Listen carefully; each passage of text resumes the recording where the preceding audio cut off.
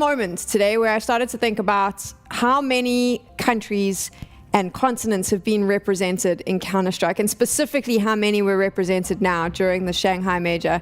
From Africa to the Americas to Europe, hell to even Australia. The whole world has descended on Shanghai, where we get to celebrate the game we love so much.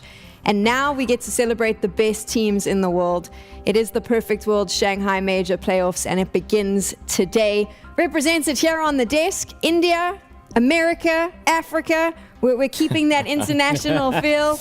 We are here to talk about the game we love, the teams we love so much, and hell, what a run we have had, Maui, to get to this point. Oh, it's been such a fantastic journey from the RMRs, even the events leading up to the RMRs, giving these teams the Valve ranking points to even qualify for this tournament. But the opening stage, elimination stage, and now we're reaching the culmination, the playoffs. I think just this year has been incredible for Counter-Strike overall, right? Obviously, every year is a great year for Counter-Strike, but this year in particular, the storylines have been insane. We've had some players we've never heard of just come up and just kind of surprise off. As a Dong, for example, G2 having a hell of a year, Na'Vi having their year, not here, of course, but yeah, culminating in a celebration of Counter-Strike with the best teams in the world. You could not have scripted this any better.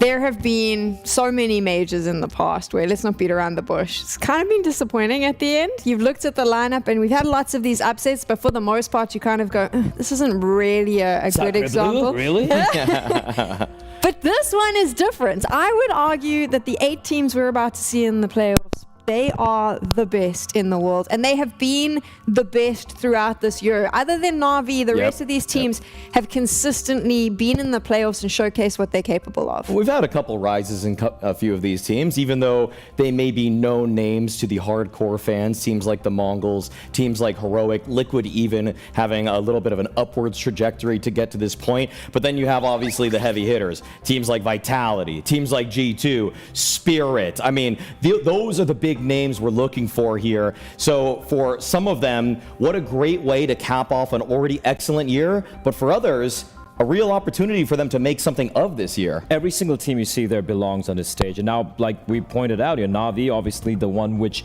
is missing, obviously. But on that day when they played against Heroic, we knew who was the better team on that particular day. It was Heroic. And that's the way it is sometimes, Sam. You might be the #1 team for the entire year, but at the very end, if you stumble a little bit of a choke, and you know where to be found. It's so funny because I was going to say, normally what we see in the major is these unknown teams rise up, and then after the major, they just get picked apart and the lineup doesn't exist anymore. That probably actually will happen after this major because we know all of these big teams are making roster moves, so that doesn't matter. But for the most part, what we're seeing here is the best players in the world. We're seeing organizations that will stand the test of time. They'll be here next year. And we're also seeing the story we love. There is that underdog story, the Cinderella run, and it is the Mongols. This team, the only one in that list of the teams in the playoffs. Not a single player has ever made the playoff stages at the major, so for each and every one of them today, they are walking on stage for the first time at the biggest events of their careers. Not just individuals, but as a region. We've never had an Asian team in the past, 14 years of Counter-Strike have made it to the playoffs off a major ever. Period. That is insane what these guys have been able to do, not just for their country, for Mongolia obviously, but for the scene, and to do it in such a fashion where they haven't dropped a single game so far at the major. I think they've already surpassed almost every expectation, and every step they take from here on forth is basically just kind of venturing into the unknown, and I think that's really cool. For these guys, these just humble beginnings, these Mongolian guys, the fact that they've just, toughed it out to get to this point versus some other orgs who have so much in terms of resources. They've got sports psychologists, they got staffs, they got nutritionists, they got guys they got so much fluff in their organizations, whereas the Mongols, if they even had one more of those guys, that would have probably upped the total expenditures of the team by, say, 40%. Like, they're living out of bunk beds practically when you watch what they're doing. Sleeping together, yeah. Exactly. It's so, I'm going to be in trouble for doing this, but we've seen on social media certain organizations complaining about how tired their players are, how they have to send their players home for breaks, how they weren't prepping for the RMRs necessarily for the finals, they were going on a holiday because they needed rest. I was like, this team has probably spent more time on the road sharing freaking bunk beds or double beds or whatever it is, living off their own means just to compete in Europe than any of those other teams. They don't get a break. They have been grinding. Because they know how much this matters. They know how much this means to them and themselves in the region as well. Because for them, man, like the way they used to practice a couple of years ago was playing face it 5-mans with 140 ping, 150 ping with two EU teams. And now, like, guys, we're going to play LAN against your MOUZs. We're going to play against FaZe, against G2. We're going to play every tournament we can, and have shown that they have been the perfect example of the grind set paying off in the fruits they've sowed so far. There was another story once that we fell in love with. It's very reminiscent of the Fallen and his boys making the move to North America, and we're seeing that as well. We also saw what that did for the region. I cannot wait to see what it does for the Asia region. There are some other rookies though. Ironically, I think there's like all of 3 outside of the Mongols players that we get a chance to see as well that are going to be making the stage for the first time.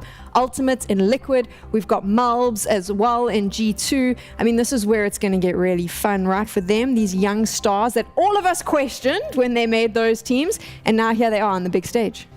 Yeah, absolutely. And I think for Ultimate and MOBs especially, obviously for MOBs he's managed to get a win, so a little bit of pressure off, but hey man, a major playoffs is a major playoffs. And I don't care how cool you are, how cool as a cucumber you are on the camera saying, I don't feel the pressure, as Nafani, it will get to you. Oh, so many people who have folded under the biggest lights, just melted down, never playing like themselves. It really is one of those moments that you have to be in that seat with the 10,000 fans that are screaming with you or against you, whether you make a mistake or you get a cool kill, and then you start to realize what separates the boys, the onliners, the guys drinking Coke in their bedrooms versus the men who are just sitting there every single day. People like Rain, a stalwart of the scene, who despite all the times in an online environment, we're like, man, Rain's kind of underperforming right now. When you see the brightest lights, that's when he performs the best. Oh, absolutely. And I feel like for a lot of these players, you can't explain what an arena with 10,000 plus people feels like.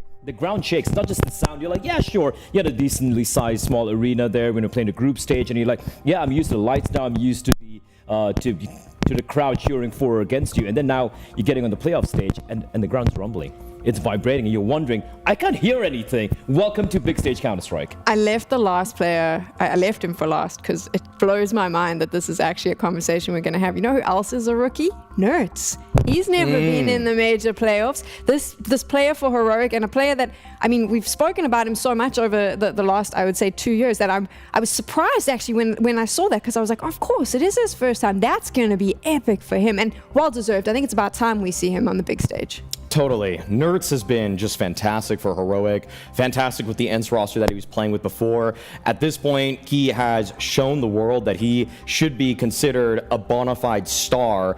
And despite the fact that Heroic has had, their ups and downs in terms of just making sure that 5-man unit works out, they have now assembled a roster that they believe in, that we are starting to believe in, and Nerds has to be the guy that paves the way alongside Kicksan, their in-game leader. Where are his ex-teammates? Where are the ex-teammates? Oh, where are his ex-teammates? Where's Sun Pius, right? Hey, they in Cancun. Hey, they in Barbados, my guy. And look, they flew home business class probably, because that's what they get maybe paid. First class even, but Nerds has carried. They're in the penthouse.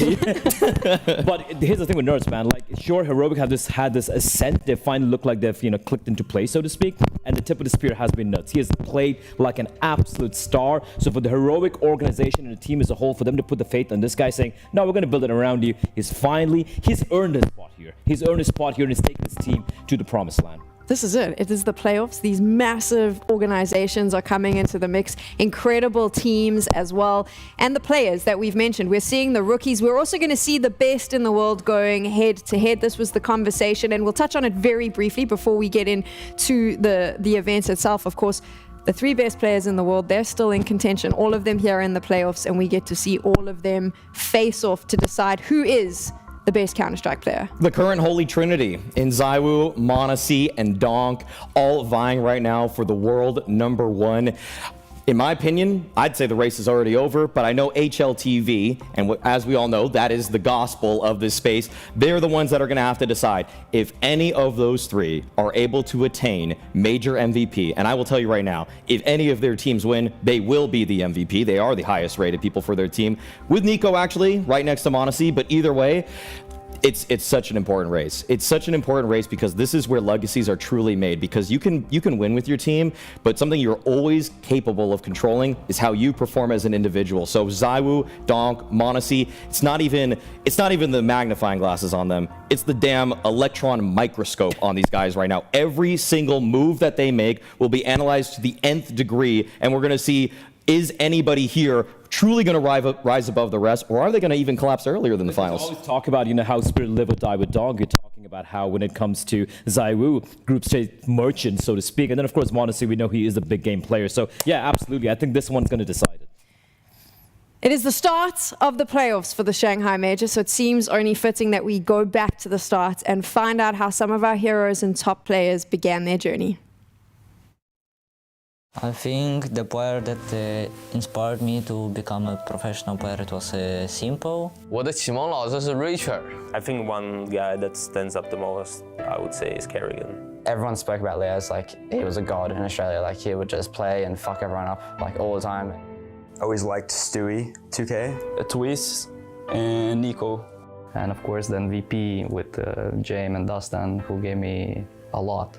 And now of course Liquid. But yeah, in the past it was probably James, Dustin, Huge, Zeus, Highski. Those were the ones that motivated me the most. He was the guy who picked me up to MOUZ, and I think if Kerrigan didn't pick me up, then I don't know where I would be till this day. And then one day, I see a Steam friend request and Kerrigan, he told me about this MOUZ lineup that is about to be built. At that time I already thought it might be over for me. I already thought there is not gonna be another chance for me to join the team. After he told me what's happening, then, I was very grateful for what was about to happen. As a young North American player, I always watched him on Cloud9 growing up, and I got the chance to play against him like a little bit ago, and yeah, that felt good. I kind of see which pro is playing more and getting more impact. So nowadays I look more on Donk. 我当时在打那个就是我们浙江这边的那种网上的小比赛嘛，他就邀请我加入了他的一个等于他那个时候弄的有个培训班，当时里面有现在的弟弟，然后有现在的茄子都在他那个培训班里面。But yeah, no, he definitely has good qualities that you learn off of, like work ethic and stuff, and he's a very silent achiever, which is strong. Even before, when I was leaving MOUZ, he told me there might be a day where we might play together again, so I didn't know it's gonna be that soon. Definitely, again, grateful for the opportunity opportunities that he gave me. 2016, I guess, like with some crazy highlights, and then with joining Navi. He was just destroying everyone, literally. It's a cool feeling, like when you can just destroy anyone and everyone at the server. The person who truly inspired me to pursue the dream of becoming a pro player is Fallen. He was the first player. For sure he's Fallen. For sure, definitely. The guy that inspired me was my big brother. He always believed in me and always wanted me to become one. I think the person that inspired me the most, I would say it's from Romanian scene, BTN. I would say very games, like in South, very games, Rocket, Redline, all these players who play for these big teams inspire me a lot. Yeah, so my brother showed me the game, he taught me, but obviously when I was a young kid he didn't let me even play the game because he said like you have 10 minutes to play and that's all. But later on he really showed me the way and showed me the game and showed me everything. So yeah, it's basically because of him. I remember when he was playing in SK, they have the video on YouTube called The Dream. It's like a 15 or 20 minutes long video, and this is one of my favorite CS video. I watched it countless times. It always gives me inspiration and a lot of energy. What can I say? Jaifu is the godfather of CS. What he did in Brazil is why we are here now. That's why I'm here now. I think he changed everything in Brazil.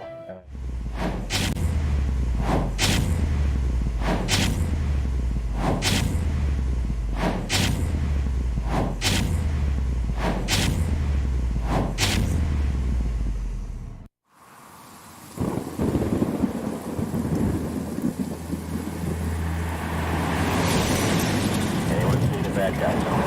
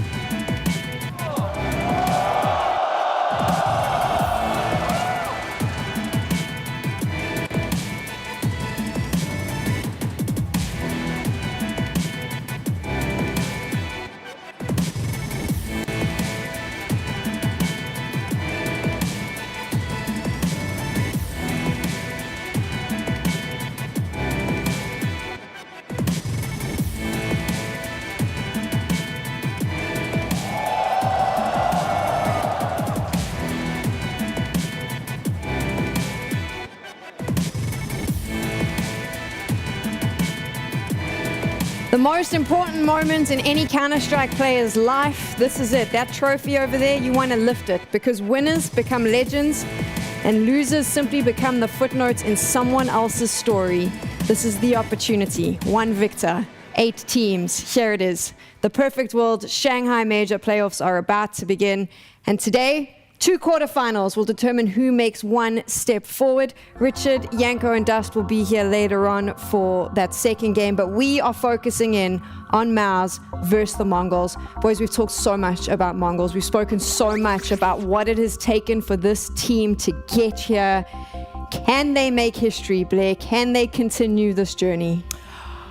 They've done something, as I said earlier, which no other team in Asian Counter-Strike has done in the past 15 years. They're already on a legacy-defining run that they have right here. And on the precipice of, doing something truly miraculous, I just want to say, have fun. Have fun at this point. You've already gone beyond any expectations anyone's had of you, but you yourself might have had about yourself as a team as well. And now you're right here. Have a blast, boys. Have fun. You've done enough. But now that you're here, done enough. Now that you're here, though, you've done enough. Just making it to the playoffs. That's what a lot of people have said. But now that you're here, seize the day. Carpe diem. Go for it. Go for the kill.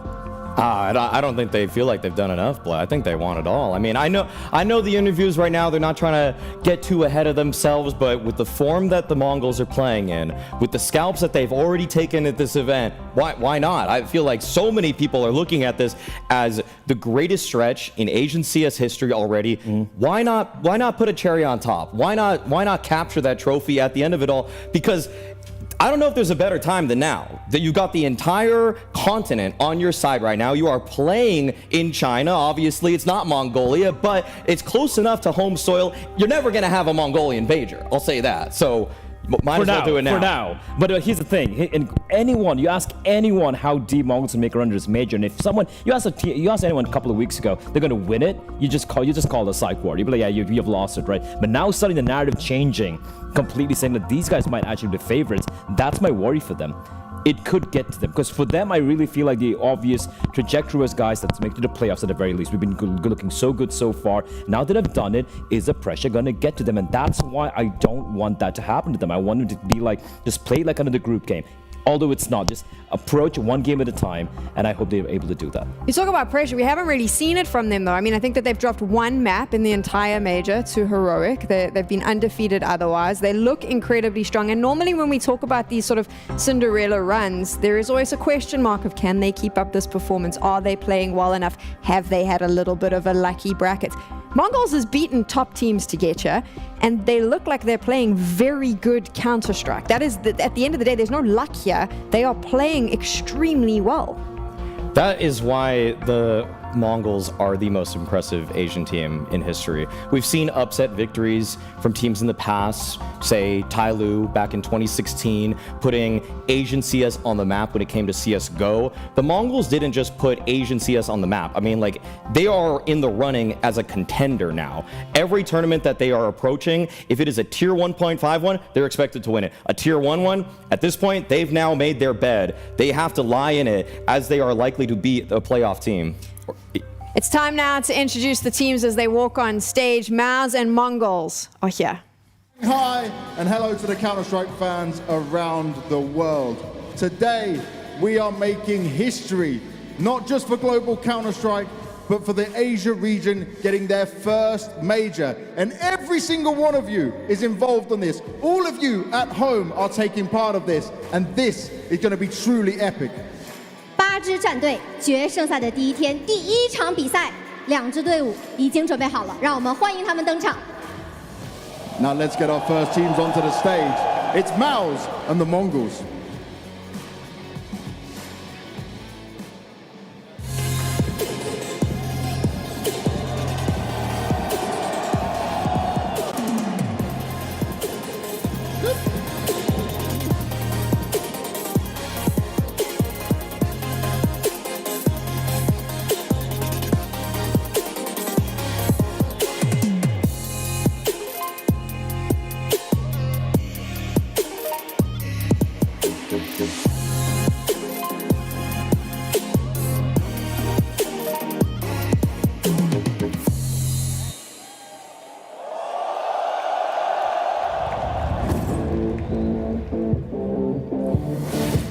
Major 历史上首支晋级8强的亚洲战队，平均年龄仅20.2岁的他们，赢下了全部的对局，以比分全胜之姿晋级了决胜赛。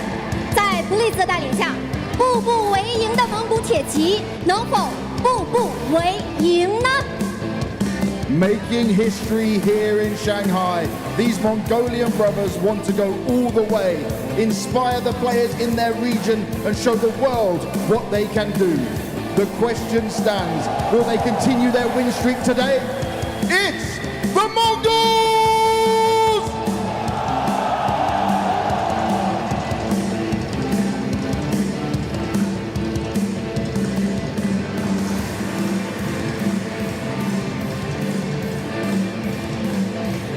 接下来，让我们欢迎他们的对手 MOUZ。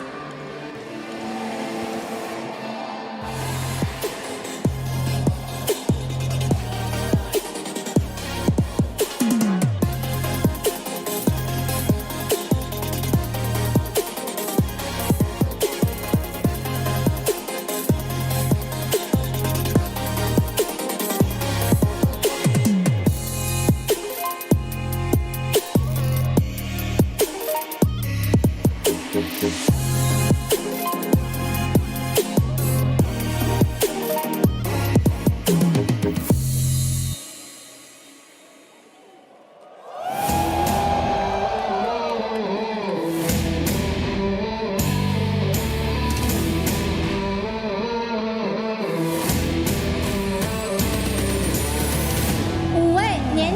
组成的战队，在今年夺得2座 S 级赛事冠军。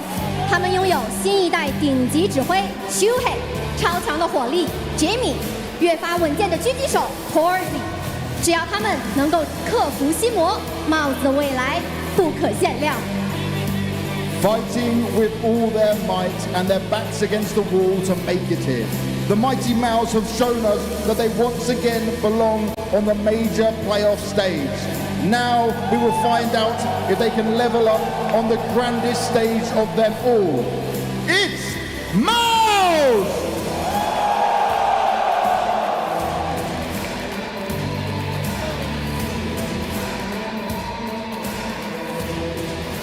接下来，让我们有请两边的队长到舞台中央。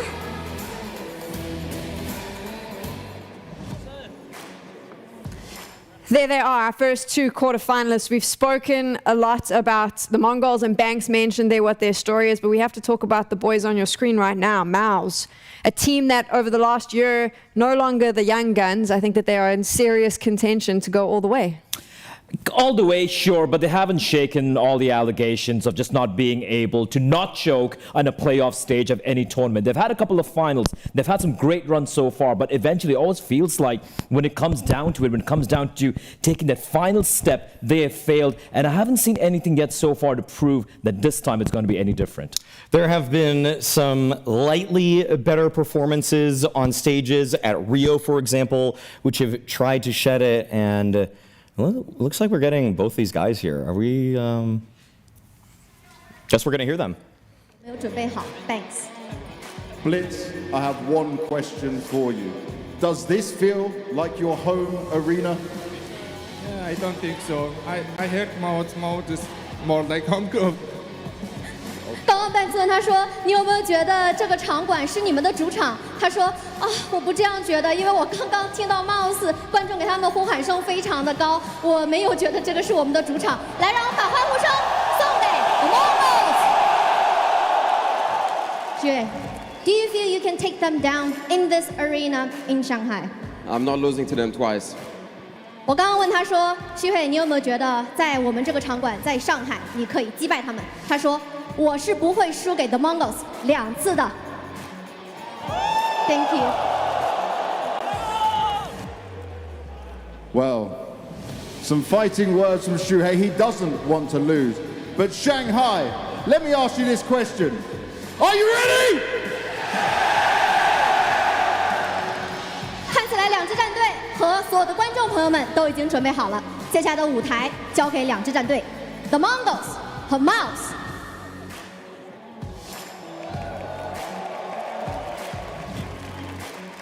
So you heard Shui there, he's speaking very confidently, but like Blair brought out, I mean, Maui, this is a team that seems to choke on the big stages.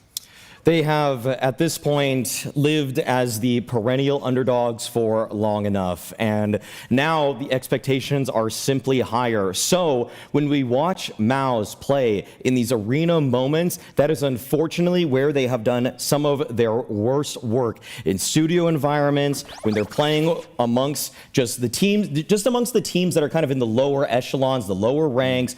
But even when you're playing against top teams, that's where it feels like MOUZ are just at their peak. But we see the capitulation in some of these deeper moments, Blah. Oh, yeah, absolutely. I just go back all the way to the Copenhagen Major as well, where it was an unfortunate game they had losing off of that. But even post that, you're looking at these deep runs they've had and then falling. We saw the Chengdu loss to FaZe, looking Cologne. You're like, are they finally going to make it happen? Didn't work out there either. And Blastwood's final was an absolute disaster. And even over here, by the way, Maui, even in the group stage right here, they lost to Mongols, as Shui pointed out right there. They lost to FaZe, someone who I thought they finally had the number of. So I don't know where to really place this team at the moment. Well, you can look at this right here. Thanks to Nero at HLTV, we have the rating drop-off of the individuals once they are in arena moments. And you can know, you just can't say anything but their studio merchants. Like minus 0.17 for exertion. For people that really aren't aware of like what those numbers mean, maybe you're just tuning in as a casual fan, that is a steep drop-off from being maybe a top fragger to sometimes even just a bottom fragger. And for someone like Exertion, he is going to be needed as this veto rolls on. And also, by the way, Exertion is the highest rated player for them so far, right, in the group stages and whatnot. So all eyes on him. MOUZ with the Anubis ban. All right. Yeah, that's interesting. That's their perma. That's their perma. Sorry, my bad. Now I'm brain fart right here. But yeah, the ancient pick coming in from Mongols. Expected. They have to go for it. Where did MOUZ go with this one? I think they got to go nuke. I think they've got to go nuke on this one. They usually go for the Mirage or the nuke pick. And given that Mirage is more of a handshake between them, I would expect that it becomes the decider between the both of them. Inferno, a secondary option. And actually the Mongols, despite the fact that they beat MOUZ on Mirage the last time they played against each other, they decided to take it out in the second phase. I'm actually a little surprised MOUZ banned out Dust too. I thought MOUZ would probably be like, all right, let's take on. I thought they would dictate whether it's going to be Mirage or Inferno, and then Mongols would obviously ban out Dust 2, but Dust 2 being taken out of the equation right there. Mongols probably being like, yeah, sure, we got a very narrow win overtime over there, but now we're going to go to Inferno. It's a map where these two teams enjoy quite a bit. Ancient is an obvious pick for me for Mongols. So they look phenomenal on it so far. They look very, very solid. MOUZ have only played it twice. The last time I played, I do believe, was a very close loss to Na'Vi. And of course, Nuke. I don't know about you, Maui, but I think that is actually the weakest map for the Mongols, which they play, which no one really punishes them on. And I think MOUZ are the first one to do it in quite a while. Yeah, I feel like the thing right now for me as we head into this game is just that I just need to see the right kind of MOUZ. Even though actually the odds show that the Mongols are the slight favorites, to me, if MOUZ is playing at their 100%, they will be the favorites in this one. And I think of MOUZ in this way that's kind of like, you know, when you're streaming on Spotify with like a free account, it's just the worst audio quality possible. And then you move up to like 320 kilobytes a second. It's pretty good right there. And then you got like, for the real audio files, FLAC lossless, okay? When MOUZ are in studios, it's looking like lossless audio file audio. But when I see them on stages, I feel like I'm listening to like Spotify freemium or something like that. It's awful. It's terrible. I want to see the right kind of MOUZ today. The thing is, I mean, I do want to interject here and say the thing about MOUZ is, granted, yes, we know that they have this sort of stage problem, but also they haven't had a very good run through the major in the sense that I don't think that they've played to the level they need. On the other side, we have Mongols, who seems to have every single team's number. Their strats, their prep, and how they play is just far superior. Yeah, sure, but I just feel like I hope Mongols haven't peaked too early, because obviously this is going to be the real test here. But if it comes to the side of MOUZ, sure, they had a couple of losses, but it was against FaZe, who they historically had problems against. It was the best of one as well. I think that was a big shocker for me, particularly. But if you got the wins, they got the job done. MIBR got absolutely bodied by MOUZ. And even though the 3D Max game looked kind of a little close, if you look at the scoreline, 13-11, 13-11, there was never a point where I'm like, oh, MOUZ are really struggling here. I think 3D Max are actually playing pretty solid CS, and MOUZ still got it done pretty convincingly overall. For me, the question is, can they deliver here in the crowd? That is the question. Can they deliver? And we get to find out. It is time to kickstart the playoffs.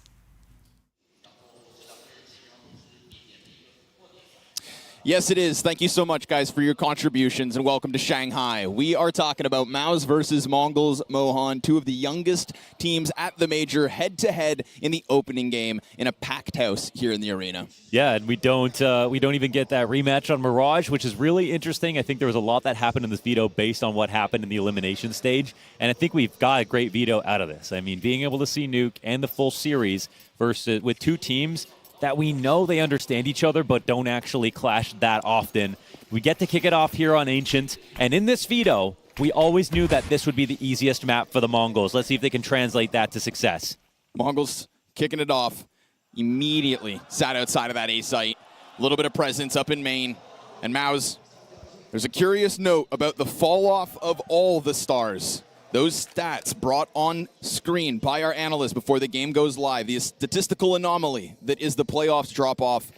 It is the guillotine that sits above their heads every time we talk about them. But what about that, huh? How about a tap to the face here in middle? Two kills out for Xertion.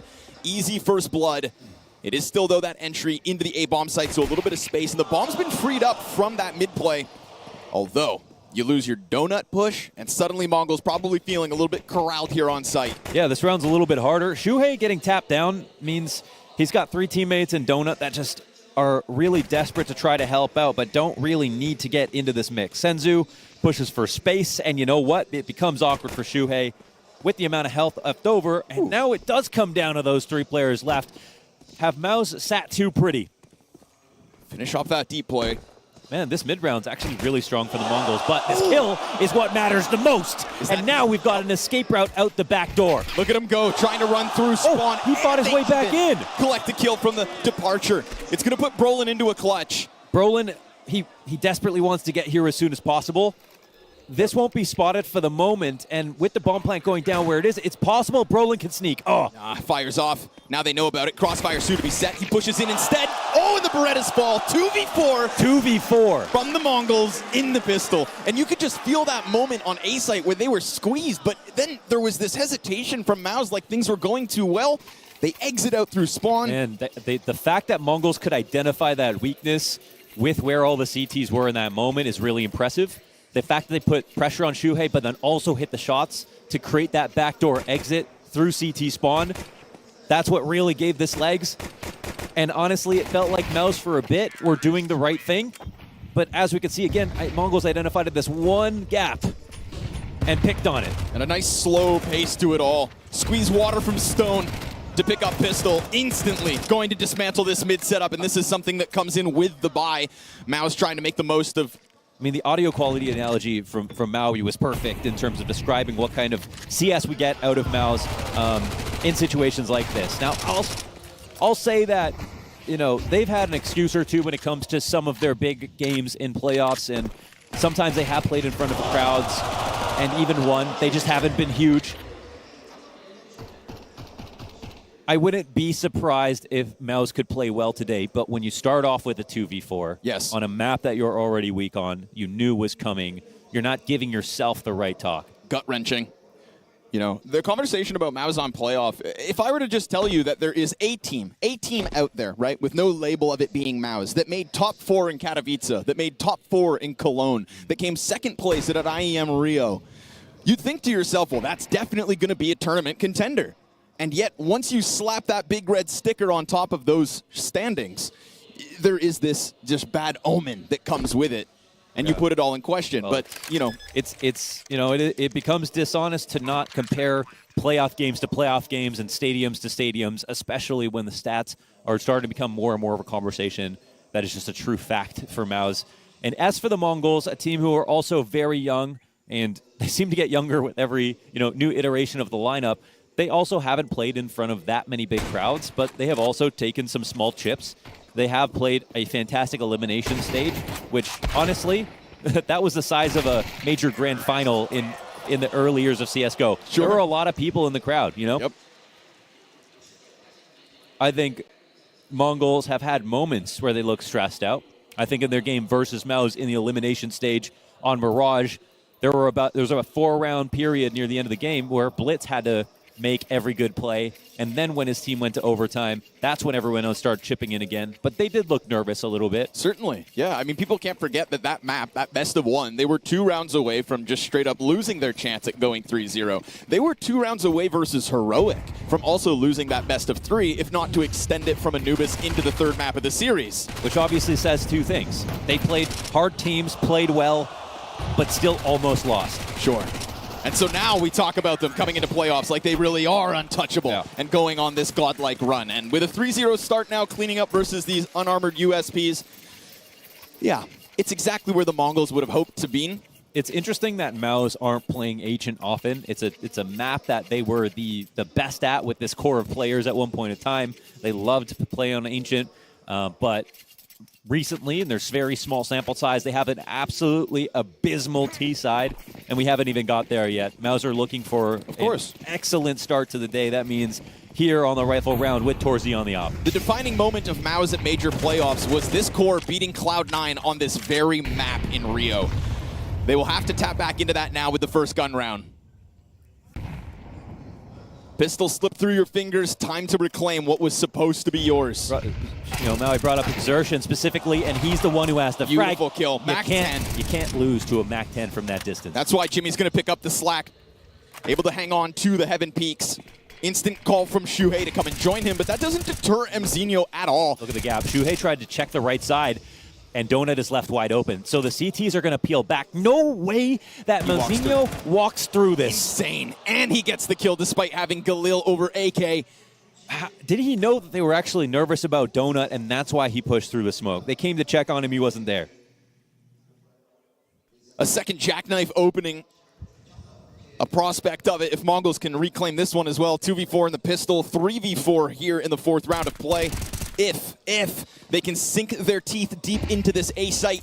It's a flashbang for the lane that opens the door for Bomb to cross, but as it hesitates, there's a duel here for the Oppers, and 9-10 versus Torzi will be a conversation as this game goes on. It was key back on Mirage when they last met. MZinho finding himself the last man standing. He is off to a fantastic start this game, 5-1. Be careful. Where's that bomb at? Right in front of him. Just scooped it up. And as he comes back with now an AK, that's 2 kills in this clutch. Don't make another mistake, MOUZ. Oh, God, this shot's so close. Able to get back into the smoke. MZinho tries to chase him. He's created a chance for him to put bomb down uncontested. He scared him off this bomb site. And the molly's up. Going to put pressure on Torzi to make a move. You know he bounce. gets antsy. Has MZinho set the mousetrap?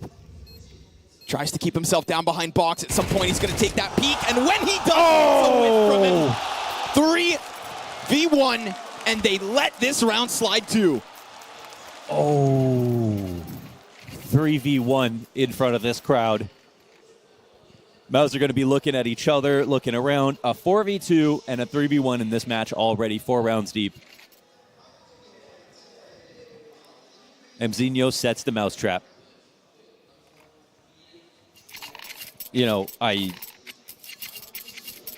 we could have watched that from Torzi's POV, and it could have been even more damning. That was either a shot he was supposed to hit easily or a hard flick that he missed if he was holding the left side of default. But talking about players that MOUZ are going to have to rely on, Torzi has been their most impressive player in terms of improvement this year.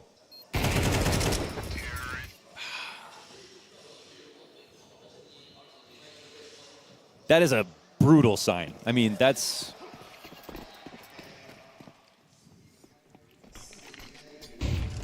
Missed smoke as well. CT's missed smoke.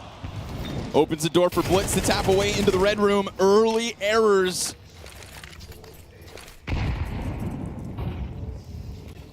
I think Mongols and Heroic were the 2 most impressive teams to come out of Elimination. You know, Heroic had a little bit of a longer route. They had to eliminate Na'Vi eventually to get there, as Mongols clean up here. And I think part of the reason that Mongols won is because although they got nervous, they beat their nerves in the game. Heroic too. Every time a clutch happened versus Heroic, they bounce back the next round. MOUZ have to be looking at rosters like this and thinking, why can't we do that? Shuhei in the middle though. Ooh, it's a good chance with the deagle kill from Brolin simultaneous. Just too many options, however, for the Mongols. Evacuation plan put in place with red control. And we get this wide swing to just keep Brolin's hands busy. He will indeed collect another. That's Blitz down. And the bomb had used that chance to sprint into the A site, which actually divides the remaining Mongols members. Yeah, MZinho really has to take his time here because he doesn't know how Brolin's going to play it. Now, you know, we can get excited about the Brolin clutch prospect, but the odds are that flank behind him eventually arrives. A smoke in sight, but it's red. Oh. Brolin perfectly piecing this together, puts pressure back on 9-10. And as he taps that bomb once. Oh, 9-10 carefully walking through, just hoping that it's a fake. And as he holds that Glock in hand, Brolin's going to get back on it. 9-10's about to walk out, and he gets it with the tech. Upgraded pistol makes the difference. It's a denial of Brolin despite his clean read. Yeah, man, that was a solid read on the flank. The timing was honestly perfect from MZinho with the amount of pressure coming down, the smoke coming out. He gave that a quick look in the right second, but 9-10 plays it to perfection. Could have got nervous himself and have flown through that smoke. But as we can see from that last round, MOUZ were working with the bare minimum. They had a couple of guns. And Brolin's D was not enough. Now we see Blitz sometimes sneak through the elbow smoke. And this time he won't get away with it. Regardless of the round loss, though, it's a good early sign for MOUZ that they've got a little fight in the X Factor. And they go right back down to the bottom of mid, opening kill in the gun rounds. You got to be very careful here if you're Brolin, because in a 4v5, yeah, it looks like here's the exec. The exec is coming. Full blown, 3 pieces in position. Mongols open up the smoke on the top of ramp. They'll disrespect that util. CTs do the same. Zershin, clean headshot onto Techno. Peels from the gunfight. Mongols not finding footing in sight just yet, but in a moment these fights are going to face them. And if we've seen anything so far from Mongols, it's once that bomb's down, that's when they pack their punch. Did a good job scaling, but this should be a very viable retake here for MOUZ. They've got good positions to do it. Oh, now wall bang will certainly help, but those two players line up. 9-10 on the fallback, cleaned up, and it is MOUZ with their first round win. Wow, it's good to see them win a round that they're supposed to. There's a few situations in this game already that could have gone their way, and I don't want to have to recount them now, but we're talking about a match that has already had multiple man advantages. This could have easily been a scoreline that's 5-1 in favor of MOUZ, straight up. But that's not to say, though, that when we had low material for Mongols, they weren't finding cool ways of winning. That pistol round was excellent in terms of the communication and how they hit their shots and everything else, but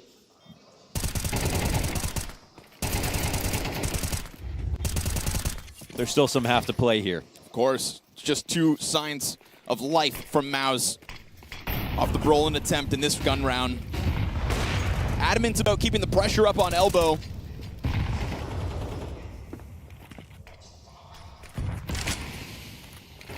And Shuhei yet again going to come through that cave smoke, playing on the opposite side. Yeah, this is Mongol style, is to use tactics that are spawn-based to get any early advantages that they can that are very low risk. Well, oh, good positioning. Yep, okay. No flash eaten there. That's another 5v4. This could continue to end up being a position for Shuhei to exploit, but it's one thing to find an opening, it's another to get away alive, and Senzu makes sure that that doesn't happen. Yeah, and he's responsible for the bomb. Won't be any lurks on his part. Obviously, we can see from the Mongols, they're gearing up for what looks like a full A play, but donut smoke comes down, and that donut rotation is what actually freed up Torji to take the AWP off the line. There's an extra player towards B. Can Jimpat get anything out of this? He's usually very good on these timing spams. Thing is, Mzinho's already deep sight. Anchors in behind that sight box. Brolin looking to be flashed up through CT lane. He gets contact and takes one with him. But they don't know about Mzinho. Oh. And if they come out through that donut smoke unprepared, we'll see if they can keep the pressure up. Oh, it fades. Oh, the lineup. Come on. Oh, third. That's a sneaky Mzinho. Behind default, they had no idea. They let him slide in, and he sends him soaring. Bruh, what a play. I mean, the fact that they tried to put the bomb down that late after the donut smoke went out, as you can see, when it went cascading over the site, that's before they had even exited main. That smoke takes a long time to land. But then they even gave it so much extra time after that. Molly came down on default, and it was almost as if they just wanted them to come out of donut to fight that plant. Xerxion's going to have to start taking this game into his own hands. One kill towards elbow will not remain enough. Blitz has found the opening. There's a lineup for him in response, and Techno now fully blind. Pressure's on from Shuhei. Again, fight fire with fire. Senzu dead to the MP9 push. Oh, okay. And it's MOUZ to get bomb possession. Now they found it. Whoa, so much came down to that one kill. Now the round resets in a big way. You've got 9-10 working from the back lines. Torzi, for a moment, was cognizant of this big flank, and honestly, 9-10's moving with quite a tempo here, but I think by the time he gets down the ramp, they'll start being worried about his position. Let's see how tricky he can get. With the amount of X-Factor Mongols have brought to this map so far, it's going to be a drop in the bucket for 9-10 as far as he's concerned. Counter-terrorists give him a ton of space. And as that clock hits 40 seconds, he's so uncertain as to all these corners, but as he steps through the door, it is clear. He reads it! Oh my God. And he's going to know that that second defender's got to be elsewhere. Takes a glance before going to scoop up bomb, just ensuring that a smoke can guarantee if they doubled up in CT, that won't be problematic. And the way they played it, they were really worried, but at the moment, there's no chance for a plant on the other side of the map. If no nades come out, they might be worried about this. He's thinking that they're playing it together. Okay, Torzi will grab this. It's the individual 1v1s. That makes it a little bit scary for MOUZ, but as we can see from the Mongols, they assumed they wouldn't try that.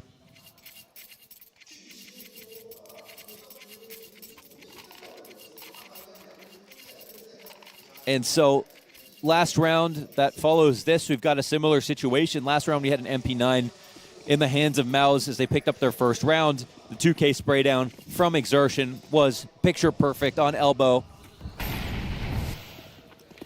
But they're still broke. The Mongols, however, have nothing to try to damage their economy with. This should be a chance for MOUZ to stabilize. Okay. Should be.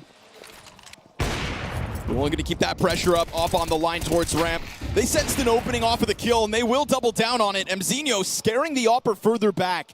Certainly, he can't continue this tear. He is 12-4, hits the ground, but does prime Senzu to try and get in there with the Glock. Brolin going to pick up the pieces of that initial Shuhei death on the FAMAS. And so MOUZ will make the most of the moment and collect versus Pistols. Yeah. It's 2 great shots, and that's actually a pretty successful round for the Mongols with the digs they had in play. The buy coming in here, again, MOUZ's economy is still teetering, and they need to desperately recover this half. They're already going to be below par going into their T side, which we know they're not confident in. You have to assume in a matchup this close that no map can be free. But as it stands, we have to find out why MOUZ will be able to win Ancient, because it doesn't seem like they should be able to. Mongols have shown a great Ancient. Feels like so far, if there is any answer, if there is an open road for MOUZ, this consistent pressure coming out from Exertion in middle, whether it's on elbow or as we've seen him climb up into heaven. There's no world where MOUZ can afford the statistical drop-off that Xerxin brings to the table. Of all the players that struggle on the stage, his statistics show the worst. And yet he plays that key role. No contest in mid. Stark contrast to that forward positioning we've seen out of MOUZ in recent rounds. And so no surprise to me that the Mongols come barreling at mid, 4 players deep once the smokes fade, but they find nothing in terms of contest. They just got so much information. Now what? Oh my gosh. Torzi just close to getting shouldered. Without seeing anything inside of middle, that you know that it's a lean one side or the other. So some of that utility comes out to clear out the close positions. But what actually happens now is a rotation back to mid. This is a cute idea from the Mongols. They know that the CTs weren't playing here a second ago.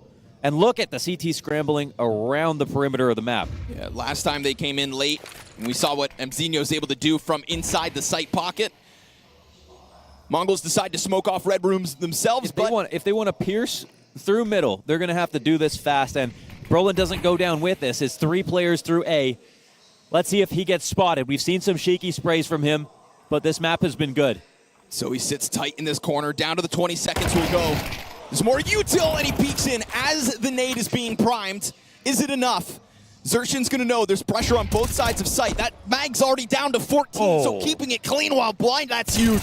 He's got the support of Jimmy right behind him, and it's looking like Xerxin, despite not starting the round in mid, will be good to go. Round's not over. Plants bomb, Techno holds Be careful. flank. And as he falls to the last member left, he is going to instantly try to transition this back around through Temple. The bomb is planted for CT. He could play it from either direction. And they're not any wiser. They're not looking this way yet. The timing's a T. And as Techno takes one off. Oh! It is another 2v4. And if you're not into Techno, it's time to join the club, because he had some low performances in the elimination stage, but here he is in front of the biggest crowd ever, putting together a round like that. The ideas here from Mongols are flowing. The answers are easy. But Xerxin trying to dive bomb onto the site like that just to try and stop the planter, open the door for Techno. That was silly. That was not thinking about the Mongols preparing other options in response. That was sort of tunnel visioned on one idea of, let's just make sure we stop this bomb, guys. We don't want to have to deal with a post plant. You know, we could talk about MOUZ trying to find an answer on Ancient specifically. This is going to be mistakes like that will be problematic all series long, regardless of where we're doing combat. And you added in now, that's not just an anomaly. These are rounds are happening. They are crumbling MOUZ's hopes of stealing away map 1. And the sting that they will leave on MOUZ in this series cannot be understated. No, because the thing is, they come in and they get man advantages, they get 3v1s. They have favorable positions in every round, which means they're actually prepared for the map. It's an even bigger mark on the record when it comes to their performances in stage environments. It is still Ancient, so it's not their perfect comfort zone, even though I kind of don't understand that, why there aren't more Ancient performances in their veto. but there's still the rest of the series. But as it stands right now, I think a lot of people's questions are being answered, and that's something that MOUZ can't think about. It really is a lot about staying focused on the goal of winning and not what it means if you lose, right? If you keep trying to relitigate that inside of your own head, that's when you start to crumble. The definition of choking is teaching yourself something that you already know how to do live.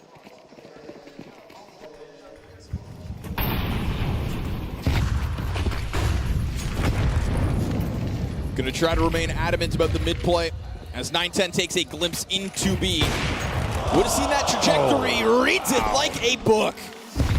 Roland buried under the pressure, and it's an instant flood off of the back of that from Mongols. So the solution was so quickly put in place, and MOUZ hanging on for dear life as Mongols just tear through these bomb sites round after round. They are in it with conviction.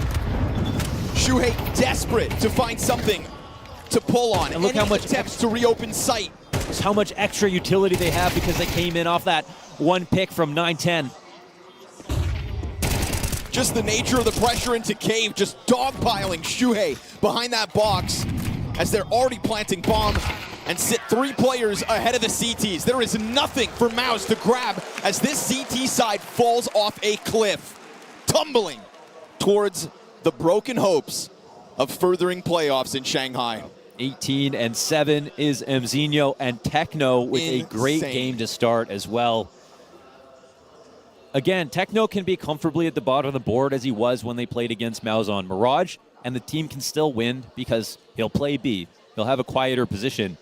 But if he can get a big clutch like he did and hit some of the shots, that MAC-10 kill on Exertion in the first rifle round, this is when Mongols are at their absolute scariest. So it definitely looks like they've risen to the challenge of the stage, but they're here to do even more.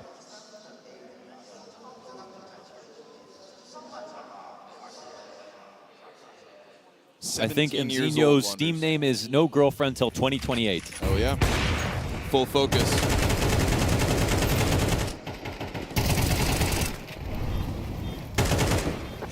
Mongols played this honestly with swagger, right? You could see that they felt or smelt blood in the water in all these instances. Some of the hardest rounds versus them end up just being an opportunity to paint a masterpiece here on the stage. I think they played that like a practice game. You know, I think I didn't see any pressure at all. Sure. And so much clutch. So this is the tough part for MOUZ. This is actually supposed to be their worst side by a huge margin. Again, this wasn't always the case. The stats are very small, and a low instance of Ancient Games is a weird thing to see for a team like MOUZ with players like Shuhei, Exertion, Torji, So we'll see if those were just aberrations or not as we get into this half. But don't tell me they don't need this pistol. You give it a chance to just charge down through. Donut smoke won't deter them. Beretta's finding its first. Mzinho showing no sign of slowing down. Traded out by 910 as CT footing insight looked good for a moment, but it does end up getting swept away. We have a response out of MOUZ at the very least. Second pistol's theirs for the taking. Lean. Don't have to get that into a prolonged late round situation. So with the T-pistol picked up, at least now they have a chance. Without that, you would think how? How could they do this?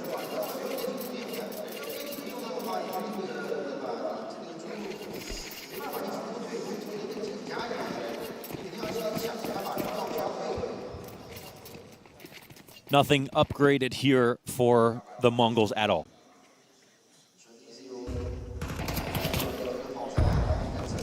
No, there aren't like 4 MAC-10s on this round, so 2 or more players is going to sting here for MOUZ.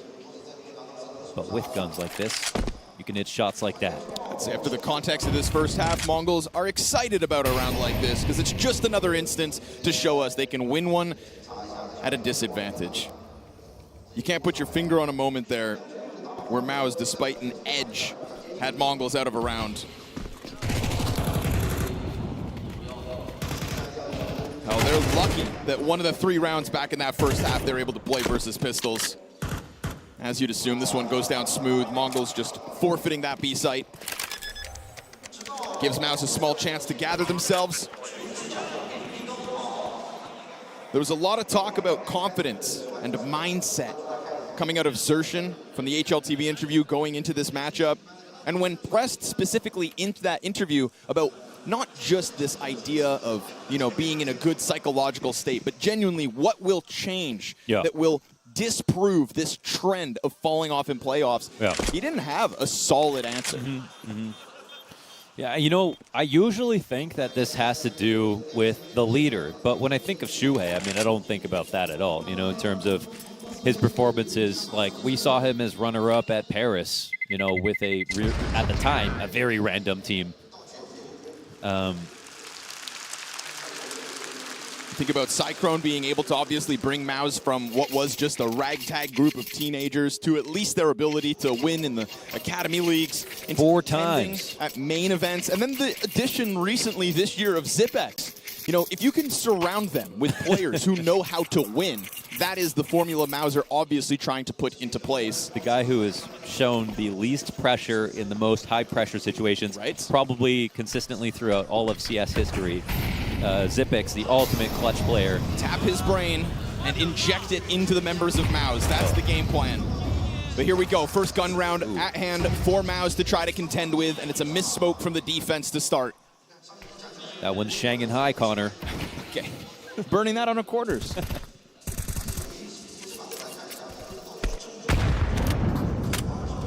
Oh, nice grenade coming out of MOUZ. That one's perfectly timed. It'll deal with Senzu. Highest rated member of Mongols coming into the playoffs at the major. Leaps and bounds above the rest. Luckily, leaning on young Mzinho to kick it off today. Love to see moments like this from Techno. Mid-kill through the red room. That's a red room smoke spam out of nowhere for 910. Mac 10 up next.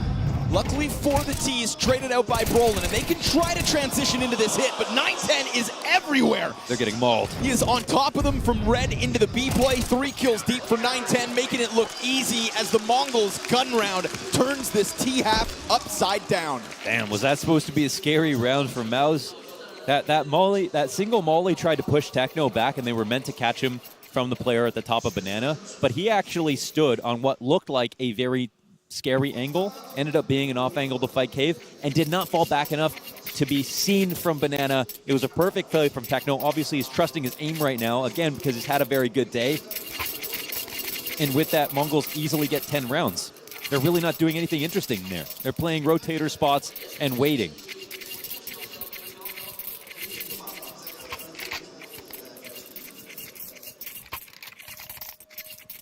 MOUZ bring this back, forget everything that we said in the first half. It's really going to come down to, you know, what happens over the course of an entire map, not what happened within it. If it was about what happened within it, we'd bring up the fact that Mongols nearly choked MOUZ when they played on Mirage in the elimination stage, but we don't because they ended up winning the game.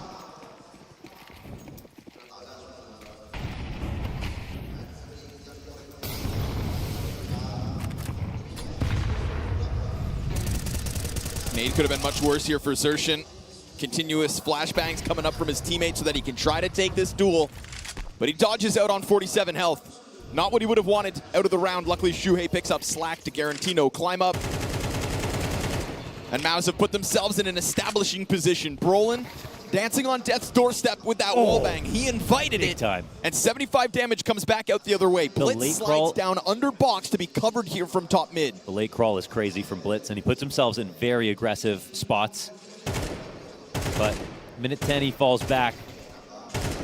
Techno looking for this duel one more time. Shuhei desperately wants to draw out his utility. Another bit of contact made here. There's definitely chances for MOUZ to be hitting headshots, but they're simply not. Oh my God. Techno gets into a much cozier position. Three players inside B now. It's a strong Mongols commitment, and they're about to be tested, but Shuhei at the helm of the charge, and Senzu peels away while he can. We're going to get the util coming out from MOUZ to try and guarantee them positioning on site, but again, the pressures has been kept up. Spam all across the map, through walls, through smoke, so be it.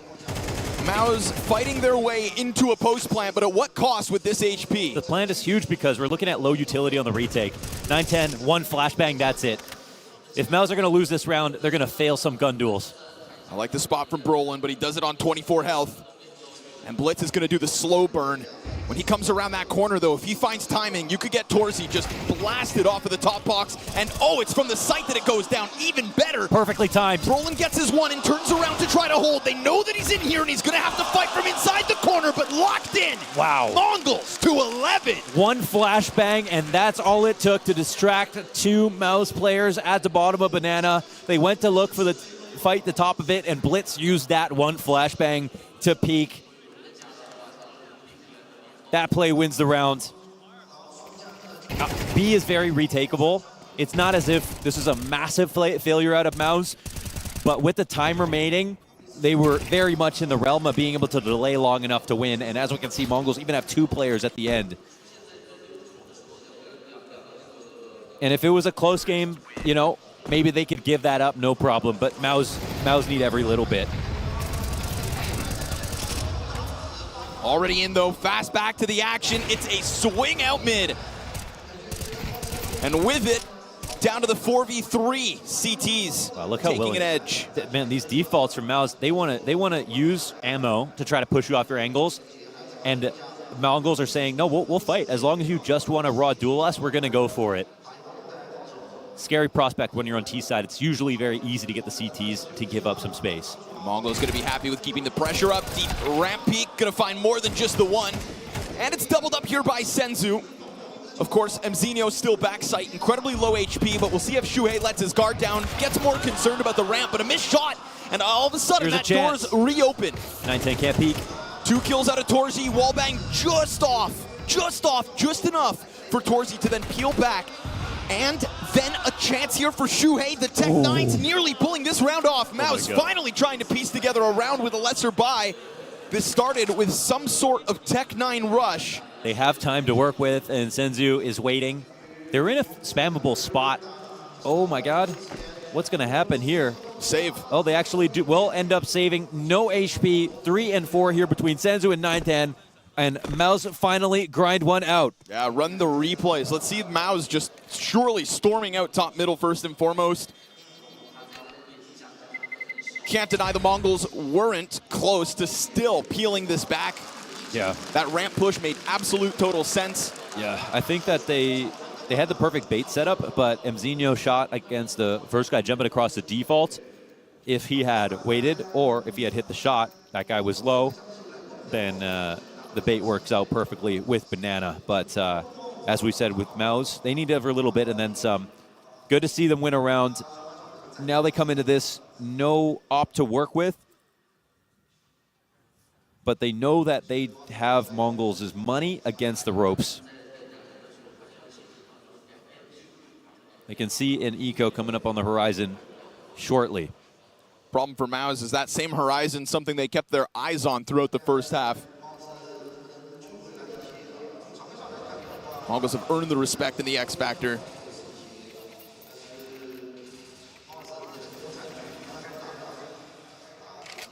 The stage alone will not shake this young, promising roster.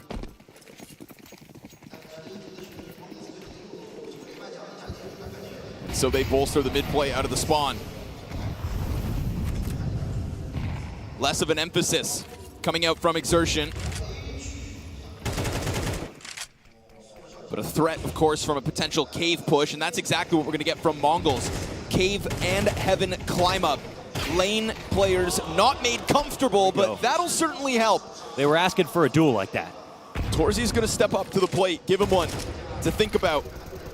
SMG upgraded into the rifle. Techno trying to connect here as the smoke begins to fade, and Xerxin does come out from elbow late. It's Mzinho to throw himself down out of the red room, bringing a player with him, but the tethering coming out from MOUZ at the moment looks good. Able to establish a 4 versus 2, but why would you believe that the Mongols are out just yet? Yeah, the question is, how do they read this? They know Techno is on this side of the map, and MOUZ are slowly going to come into this. I think they understood exactly what was happening and expected them to leave. 9-10 still here. Of two minds, as he takes a glance towards Cave. Brolin's got the last smoke. This is key. Techno couldn't be further from the truth at the moment. If they smoke off short and they have a flash on Yimpat, then they've got a chance, I think, to breach his sight safely. But he's going to hang on to that Shuhei ramp push. Here's the players on site. Gets a little fixated on that one, and one missed shot will spell disaster here for 910. Could he have? Absolutely. You'd be a fool not to believe him. But MOUZ slow burn around into the site. I can't say I love the way that MOUZ are approaching some of these rounds, but if we look at how this played out, you saw that Techno was fighting the left side of cave, had it smoked, and knew the exact timing they were going to come out of elbow. But because MOUZ's utility and execution was so perfect, they knew they would be safe, and there would be no time for Techno to fight that as soon as his cave smoke came up. So they've got it down to the finest margins, and you can see Mongols understand their game plan fully. I'm wondering if this is going to cost them eventually. Obviously, Torji gets a great shot through the smoke, but this is a fight that Senzu knows that he's signing up for, spamming that smoke himself. And if you contrast game plans right now, Mongols used a lot of their opening tactics with utility to try to get an early peek on something, would fall back and then default.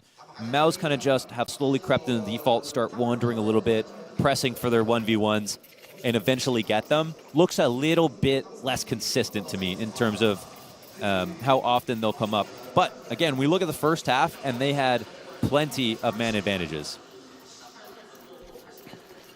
We'll see if the complexity starts to creep in for MOUZ.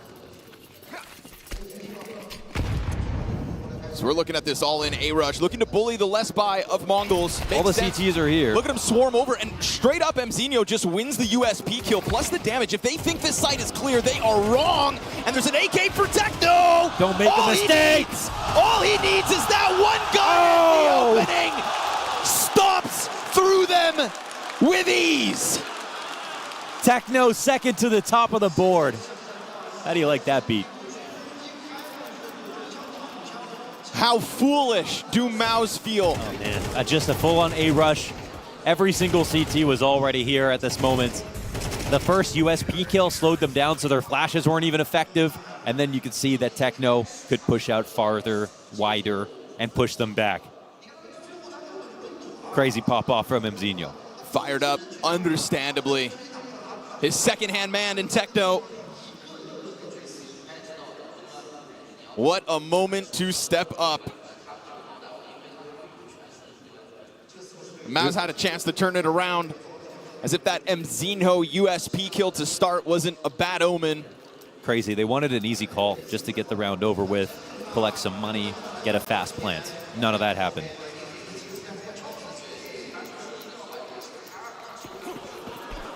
You know, Brolin is playing a lot better already than he did in Elimination. But should he be at the top of the board in a game like this? Maybe not.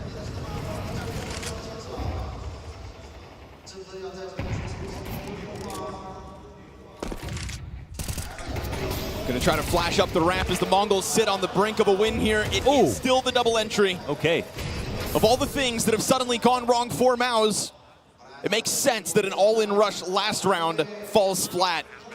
Absolutely tested here by Mongols. The Opera now in between the two Ts. He's going to be pressured from the other side of it, and Brolin's going to extend this deep into spawn, guaranteeing this game keeps giving. Okay, yeah, they fought hard for that one, right up into B, and as I mentioned, Brolin, maybe that is the key factor if he's going to be having openers like that. He was hands down the least performing player on MOUZ versus Mongols, back in that best of one on Mirage. Yeah, he was struggling. For a game that went to overtime and was so incredibly tight, for him to finish an OT match with 9 frags at the time, I remember saying to you as we cast that matchup, all it would have taken was a Brolin moment. Yeah.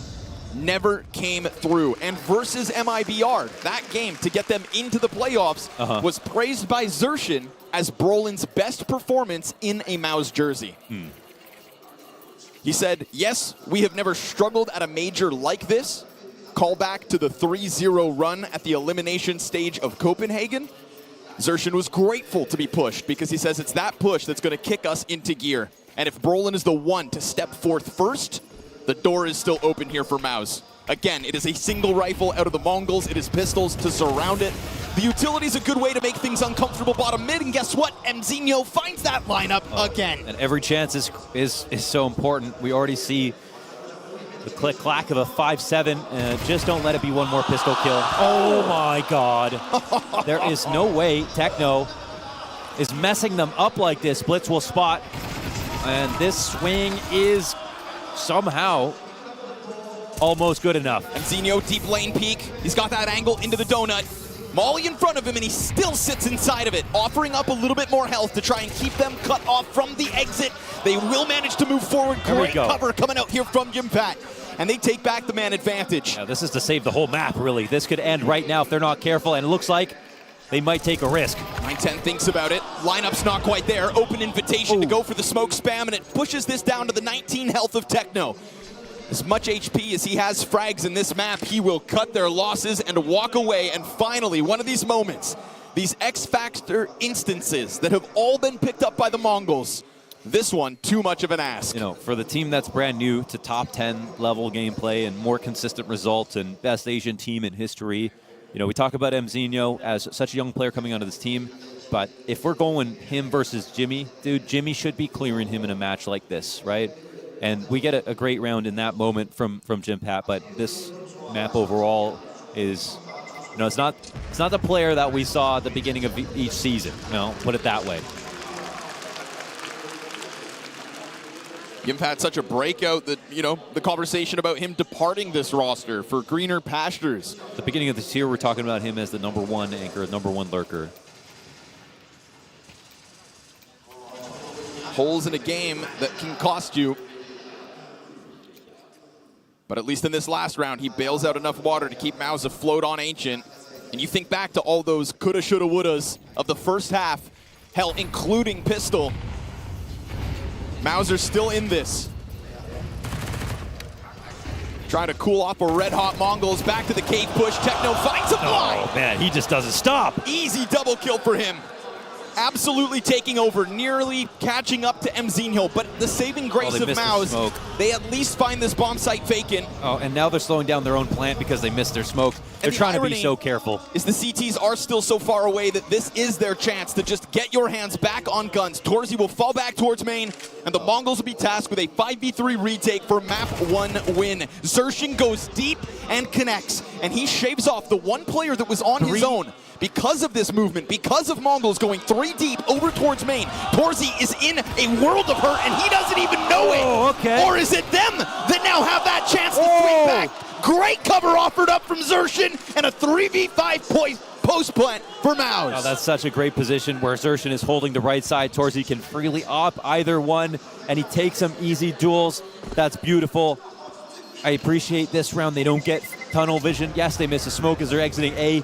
But it's a 3v5 win for MOUZ, the most promising sign so far that they can put this together. Contrast it to that post plant over on the B site where Blitz did a slow burn heaven flank, and all it took was one flashbang for the 2 ramp players to look away, to expose them to a type of flank that would have cost them here. Zershin turns, gets away, and MOUZ go up to double digits. An uphill battle this entire map. And the money has to be collected here for Mongols, but we've seen them pull it off. A single AK pistol purchase, it's what put them on 12. They have to be careful because their utility is not as tricky as they think. Like, as we talked about earlier, Mongols are finding ways to breach their mollies, to come in front of their flashes, and to take early peeks. They're getting disrespected a lot. And it's another round on a low buy. Luckily for them, it's not Techno with the AK, but it is Senzu. And we have yet to see Senzu activate. 6 and 13. Instant gush. He's lucky to be alive. He doesn't even have a helmet. We get this perfect push out from Zershin. Alleviates all the pressure, or most of it. Techno is over on B. How is he still alive? Comes out from the cave, down to 11 health. He is doomed at this point.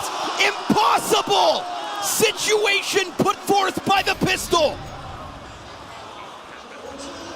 The X Factor. What? Is undeniable. And now he's looking for a full reroute. He's running this rotation. 2 Ts dead in the sight. Techno is having a round into the AK. Deep peek to the site, finally dropped. Both spotted? Zinio's 5-7 also hits the dirt. What? And MOUZ's hearts pounding in their chests to the tempo of Techno's attempt. Oh, that's incredible, man. And Techno, again, now tied with Mzinho somehow in this game, and is one of the few players having a great CT side now, no matter what gun he's using. But this has officially become a 24-round game. Oh my God. Little excited there from Mzinho, maybe trying to come out in the 1v2.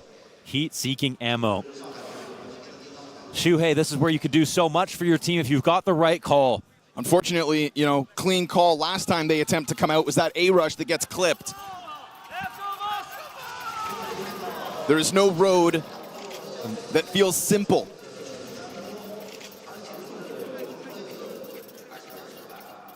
As Mongols sit comfortably on 12, OT in their back pocket. MOUZ knocking on the door with what looks like, again, early pressure from Zershan in mid. This time there's no spawn for him to try to duel. But he still makes his way out. Techno goes down. You think you need him. Hell of a time for Shuhei to get one over in the cave play. We saw the value of the Zershan Red Room push 1 round ago, and he's trying to put it in position yet again. Utility comes out, and the flash is good. Shuhei doubling down as MOUZ on the brink of OT will chase him all the way. Brolin deep. Oh my God, they've done it. They actually managed to bring it to overtime in a game like this that looked like tragedy after tragedy.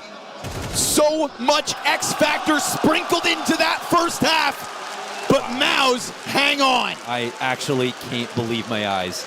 MOUZ, who started off this game in a 2v4, they came back, they won the second pistol. They grinded through, losing opening frags in the second half, and ended up nearly losing to the man on your screen right here. This is who it could have come down to on that CT side, but instead they persevered. And all conversations about their stage performances can go out the window as long as they win the maps.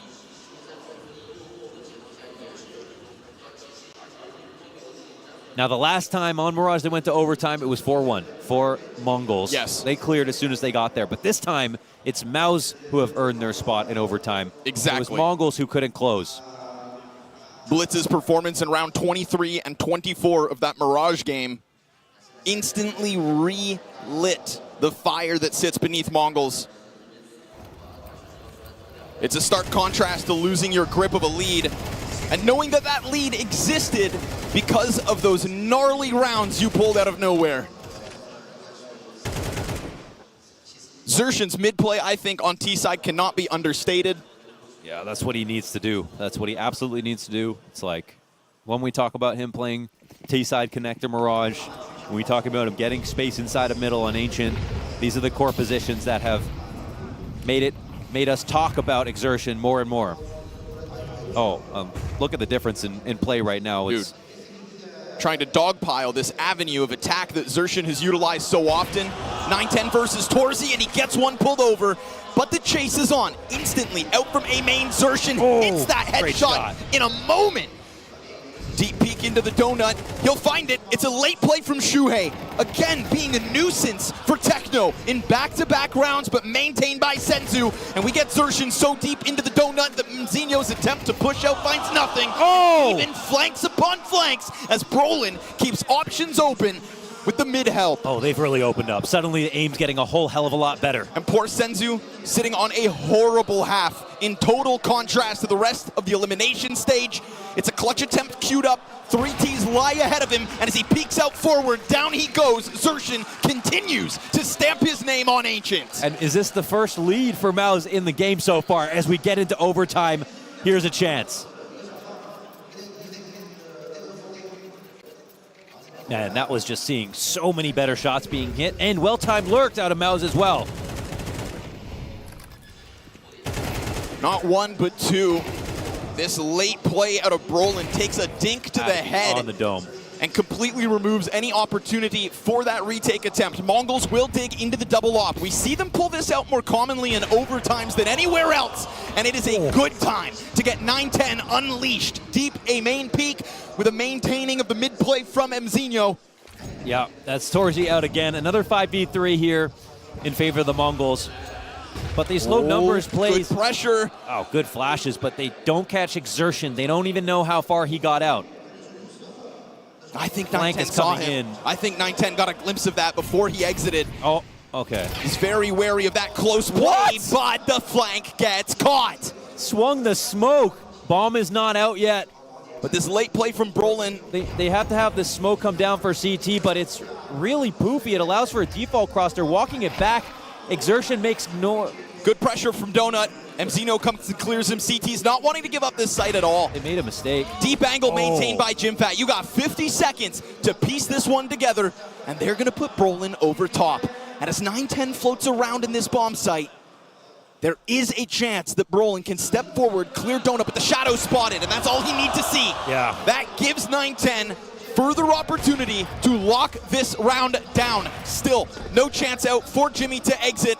You've got players all over trying to bait the shot from 9-10, cold as ice. He waits, and he waits, and he will lock this in with certainty. 9-10 immovable in bomb site this round. Oh, man. Okay, Mongols tie it right back up with a good round themselves. 3 players breached in 20, 2 players yet to hit 10 here for the Mongols. Unlikely suspects as well in Blitz and Senzu, who normally top the charts. When Mongols get into their toughest situations, when Mongols need somebody to re-inspire, it is Blitz. We always say it's unbelievable that at 23 years of age, he kind of has this aura of experience. Now we get this quick fight down middle yet again. Xerxian has signed up for this fight so many times, and he's able to get further back, exiting without losing too much health. Yeah, half the job is just getting him out of mid. They would have loved to pick him up with that frag. Zeno's gonna come climb up. He's blinded, spotted out. That cues Shuhei to peek out, but he's worried about Techno.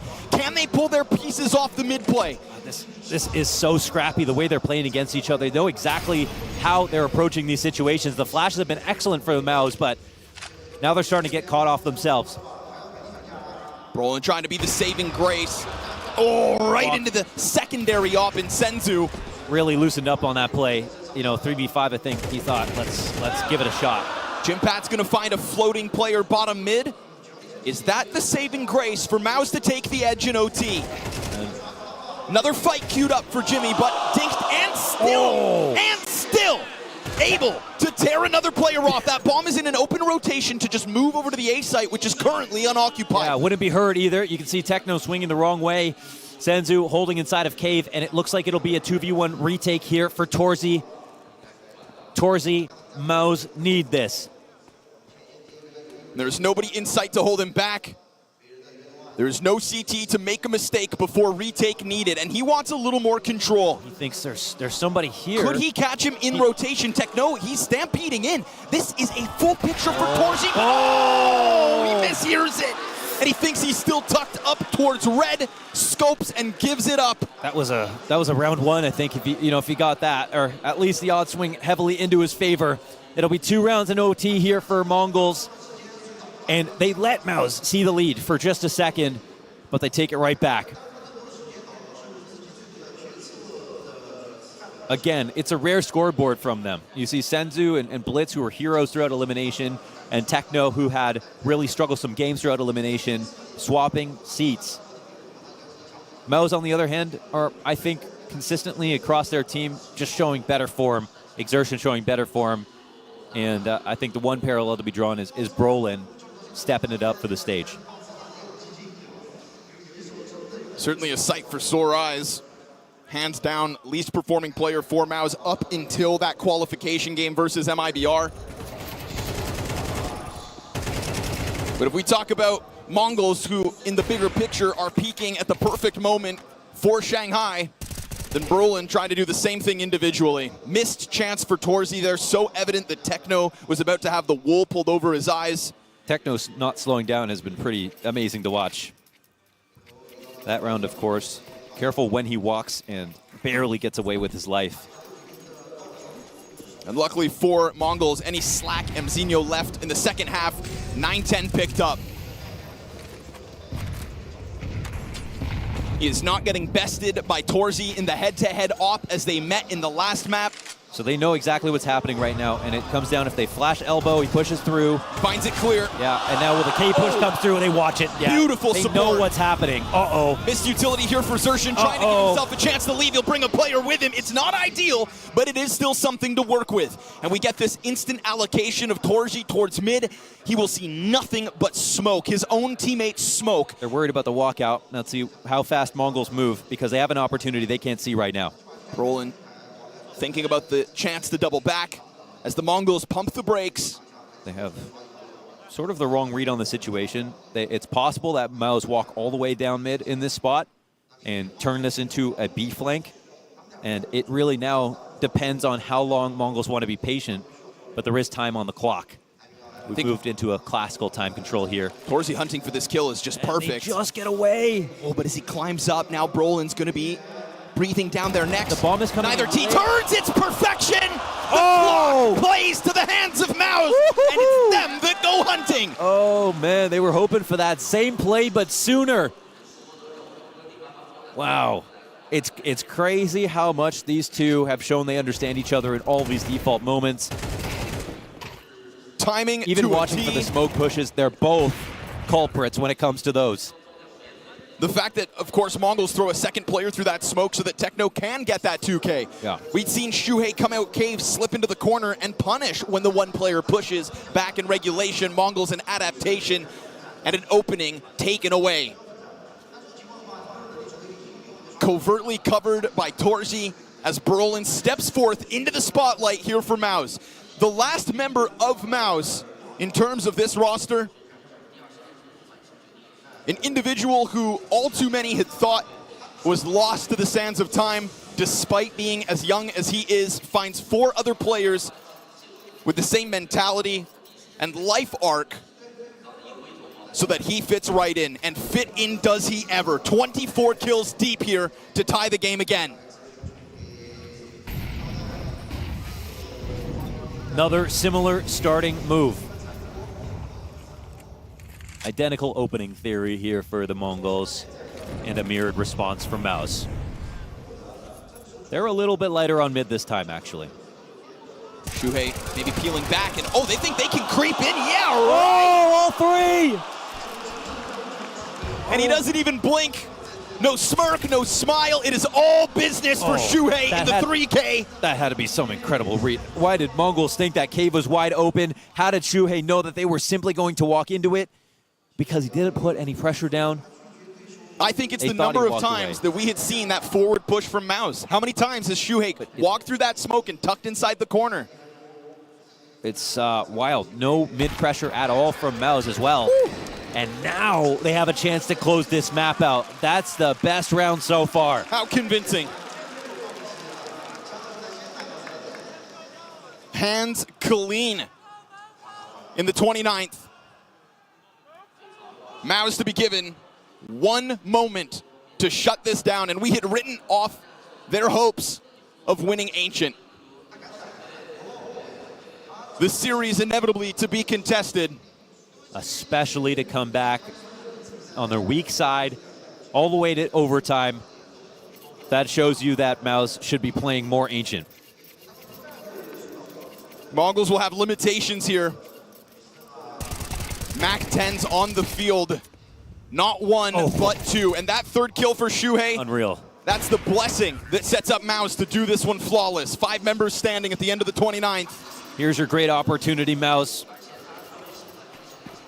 Mongols take attack for themselves to go over things. An approving moment here for Blitz to have to come up with an idea despite an underperformance with a low economy. MAC-10's out through smoke already. That nade, it chunks down Senzu and MZ. Full control of the map here for MOUZ as they start to jump up heaven. And there is nobody to attack this from elbow. It is an all-in B hit. It is going to be Brolin to have his hands full, and he continues to lessen those health bars before he sees a thing. And so as they begin to charge in, Brolin brings a second with him. MOUZ will swarm. It is the team play. It is the pack of players that step forth. Red player down at the hands of MOUZ. Your 2v4s be damned. MOUZ find map 1.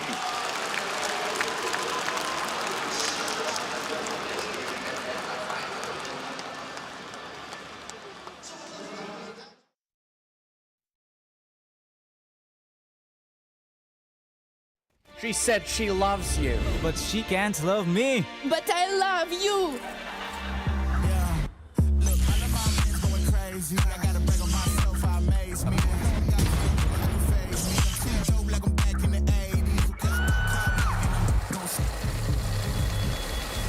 I won't play window anymore. What's going on? Play your role. 1xbet. On to the next one.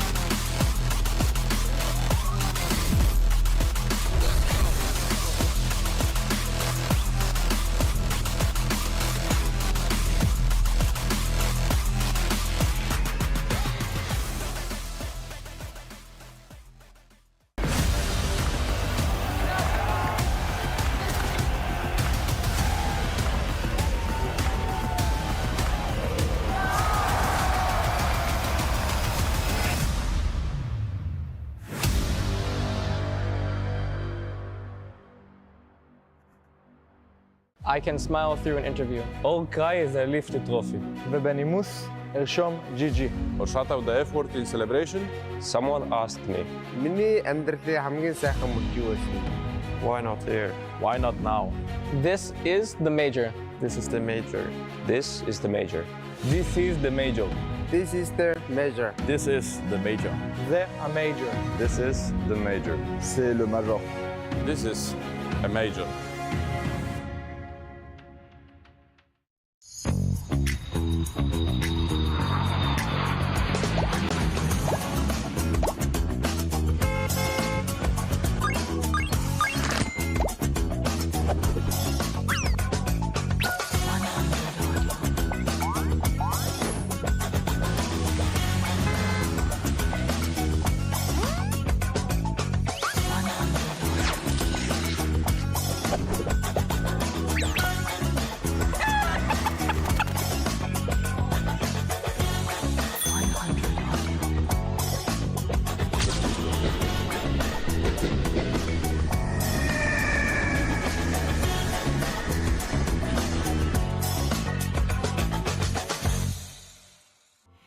Ancient goes the way of MOUZ, and if I were to go back to myself in the first half and say that, I would be laughing hysterically, because it legitimately looked like MOUZ was going to live up to all of those allegations, and it did look like they were choking on the big stage. Maybe they were, maybe nerves got to them, and then they were able to just bring it back. It was like they calmed down, they figured it out, and all of a sudden the MOUZ we know and love was playing on that big stage.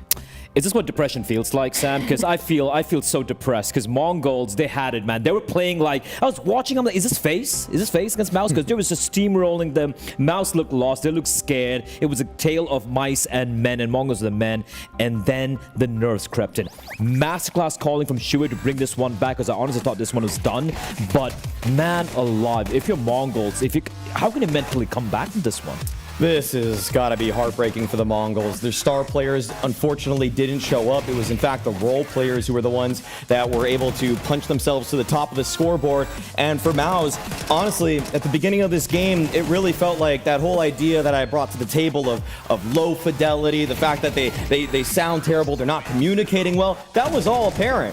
And the fraud allegations, the jury was out, but they came back with a verdict in this one, and they are not frauds. They actually brought it all the way back from 12 to 7, and somehow the Mongols, usually led by example in Blitz, man, he was nowhere to be found. The calls at the end of this game played right into Shuhei's hands. Yes. Everything worked out beautifully, and the game plan that I'm sure MOUZ devised, it all took place in the final 7 rounds of the game. And we've always seen this from the Mongols. Every time they've lost an ancient, especially, it feels like the calling just disappears. It feels like it becomes just desperation plays coming in. And what is so shocking for me is, man, you stole like daylight robberies of rounds in that first half from Mazinho, from Techno 4K. You've gifted, you've gifted the team such a massive advantage, a 9-3 scoreline coming in. And I really hope that they maybe slowed it down a little bit, perhaps. I felt like in the second half on the CD side, it felt a little too hyper-aggressive. Some of the positioning coming out from the individuals were a little lacking. And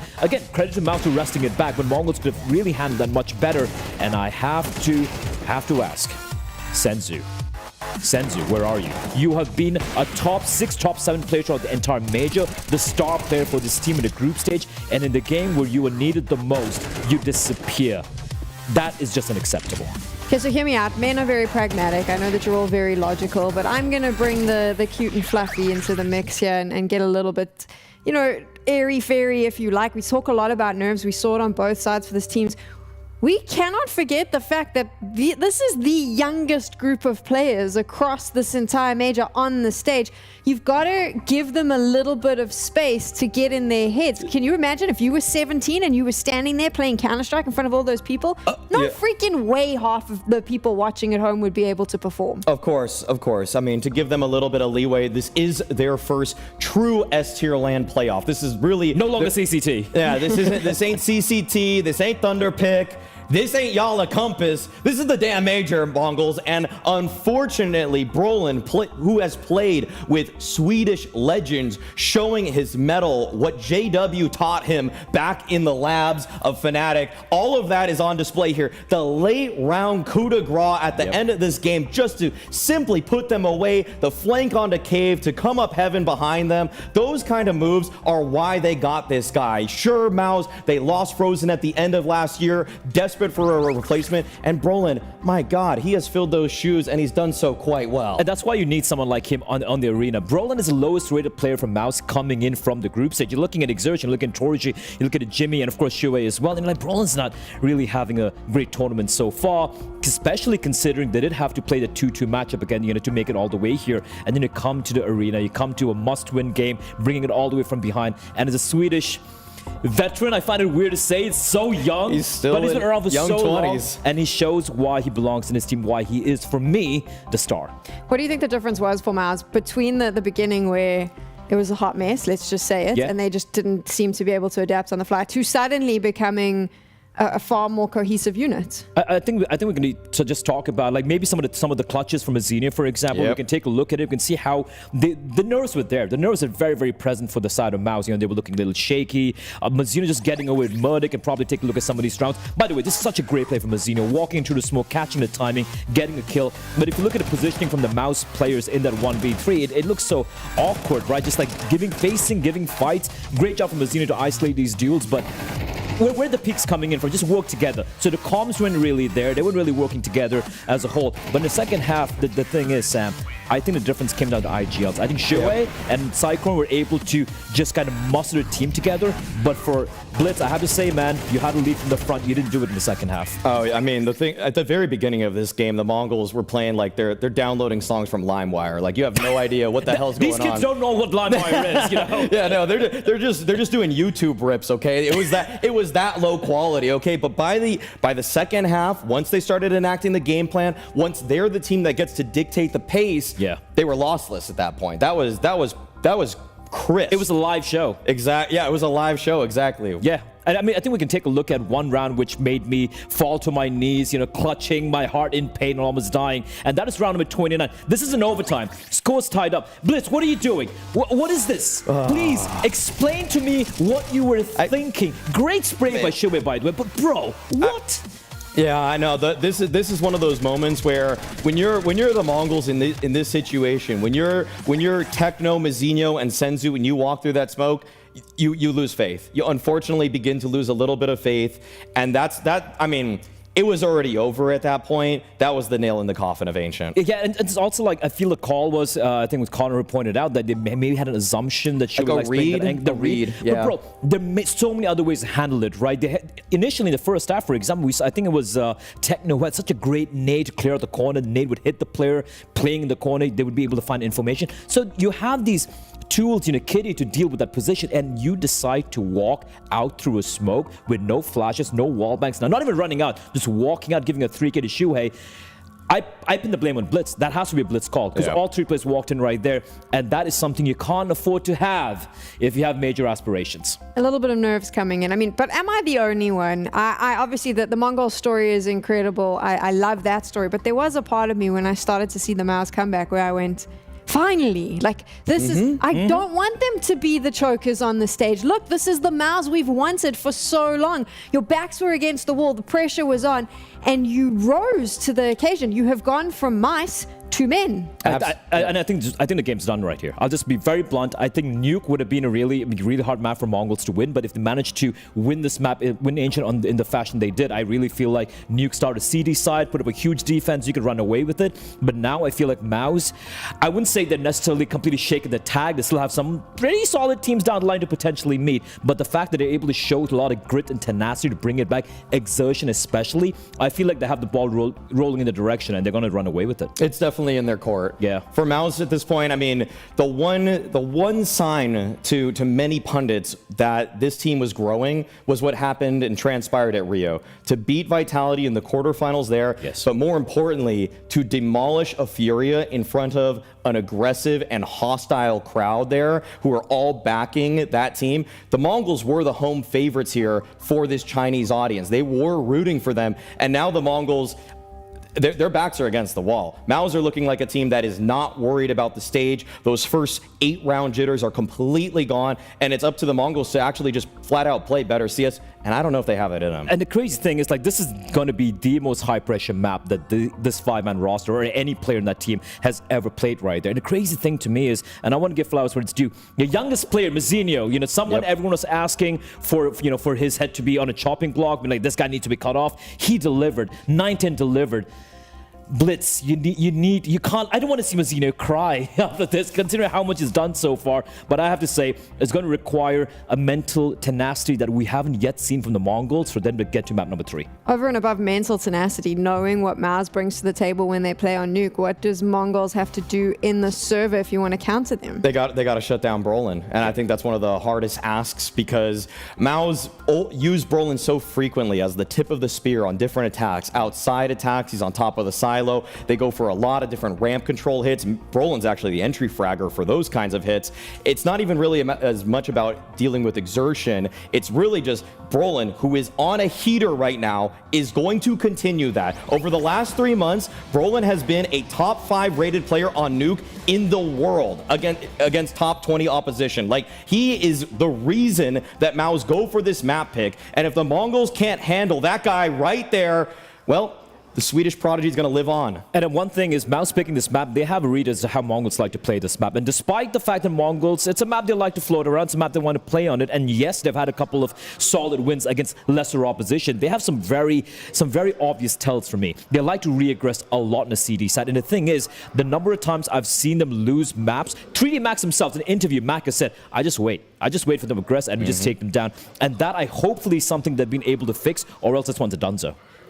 MOUZ has a previous major winner sitting as their assistant coach. They've shown that they can go toe-to-toe with the best in the world. Does the Mongols have the necessary backroom staff to anti-strata MOUZ here? MOUZ's backroom staff is one guy, that guy right there on the screen, the coach of Mongols, the Mongolian Counter-Strike godfather. He was a coach behind the Mongol team in 2016 when the Mongols first qualified, the Mongolian team for the very first time qualified to the major. And once again, he has to be everything, Maui. He is everything for this team.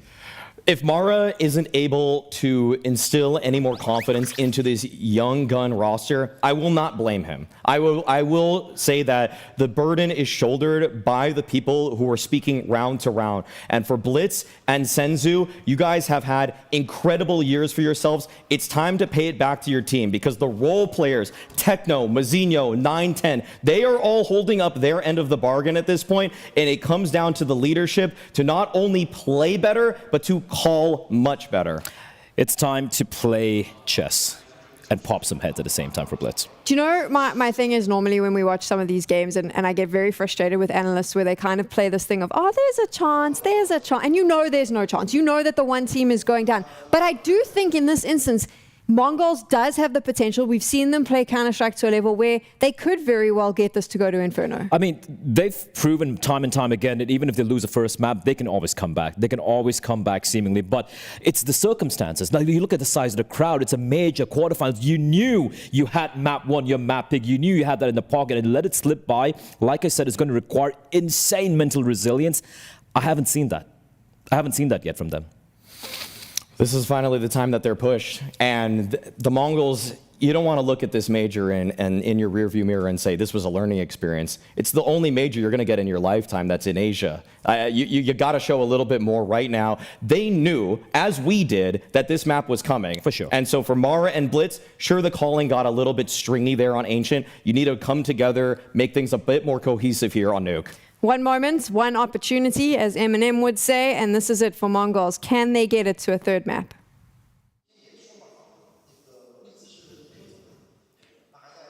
There is no denying that the Mongols came out swinging. There is no denying that MOUZ grabbed back all momentum. And there is no denying as well that this series was to lead to Nuke. Thank you for your expertise, panel. It is time to get into map 2 between MOUZ and Mongols.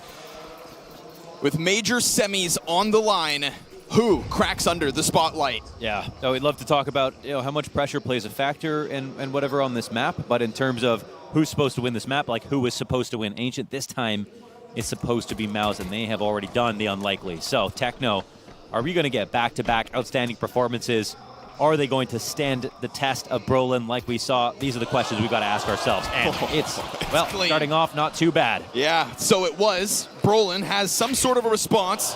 Ooh, but quickly, Senzu out from Decon door, interrupts him as he's trying to throw that smoke out, and that was the bomb to boot.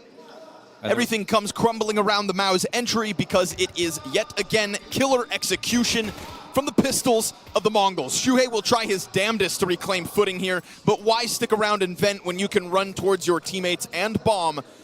Yeah, maybe he wanted that early fight, but 34 HP, you think it's a little too little here for Shuhei. Let's see what he can come up with. Questions around whether Blitz can bring it in map 2. Questions around whether Mzinho can overperform again as he did out of the gate back on Ancient. What was so awkward about that scoreboard was seeing, Techno with the great map, but then Senzu without one, any floor at all in that game. And so what happens now? Oh, don't give it to him. Don't you dare. Jumping for the headshot. Peek comes out, 910 trying to dissuade him from peeking out. And will he find Techno? Shuhei, he knows he's over here. Oh, he waits. There's Love the flash, just trying to boil more time off that clock. Clock's getting empty. Don't you dare. I want to dissect that situation. Nice try. It won't be the sort of clutch late round decision making and shots that were hit from the Mongols in their first round on Ancient, but a lost pistol for MOUZ on this map is not the end of the world.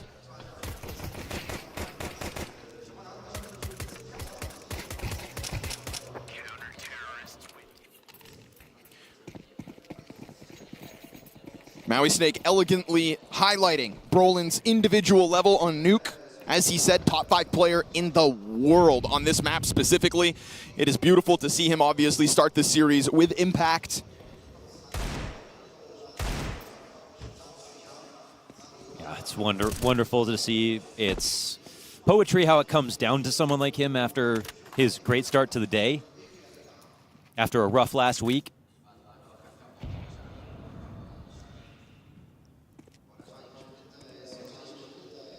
But nothing about last week matters now that both of these teams are here in playoffs. We shed the elimination stage. Oh, And 9-10 sheds heads like it's nothing. Little money to be made. And the MOUZ Glocks fall.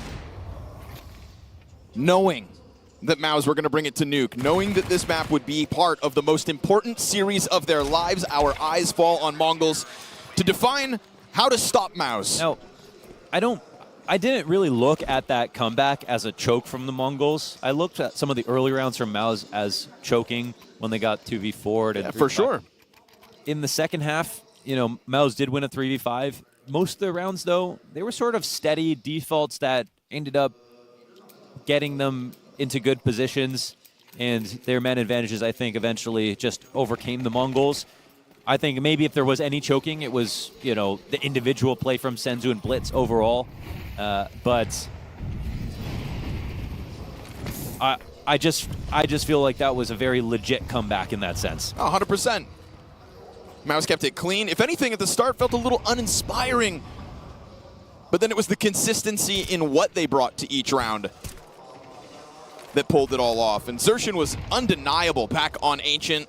Mid-presence, both halves. Even when things weren't going well on his CT side. Even when Mongols were able to take him down out of the gate. So how well can they call it timing? If you double up ramp and Xerxin's out for this lurk, it's totally fine. And they will get some clean one. Yeah, 9-10 yield out of this. Instant headshot. We've got MP9 top box. And it just frees up your M4 to take that extra flagrant duel. Go ahead, give up a kill. Let them come forward to the SMG. Xerxin doesn't have a door or window broken open here, so he has to, he can take all the space, but he can't really join up with them super quickly. Let's see if he can time this with another bit of noise. Zeno still chomping at the bits to get into the action. 9-10 not giving them anything to really pull on, so that does allow for them to focus top box, and that's what's going to allow for the trade to come through. Then 9-10 clears both. And suddenly Xerxin comes up from downstairs with the trade frag back. He's got 30 seconds to recover what seems and is indeed an unwinnable round. Okay, I mean, it's amazing hold from that boosted position for the Mongols, and they'll go up 3-0. It's impossible to tell how they feel because obviously they don't display a lot of emotion.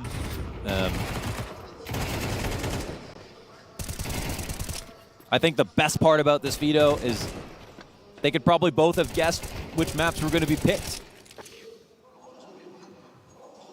Say we don't see a lot of emotion, but we certainly saw a momentary fired up MZinho back on Ancient. When he was able to set them up with the USP kill and Techno's AK-47 shredded what was left of MOUZ, that A-rush that got denied. That's what put them on 12 for the record. And when you get to 12, that's when MZinho felt the win was in the bag. Now it's all about lurkers with MOUZ. Creeping around with Tech-9s. Lobby's there for their taking. And first blood established by Blitz. Frees up Techno to get a little more squirrely. But now you've just gone ahead and offered over an MP9. Shuhei will take a glance towards ramp. No shot fired yet from 9-10. Patience pays off as he strikes down the second player and then finds contact after the fact with Shuhei. 4-0 start here for Mongols. A slow T-side's not the end of the world, but you are giving Mongols more chance to just kind of catch their breath after what had to be a gut-wrenching loss on map 1. That's such a good play from 9-10 because, you know, he's playing tier 1 in that moment, right? Like, you know the first player is going to be running and jumping just to bait your shot. He's not biting on that. We saw him do a similar thing on Ancient. So 4-0 kicks off. We get into another gun round here for MOUZ. Ancient started off 5-0 as well. We saw that MOUZ still were able to recover. Oh, fight from Senzu. Damn, right into it. And a recovery out of Techno. So where there's one, there's more. That's how the Mongols work. Xerxin is getting erased so far.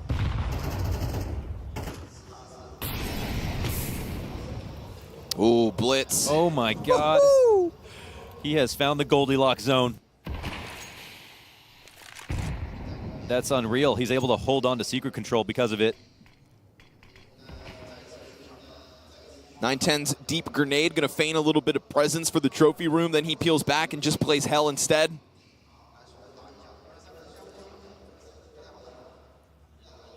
They can sense the upper pop coming, getting into better spots, top hut. And I don't know if this comes to a walkout squeaky. We've got Brolin on the only Molotov, so Mzinho's position is quite strong right now. But he's got to look at the right side of this at the right time, because Techno's about to be busy with the main fight as well. Doesn't look like Blitz is going to peek from secret. Shuhei comes in.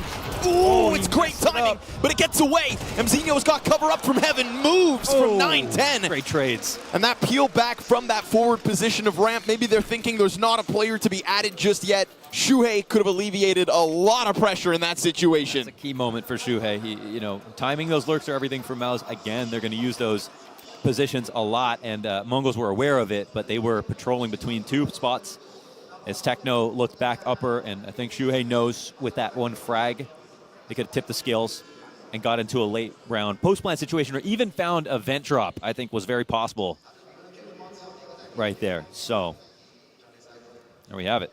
Another crushing start for the Mongols, showing that they can fight on nuke.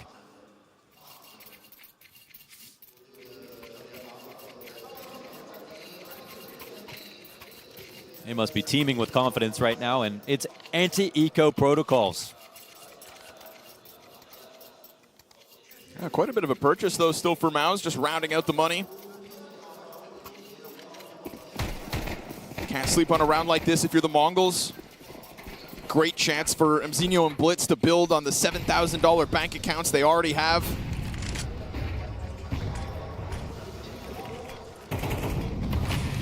Mzinho of two minds here with the utility usage that the T's are starting to show outside.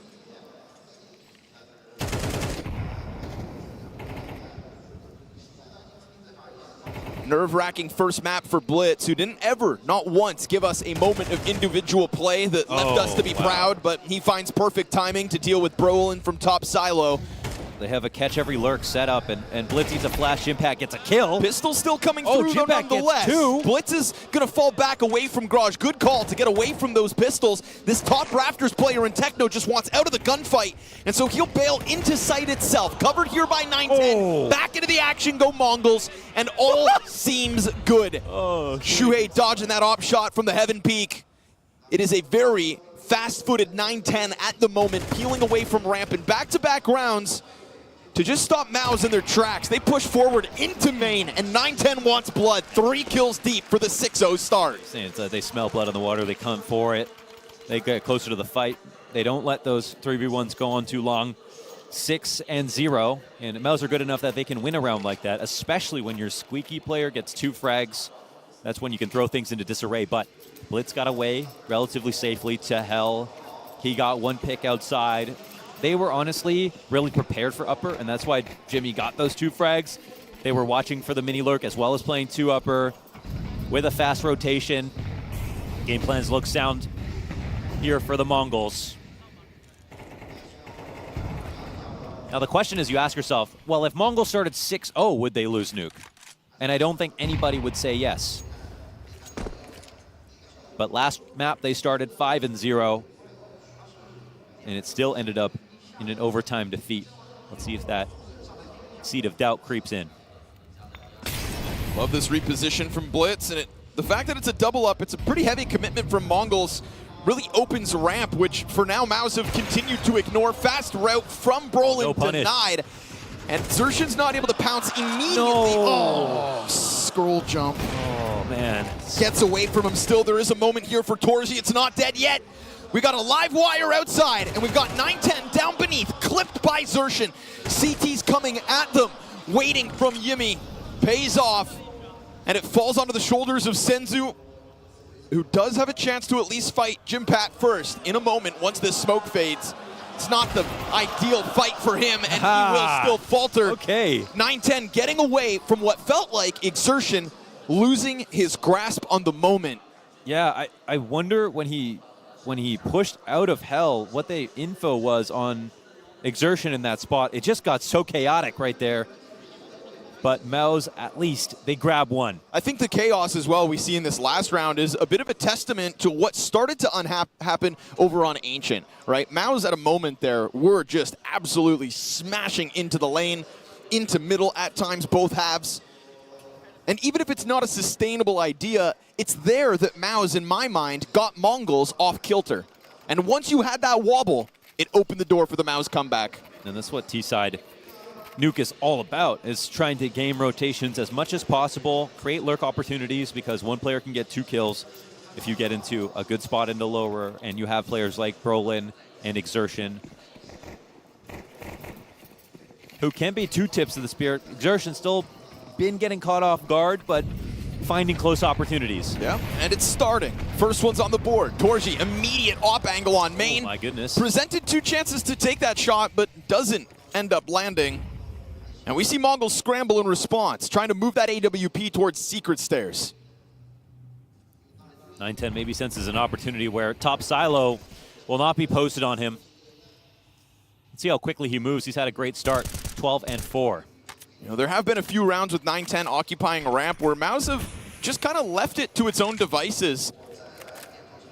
And we see the impact that had with 910 coming out from heaven, or last round nearly peeking outer to hold the line. I wouldn't blame MOUZ if they start to play into a later ramp. No, but they've got no secret player right now. Not looking to join up downstairs. Upper pop coming their way, and they've committed into ramp slightly, but they have the pieces up here. Senzu hangs on from the rafters, loses the player in sight. They will both fall empty-handed, but Blitz. Hey, Brolin. Popped by Brolin as he bounds through sight. And you saw that utility coming out from Squeaky. 910 not able to deny any kind of a split because it's all in from lobby off MOUZ. Really nice out of Brolin. I mean, that second shot is frame perfect. Do not let your prey escape. This will be a quiet save for the Mongols, and with the money left over, they'll be happy to keep this to an op if they can, but oh, never mind. Good night. Op hits the door. See you next time. MOUZ establishing a T-side now. Oops.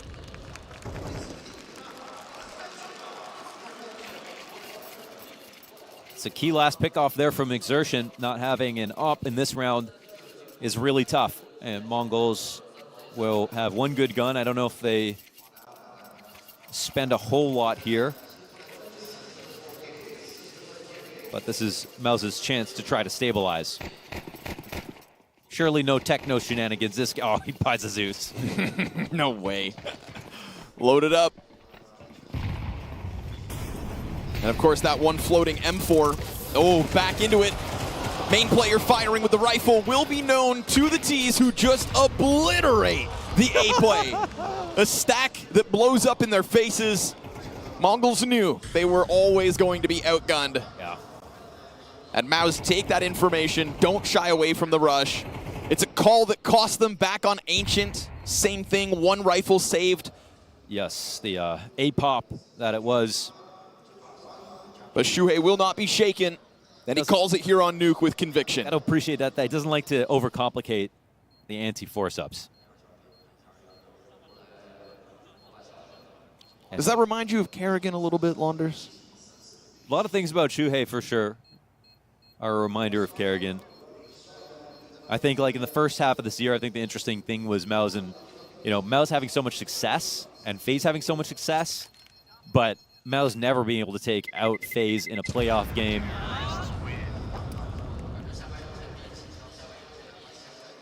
And yet still FaZe having a second place era. Somehow, nobody was winning off of that. But it really felt like it was going to be sort of a passing of the torch. Surely. But even in this playoffs, here we have Kerrigan waiting in quarterfinals. Somehow FaZe have managed to break in after looking really rough in the elimination stage. Maybe they will have a chance. They always do.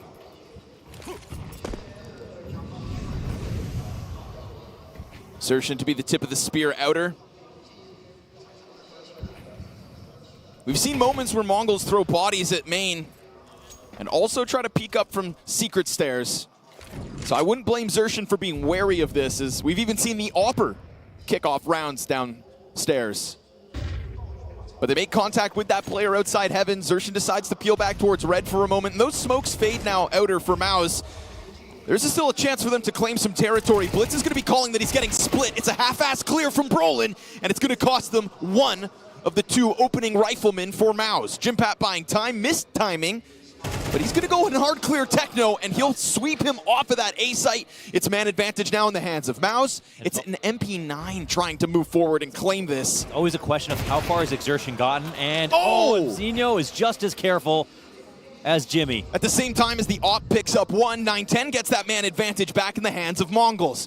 But MOUZ, shoulder to shoulder. Two more layers here, and MZinho is going to walk back into this. This is his opportunity to get traded. Lots of timing involved in this, and he finds a perfect timing. Oh, still, Tech9 sweeps him out of this round with 30 seconds to the clock.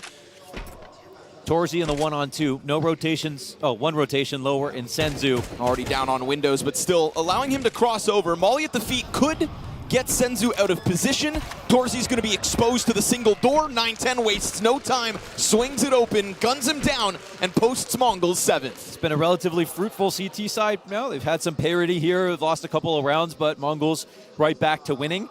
It's, again, a game where MOUZ can win a few T rounds and still be comfortable, so it's not as scary of a lead, I'd say, this time around, but you have to give Mongols credit. They're keeping up here on Nuke. Where they're supposed to be kind of out of pace in the face of MOUZ. 9-10 certainly making a difference. This op is coming alive on the CT half, 14-6, sitting comfortably 10 rounds into the half, and he has been mobile. Very much so. Second tack pause is going to be called. A lot of teams are burning these exclusively on T side, where of course it takes a little extra communication to get organized.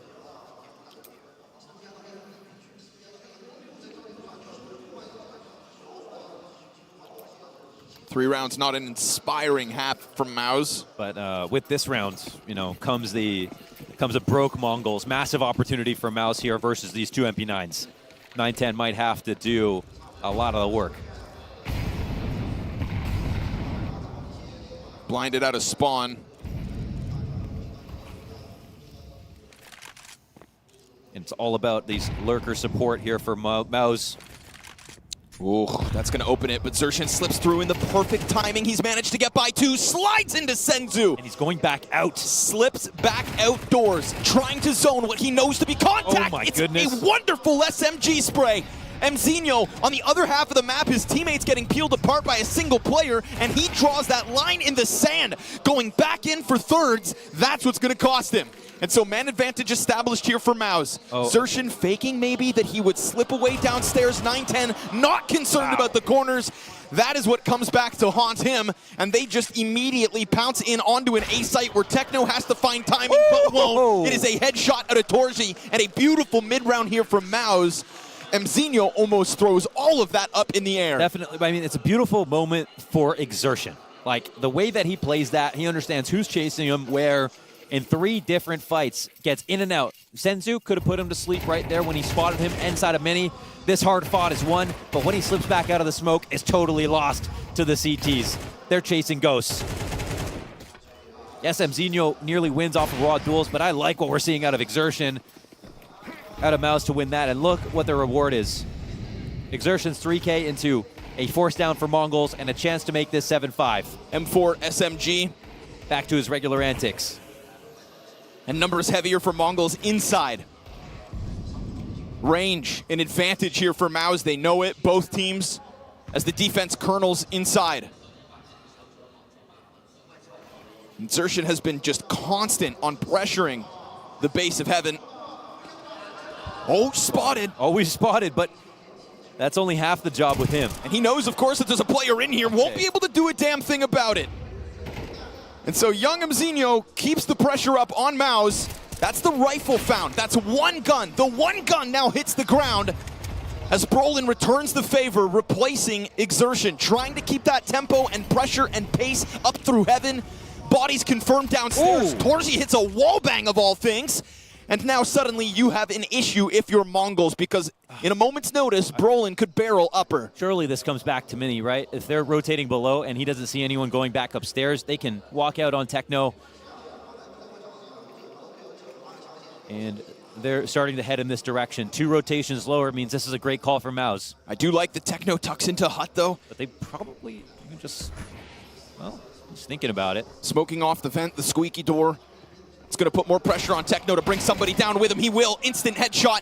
He keeps it as clean as he can, but it was a massive ask. And then that insurance policy of Brolin upstairs.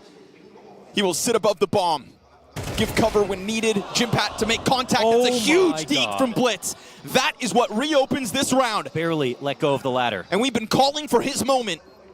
Absent across Ancient. In these kinds of high-pressure situations, Blitz needs to deliver. And now he's going to have to finish this on his own, 40 health, and sidelined by Torji. MOUZ will reclaim momentum in this half with 5 of the last 6 rounds. Super solid recovery in 5 rounds T-side. That's definitely fine for MOUZ. Mongols can be proud of the fact that they kept a lead here, had a great start, but again, MOUZ are not afraid of a lead. That's what we've already seen.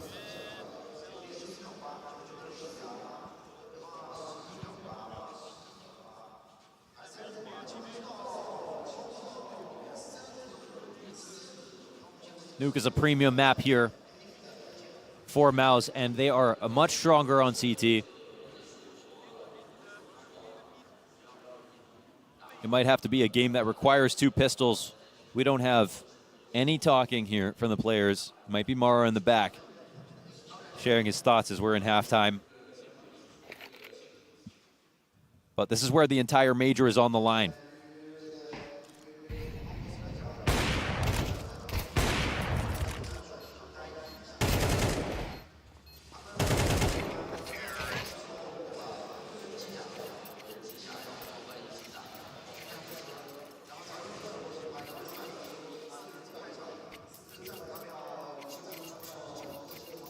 After an incredible run here for the Mongols, an overtime loss on Ancient, this could be the very last map that we see from him here at the Shanghai Major.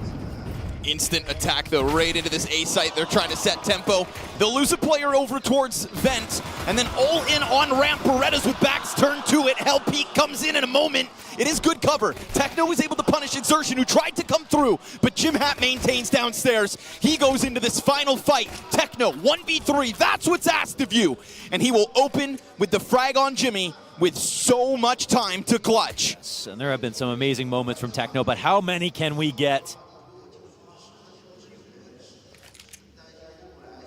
Turns back behind him and will find no contact.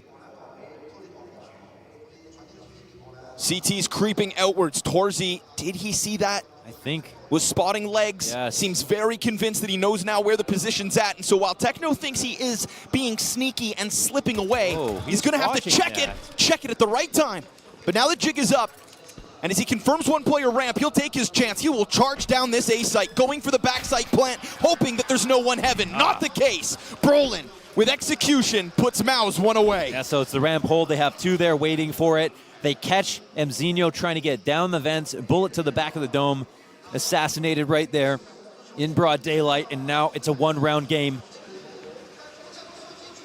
MOUZ are 100% going to be comfortable here about making this comeback happen. It is a big gulp moment here for the Mongols. MOUZ felt very ready for that pistol. 3 layers of a defense inside ramp. Berettas even along the wall, ready to just chew through flesh. Those wild moments that kicked off this best of 3. The robberies, so consistent to the favor of the Mongols. The 2v4 pistol set a tone in this series on map 1. The very first round made you doubt MOUZ again. And yet Nuke features not those moments yet.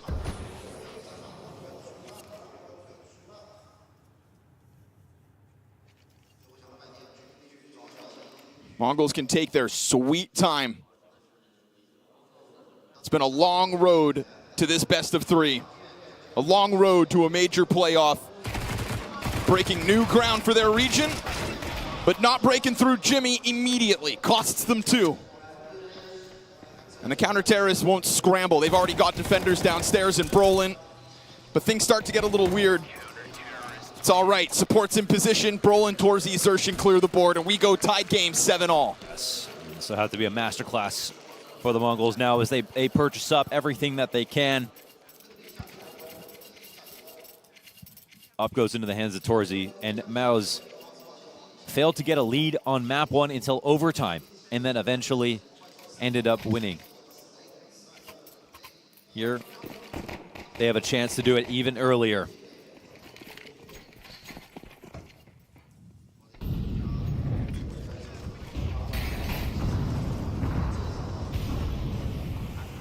Torji in a dangerous place. Up close on that smoke.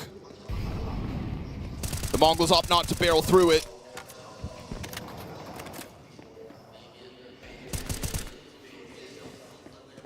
T's still hanging on to 3 smokes.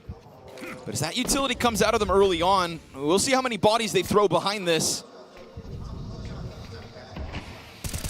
Xertion always good for a lineup, and there he goes, connecting onto Blitz. Now calling from the sideline as garage control is taken over here by Mongols. Mzinho had so many fights from hell, and he gets one, blindsided. It takes a second though, an extra second that opens the door for Torji's trade. And the main player looking to take a bit of a fight if needed outside. Great support here from Torji, and he's looking for blood now. There's no more smokes outside. They're starting to peel back out of this, and they actually do evacuate safely, but it's a 3-on-4. Such little to work with here for Mongols. To have to be turned away from all of that commitment outer, to do it without a hook in the side of an A split. Back down to 2 squeaky, 1 hut. And problematically, you've got Brolin ready to go when needed. Shuhei cuts down the first. Does Senzu dive? No, won't get that chance. Shuhei's got himself a second, and Techno exposed to the main play. MOUZ's positioning is too good, and they don't get unrooted. Yep. Mongols have lost their lead. They have lost the lead, and Xertion, look at the game he's recovered into after this 5-round loss. He started something like 1-5. Now he's 13-10, and his kills have been critical. He got that 3K at the end of the first half. He's starting to make really good moves here. Even just that small frag in credit card through the smoke on the timing. You've got to have someone that can do that. You know, Donk inside of Mini can kill you 3 times over crossing outside. The Mongols in that first half didn't get too much out of punishing the smoke crosses.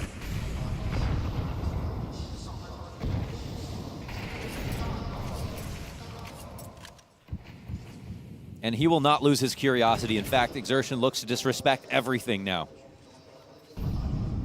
Torji very much on his own here, playing behind box, on ramp. It's a failable position. He's down into the sight, but as he rattles off a second bullet, he has to take one with him. That was bare minimum from Torji going in for his 3rd shot, but now you have given an op over to your opponent. Be careful with 9-10 here. Oh, when they close out, no problem. Kills across 2 different choke points. Perfect rotations in time here for MOUZ.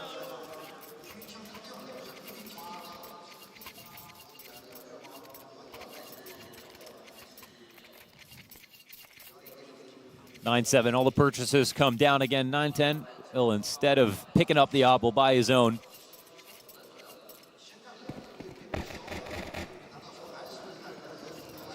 And a chance to touch 10 first here for MOUZ.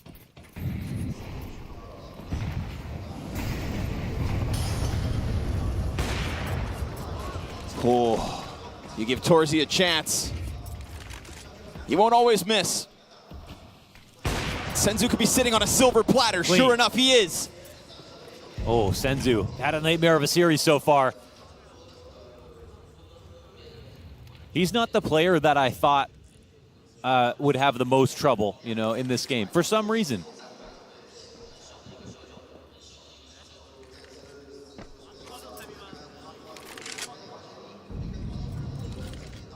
And they definitely needed his help on Ancient.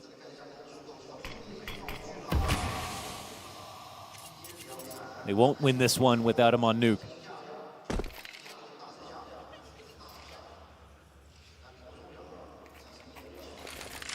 Can Mongols figure this out? MOUZ are so pervasive on this map. Play with tons of information. Small chances to win. There's a duel 1. Torji on this gap of an angle hangs on. And as he does, oh, the timing gets away. The pressure's into A, and they clear the hut player. Brolin, it's your time. It's his chance. And it gets taken away, but the heaven swing from Jimpat's great. Greatness denied. Oh. 9-10 makes the difference. Woo. And the Mongols have an answer. You know what? That's a close call, but actually not too bad from the Mongols. Like, they obviously win that round by a hair, but even being able to do that is pretty impressive, especially with the start to the round that we had. Torzi finding a clean kill over top of Silo right here. And again, playing active with so much information. Samzinho, man, he's the one who keeps impressing me. Blitz breaking through that, the commitment to the spray down, just knowing Brolin's pinned against the wall. Golden opportunity here for the Mongols to tie, and they will, while blind, find the opening kill. One more time. And he won't fade away. No, he keeps that pressure up. Down the vent he'll go, unnoticed, if I had to bet. Yeah, if they don't call this timing as possible, they just walk down after him. But now after some time has passed, you think, no. This is 2 joining hands and lower, but this is the bomb that has yet to cross. And joining up is the difficult part.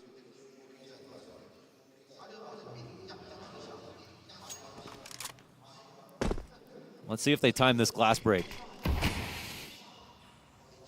Is that deep enough for Brolin to get around? It's actually good because Exertion cannot peek from this position. So as long as they've cleared out Mini, they can go for the walk on lower. And Exertion, he will peek. Oh, he will. How about that? Opper found to be out in the open. God. That's bomb dropped at 50 seconds. A second player confirmed, but what this does is it starts to unravel your lower control. We see Senzu try to come up from secret, or have a teammate join him. They desperately want to get that bomb back. Mzinho might be able to find a way into this, but Senzu's been cleared out, but like you said, did they cover the timing? The sound downstairs, this position from Jimmy is huge.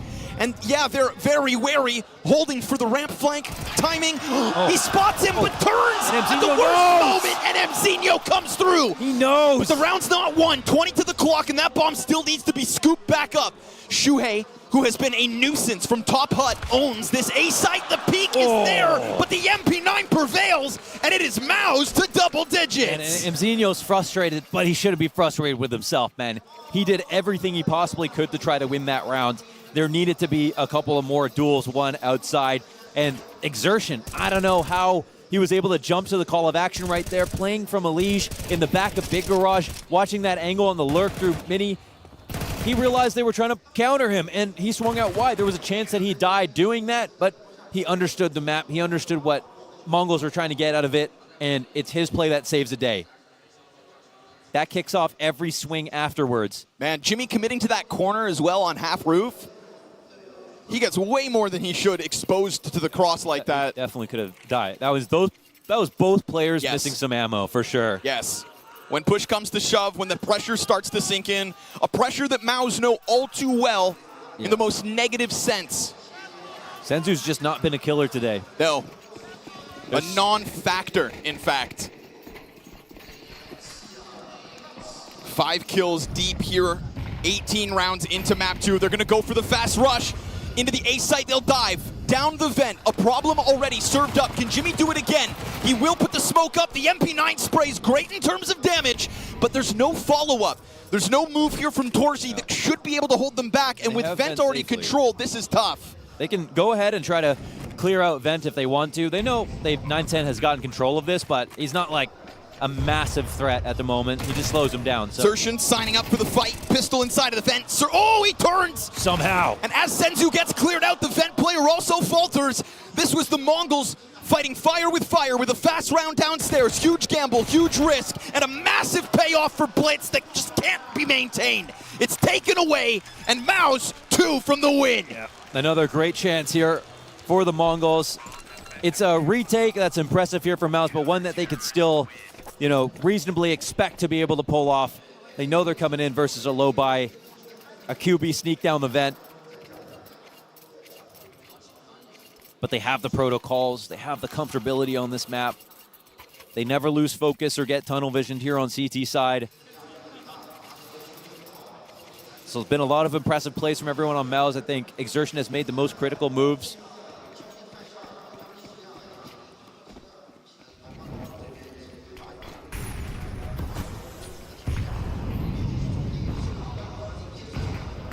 And so much rests on this round. Senzu again put into a position for action. Sershin spots both, and in that moment, the Mongols combine for an opening kill.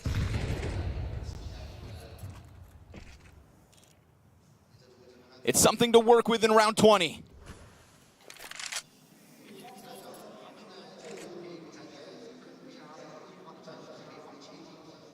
Senzu takes point. CT's layer up. And that vacant A-bomb site to just bolster both outer and ramp. MOUZ trying to play the perimeter here. Keep that trade potential high. The lineup's fantastic, but it's just not there. Brolin, one kill, and Senzu has the action. In an instant, slicing through that defense. We called for him to step it up at a 2K at a critical juncture. A 2v4 left to unfold here for MOUZ, and they will slip Blitz away. Do they take their chance? They're teaming with confidence right now. And not overpowering with utility, but have a little bit. Jimmy is looking for a route up into heaven, but I don't think there's any way in which they can try to go for this. Seeing what damage they can get. This is Mongols picking up another round. Better late than never, Senzu. Yeah, that's like the best we've seen from him so far, and it was 2 great frags. And, you know, sometimes it's a symptom of seeing the bottom come up in a sense and realizing, well, now I have no choice. Nothing's been working. I might as well play free. And we see that aim that, unfortunately, you know, for the fans that are just watching playoffs, don't get to appreciate. Senzu has had an excellent major up until this point. I think Brolin also gave him a moment to shine there. That credit card peak could have been the double kill. But as clean as Brolin's been, that one spray gets away from him for half a second, and he's punished within it. Senzu just seized the moment.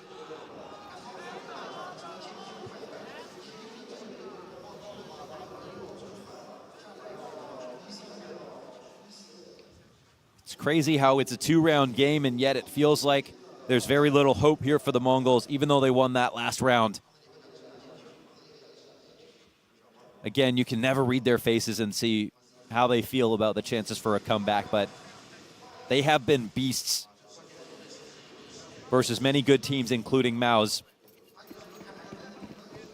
Somehow their game versus Heroic was maybe the most impressive of all. They need to tap into that clutch right now to even see a third map.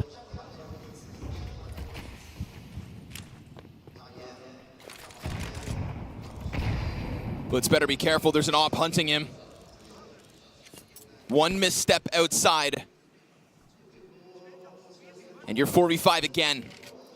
Again, these timing spams. Yep, they've been good. Jimpat doesn't fancy his chances sticking around inside of ramp, understandably, as a 4-player pack from Mongols pushing through. And the Blitz flank through Garage. Yeah, Zershin seems wary, and Torzi remains tucked. But there is still a moment of timing here. Oh, that's killer from Blitz. Surely Torzi turns and gets this easy frag. Blitz, will he clear this? Whoa, he's holding for this position. Torzi can't move the moment downstairs. We've got critical fights, but they peek one at a time. And still, 9-10 and Senzu come out with the double kill to control. It's a 2v2, but a 2v1 and lower. Shuhei's over here on control side. Yeah, slips down towards the double doors being held here. Up as he swings. Oh, that box saves the day of the planter. Still Shuhei able to deal with the player on the cover first. 9-10 dead. MOUZ maintain control of lower sight. Those 2 kills in control out of Jimmy set up these CTs to clean sweep what's left, and it's 3 match points for MOUZ. They didn't think about any possibility for someone to be in control, and they got punished for it. A chance to go for that 2-for-1 trade. This time it's Blitz to make the key opportunity here for MOUZ. Taking out Exertion is worth its weight in gold every time that you can do it, but here you see Jimmy fighting without the double swing coming into his direction. No molly, obviously, because it goes to the stairs. And I think they thought they had zoned him out already.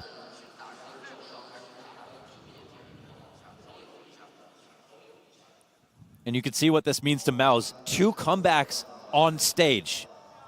5 rounds and 6 rounds in back-to-back maps.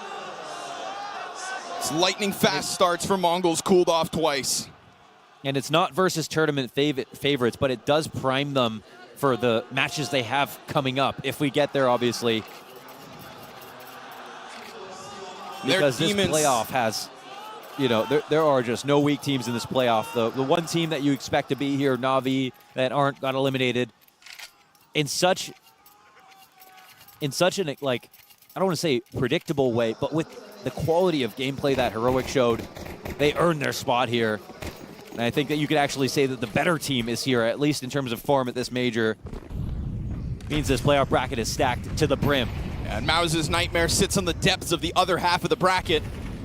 Begin day one on stage with a win. That is what eluded MOUZ in their last major playoff run.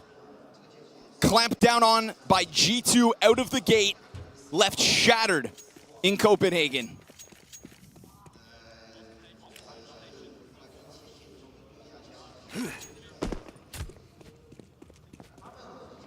A season that showed them both highs and lows, but that ominous consistency of top fours in Katowice, in Cologne. Top four, nearly always the end of their road. And the hype around the Mongols is indeed real, but the variation in play that we have had in MOUZ throughout this CT half proves that the Mongols were always going to fight this uphill battle, and they needed Senzu to lead that charge. He was the consistency of this Mongols run. This unthinkable attempt to win in Shanghai has suddenly come crumbling down around them. Techno has put forth his best showing to begin this series on Ancient. Nuke always felt like it was in MOUZ's back pocket. Exceeding all expectations as the conversation about form now comes to a pinnacle, a peak at the end of the season where we now end with majors. The Mongols have had their moments, but that moment comes to the end by the hand of MOUZ. In the battle of the young blood, MOUZ show thicker nerve. Blair said it earlier, we'll say it again, from mice to men, here they are. The team that we questioned right from the start, and rightfully so when you saw that first half on Ancients, about their ability to handle the big stage, and what they have just done is not only take down an Asian favorite, they took down the crowd favorite, and you can see when you take a look there how noisy that crowd is. They stood up, they handled those nerves, chokers no more.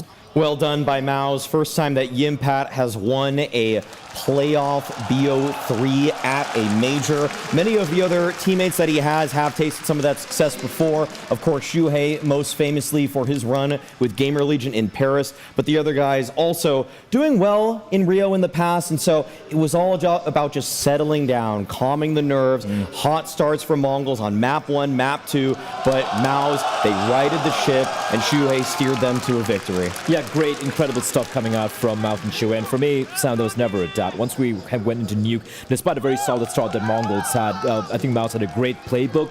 Even though it was Mongols going 6-0 up, they were able to bounce back. And clearly, once again, you could see the nerves coming in. Just 4v4s, 3v3s. You could see which team was the most tenured one, which team had more experience on a stage like this. And that team was obviously MOUZ. They took down the Mongols, a team that had no major playoff experience. The big question mark for MOUZ is going to be how they handle the pressure against bigger opposition later in the playoffs. That's really what we now need to watch ahead for. Oh yeah, absolutely. I mean, you got the job done over here, and despite the fact that this is probably the most even matchup coming into the quarterfinal stage, you'd be a little bit of a Mongols fanboy like me to say Mongols were the favorites. MOUZ obviously have more reps in higher stake games. So the Mongols, again, every game so far in the major has been them just pushing further and further. So MOUZ were the favorites coming in, at least in my book. So for them getting this one done, of course, going to instill quite a bit of confidence, especially the way they did it on map number 1. But the job's not done yet. And if they want to beat the allegations, MOUZ, it's going to be all the way on Sunday. Yeah. I mean, for MOUZ, the quality of play that we saw here, if you get off to the bad start that you did against the Mongols, you do that against Spirit, you do that against Vitality, against G2 in the later stages of this, you're not coming back. I'm just going to say that. You need to start a little bit stronger, but for them to screw their heads back on and to dispatch of the Mongols, a bit of a sad story for the Mongols, unable to win in Asia, but for MOUZ on the other side, slowly but steadily, they are shedding those allegations. Let's talk about what they did right, MOUZ, on these two maps. What did we like that we saw on the server? Oh, like Brolan, I think that's a name we were touching upon, and how he's going to be new since he was an absolute problem for them, especially both the side, CD side and the T side as well. I think everyone had a great time. Everybody Exertion was fantastic. Jimmy as well. You could literally pick any player and you could have a highlight moment from them.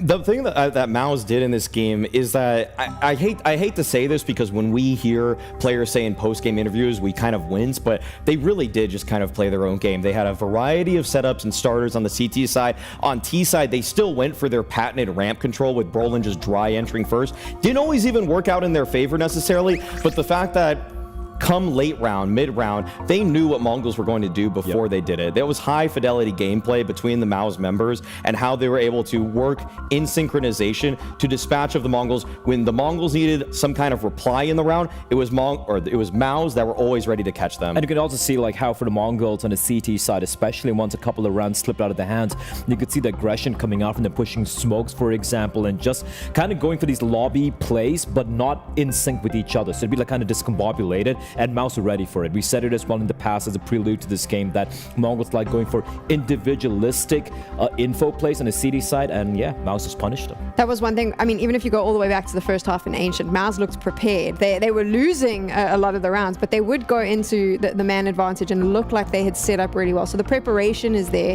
Now we just need the follow through, and you need what happened on Nuke, all your players to pop off.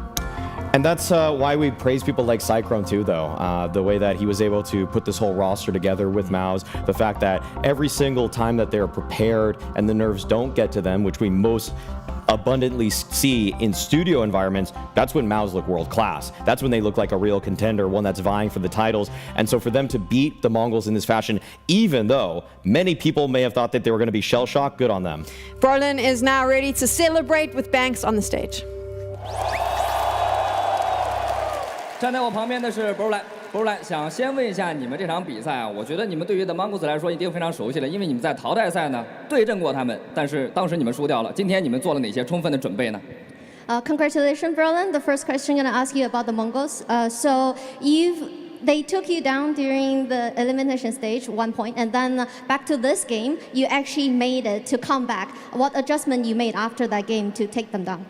I mean, we had a lot of preparation going to the game because we knew that we're going to play the Mongols for like 4 days ago, I think. So, and in the group stage, we didn't have much preparation because we played 2 games in 1 day. So it was not that easy to play against them because we don't really know what they were doing. But before this game, we did a really good preparation on them, and I think we handled really well. And I mean, I think they're just really good individual players, and we just need to be ready for them to like take the duels versus us. And we felt a little bit started on both in Nuke and Ancient, but I think we handled pretty well in them. 其实是因为我们在这一场比赛之前4天前，我们就知道我们即将对战蒙古队。然后我们之前输给他们，是因为我们那一天要打2场比赛，我们并不知道我们的对手是谁，一直到很接近比赛的时候才知道。我们没有充足的准备，所以我们是输掉了蒙古队。但是这一次，因为我们有充足的时间准备，而且在这2张地图当中，虽然说我们前面丢分丢的比较多，但是我们因为准备的很充足，讨论了很多，所以也是针对他们做了一些战术，然后就后面可以把这个图打回来。我想这就是我们今天能够2比0他们的原因。准备的很充足，但是你刚刚也提到了，你们前期是落后的，并且你们2张地图呢前期落后的比分都比较大。那你们当时调整是更多是在心态上面的调整，还是战术方面的调整呢？ We can see you prepared a lot, but during 2 maps you actually come back both game. Is that a part of your preparation, or you mentally adjust after you kind of like lose a little bit? I mean, I think on the first map we lost man advantage, and I think if you get 1 more pistol if you start with a pistol, I think we could grind the rounds in the end. But I mean, I think we just did not maybe were there in the first map versus on Ancient especially. But I think we know that we are a really good team out on Nuke, and we just believe that we just grind the rounds in the end. And I think obviously I think we did it really good, and we just know that if we just grinding basically in the rounds, we will manage to come back on both maps. So. 我觉得我们在第一张图和第二张图，其实我们都秉持着一个统一的概念，就是我们要一直不停地坚持打下去。就不管我们前面丢分了也好，还是说我们前面比较顺利，比如说像是在 Nook 这张图，我们知道我们是有优势的，然后我们对蒙古队也做了一些战术上的准备，然后所以我们在后面的下半场当中就可以狠狠地把分追回来。其实更多的是一些其实更多是不是战术上面的调整，更多是我们自己在心理准备上面的调整。接下来想问一下你关于之前比赛的回忆，因为你们在哥本哈根 Major 的时候呢，倒在了8强。那么在这段时间呢，你们做了多大的改变来准备这次赛事呢？ When we look back the majors in Copenhagen Major, you got top 8, but it's very sad you didn't make it through. But this time you actually make progress. What difference you feel between this major and the last major? I think just getting a lot of experience with each other, because we in Copenhagen we only have 3 months for me at least, we're in the team for only 3 months, and now we're getting experience with each other for a long time. And I mean, it's just it's the last tournament of the year, so we just want to give it all and try to win it. And I think back in Copenhagen we didn't have much experience to play on stage, maybe especially with each other. But during the last season and this season, we had a lot more stage matches that we could have handle the pressure more a lot. And I think we are really there that we can actually win the whole thing. 我觉得主要原因是因为在哥本哈根 Major 的时候，我们整个队伍其实刚刚组建3个月左右，我们这套阵容，然后我们大家对于在舞台上面的这个经验好像也不是很足。但是这一次的 Major 因为是年末的，也是今年的最后一个 Major， 所以我们是做足了准备，然后我们彼此之间也更熟悉，我们在舞台上可以更好的去应对来自多方面的压力。所以我觉得我们这一次的 Major 比上一次的 Major 就可以打得更好一点。说得好。那既然比赛结束了，我们就要往后看。往后看的话呢，你们下一场对阵的对手即将是 Spirit 和 Liquid 的胜者。你觉得从你个人的角度而言，你更想对阵到谁，或者说你们更可能对阵到谁呢？ We can definitely see the progress you made, the whole team together. But since you're walking through the top 4 now, you're gonna against Team Spirit, the winner of Team Spirit and Team Liquid. Which team do you think you're gonna face next round? I mean, I think Spirit looked better on paper in the past months, and especially in this season. And I think they will. I think they will win, but there's a lot of pressure with everything. I think everything can happen basically. So I think we can play either of those two. But if I need to say one, I will say Spirit for sure. 我觉得纸面实力来讲的话，是 Spirit 的实力更强一点，但是一切皆有可能。这2支队伍的话，什么都有可能发生。如果一定要让我选择一个的话，我觉得可能是 Team Spirit。好的，非常感谢 Brolan 可以接受我们的采访，让我们再次把欢呼声给到 MOUZ。好，接下来我们来看马少那边。Dav over there, obviously handling that interview, and what an incredible skill that is to be able to translate on the fly like that. We're actually quite blessed in Counter-Strike. I think Shox, Heku, they can all do that as well. And now Pala is with the Mongols. So let's find out, obviously, what they want to say before they leave the major. What's going through your mind right now? I think, to be honest, I'm just a little sad because firstly, we just want to reach our goal, to make it to playoffs, and all time we want to go far as we can, but unfortunately we ended here now. 首先的话，想问一下这场比赛之后的一个心情呢 ？Techno 也是说到，其实我们还是有些沮丧的，因为来到这里打到8强是我们一直的目标，我们很高兴达成了这个目标，但是没有在这个目标下面更进一步。说实话，现在的心情确实有些难受。Techno, what do you think went wrong in this match across Ancient and across Nuke? I think on the Ancient we just maybe got some pressure. I think maybe it's the first time in our big event. At this stage, it's the major stage, I mean, yeah. And there's some lot of miscommunications and some communication problems, I mean. I think it's a little bit nervous, yeah. On the Nuke, we just, our mentality just broke up maybe, yeah.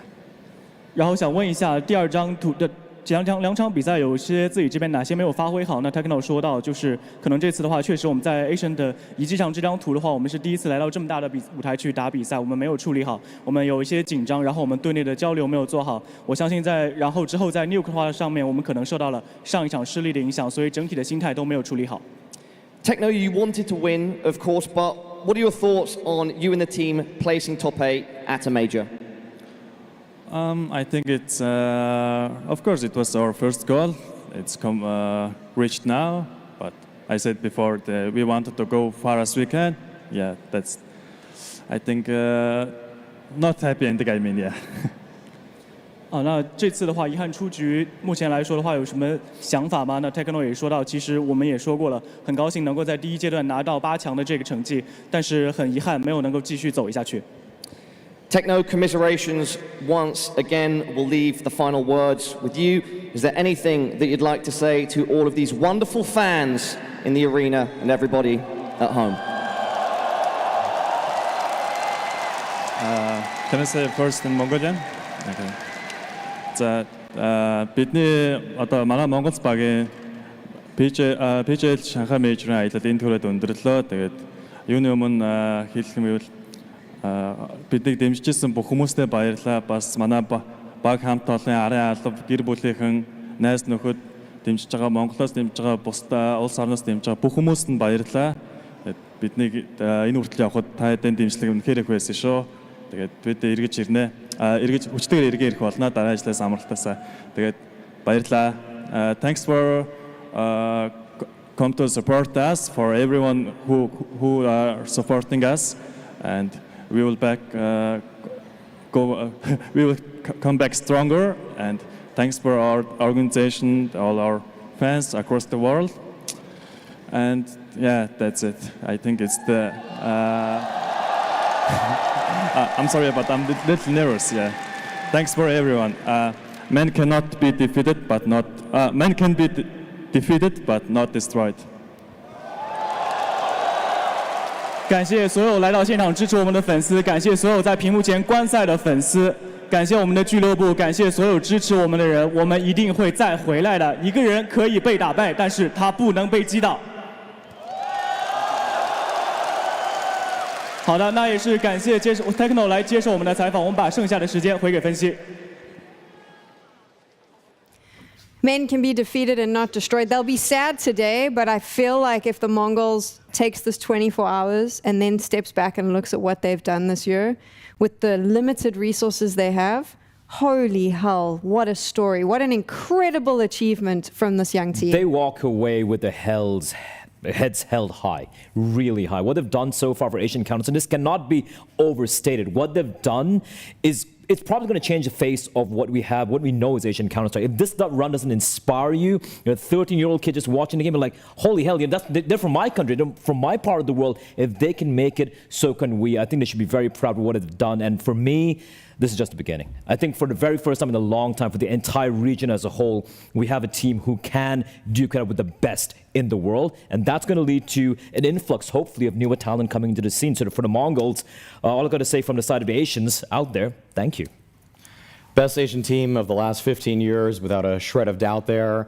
Techno's words were, to me, reflective, understanding that the nerves did get to them, of course. A lot of people pretend like the pressure doesn't, and then we see them sink. They act like it still doesn't exist. Well, it does, and it's good to acknowledge it, because when you acknowledge it, that means you can confront it. That means you can look forward to the next time you're on stage, realize that the jitters are there, and then be able to address it head on. So shouts out to the Mongols for putting on a wonderful display, showing that Asian CS is alive and well.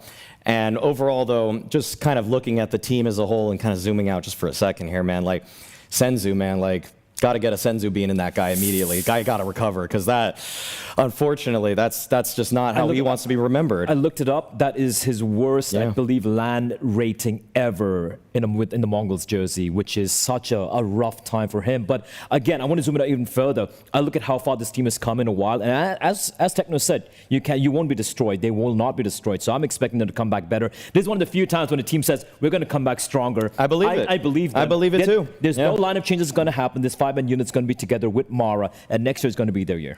Not only that, I think despite how they perform today, next year they are going to change not just Asian CS, but global CS and how we look at those under-resourced regions. Yeah. Respect underdog. Respect underdog. They've shown us exactly what can be accomplished and what can be done. So we say goodbye to the Mongols as MOUZ continues. But hell, what a story they've given us, and what an incredible showing. There is still another quarterfinal underway. Spirit versus Liquid is coming up. Richard, Yanko, and Dust will be on the desk to keep you company throughout all of that. Don't go anywhere. It's the major. You don't want to miss a single thing. She said she loves you, but she can't love me. But I love you.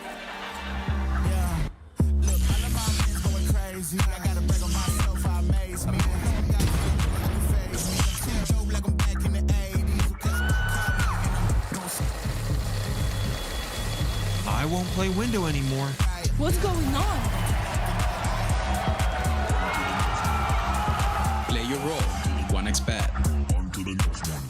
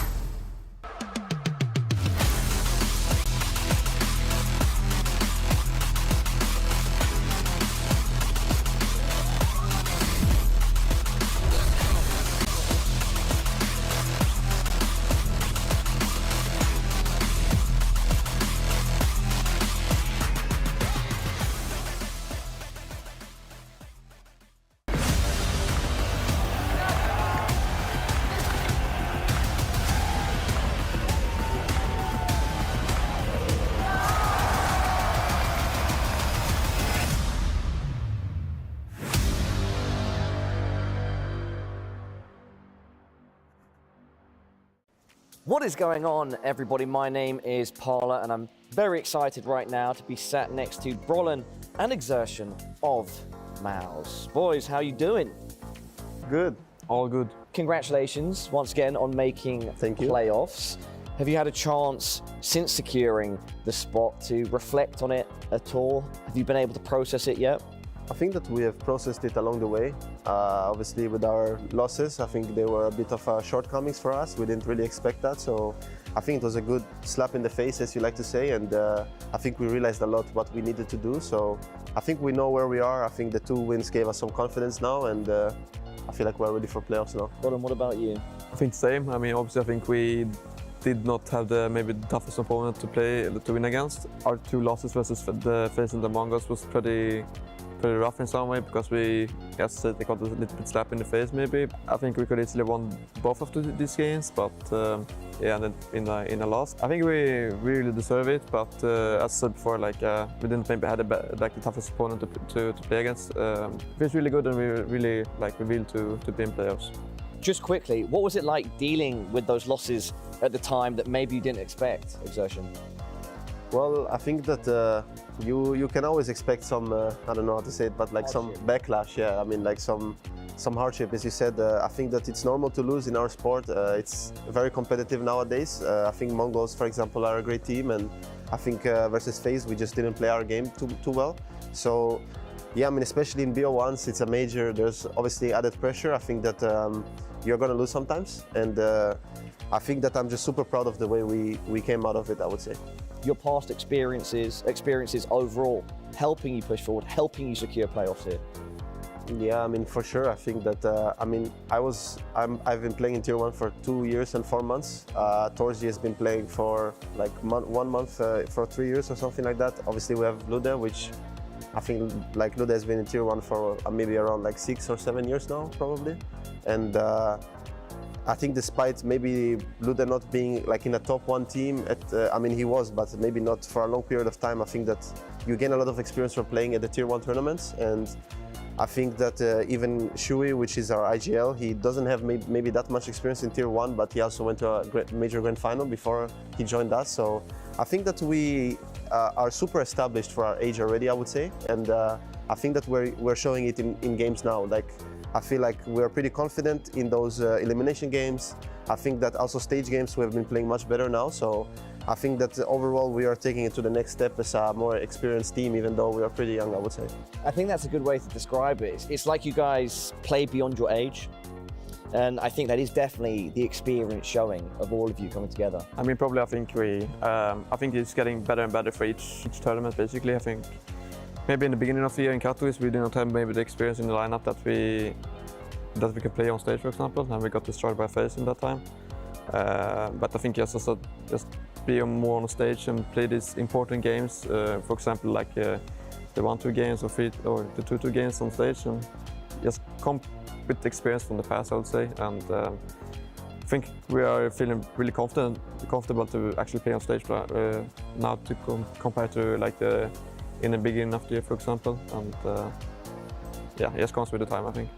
What do you guys think are important factors at stages like this in tournaments beyond experience? Because a lot of factors have to come together, you know, for you to be playing as well as you are and to get to a spot like this against the best teams in the world.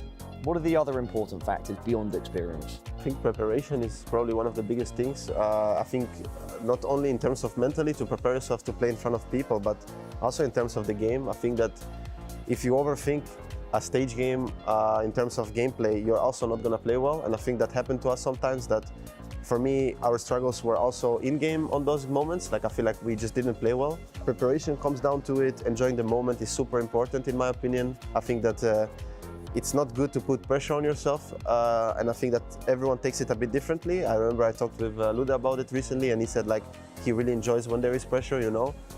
And I think that basically for every team, for every player is different what they need. But I think that at the end of the day, we need to enjoy what we do as well. So I think it's just super important not to put unnecessary pressure on yourself. Do you think we can expect to see the best MOUZ CS yet when you get to playoffs? I hope so, and all the team hopes so as well. I think we prepared all year for this moment. I think this season maybe has not been our best, but I think at the end of the day, we are really ready now, and I think that's the most important thing actually. So we're just gonna go out there, we're gonna throw away everything and just enjoy the moment.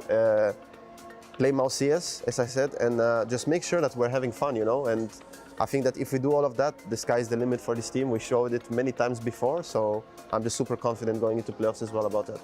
Roland, any thoughts? It's a major, and I mean, it's just very much hype around it, and I think I just need to just enjoy the moment and play my best as I can. Looking forward to it, guys. Anything else that you'd like to say to the fans at home? I mean, obviously, thank you for the support. We really appreciate it, especially to the MOUZ fans. We really look forward to play the quarter team major. Yeah, we always feel your support. It's always lovely, so keep it up. And yeah, looking forward for a crazy arena with you guys. Roland and Exertion, it's a pleasure to watch you guys and your team play MOUZ CS, and I wish you the best of luck going into playoffs. Thank you very much.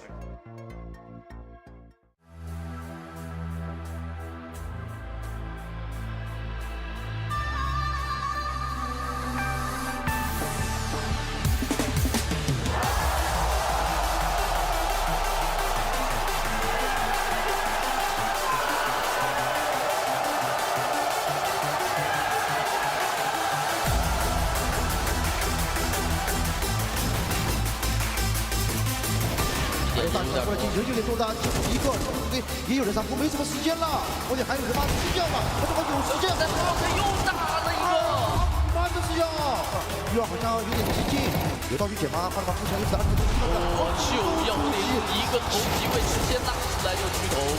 纵可是他最后一个面临到对方4个人在打 AK， 先秒那儿再秒一个 ，PSS 还没血量，场里面还剩15分钟，绝地行动。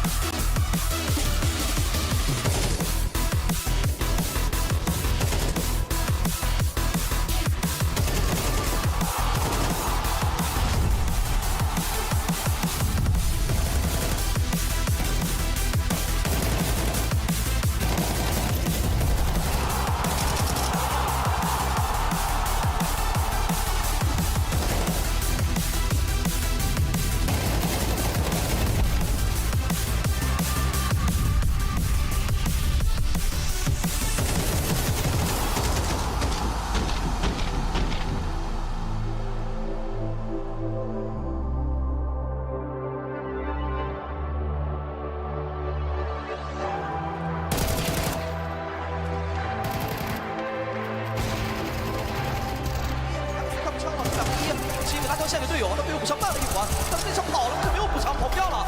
飘烟雾弹穿一穿，片头枪滑铲预苗，提前判断预苗爆头线。火逼左边没有血，主要腰里了，哇！绝杀过程，2打4。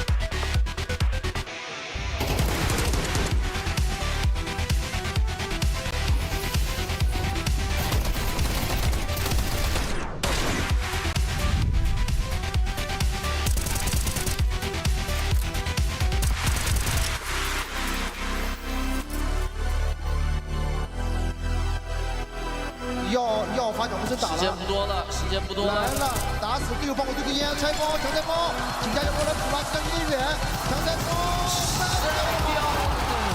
拆掉了。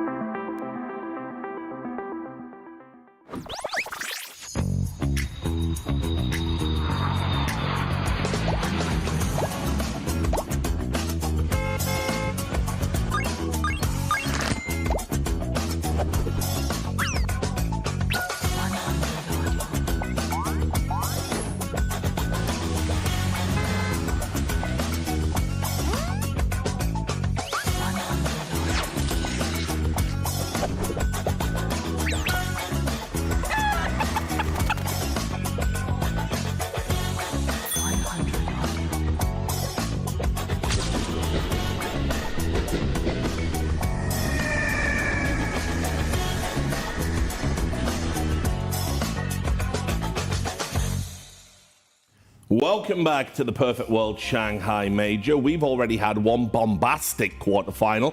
We're hoping for another when Team Spirit take on Team Liquid. I'm your host, Richard Lewis, coming in for this one, and joining me on the desk, we've got Dust Murray, we've got Yanko, and we've got two teams that have played each other in the not too distant past with perhaps a surprising result. Yeah, absolutely. You know, Team Liquid being the better team on that day at past fall finals, but I think for these two teams, sort of in a similar spot, although they might not like to admit it. Spirit will definitely tell you they have championship aspirations, but they're not playing like a team that realistically can make it that far. And Liquid will tell you, well, it's our first season with, you know, Ultimate, Twitch as the IGL, JKS on the team. Like, we'll take it as far as possible, but we'll be happy. We'll just take it one game at a time.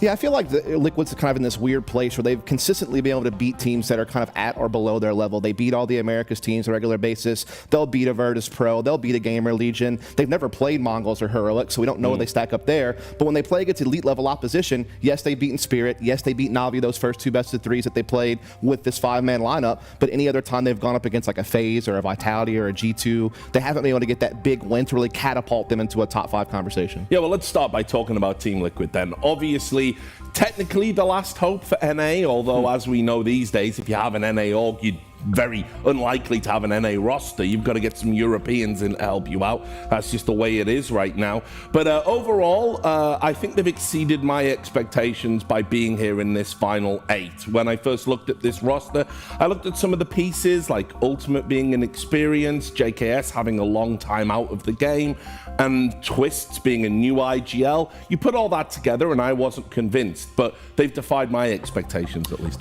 Yeah, and I think there's two main talking points about Team Liquid, or concerns that you have. One is the form of Yekindar. Will it keep, right? Yes. He's had a big slump, stepped it up at the major. Props to him. That's one of the reasons why they're in the playoffs. And the second one was Ultimate, who also hit the slump after an incredible sort of first showing for Team Liquid, and again has seemed to have found his groove again, right? And the reason for that is these are the two aggressive players on Team Liquid. And that's why you saw them not being able to find results as a team, right? Like, you're always playing in 4v5s. This is not, you know, our condemnation of Twitz's IGLing. It's just hard to do it, especially against the level of opposition that Dust referenced. And here you see the other side of that coin is when they are able to find openings, when they do have rounds with advantages, all of a sudden it's all looking a little bit more smooth.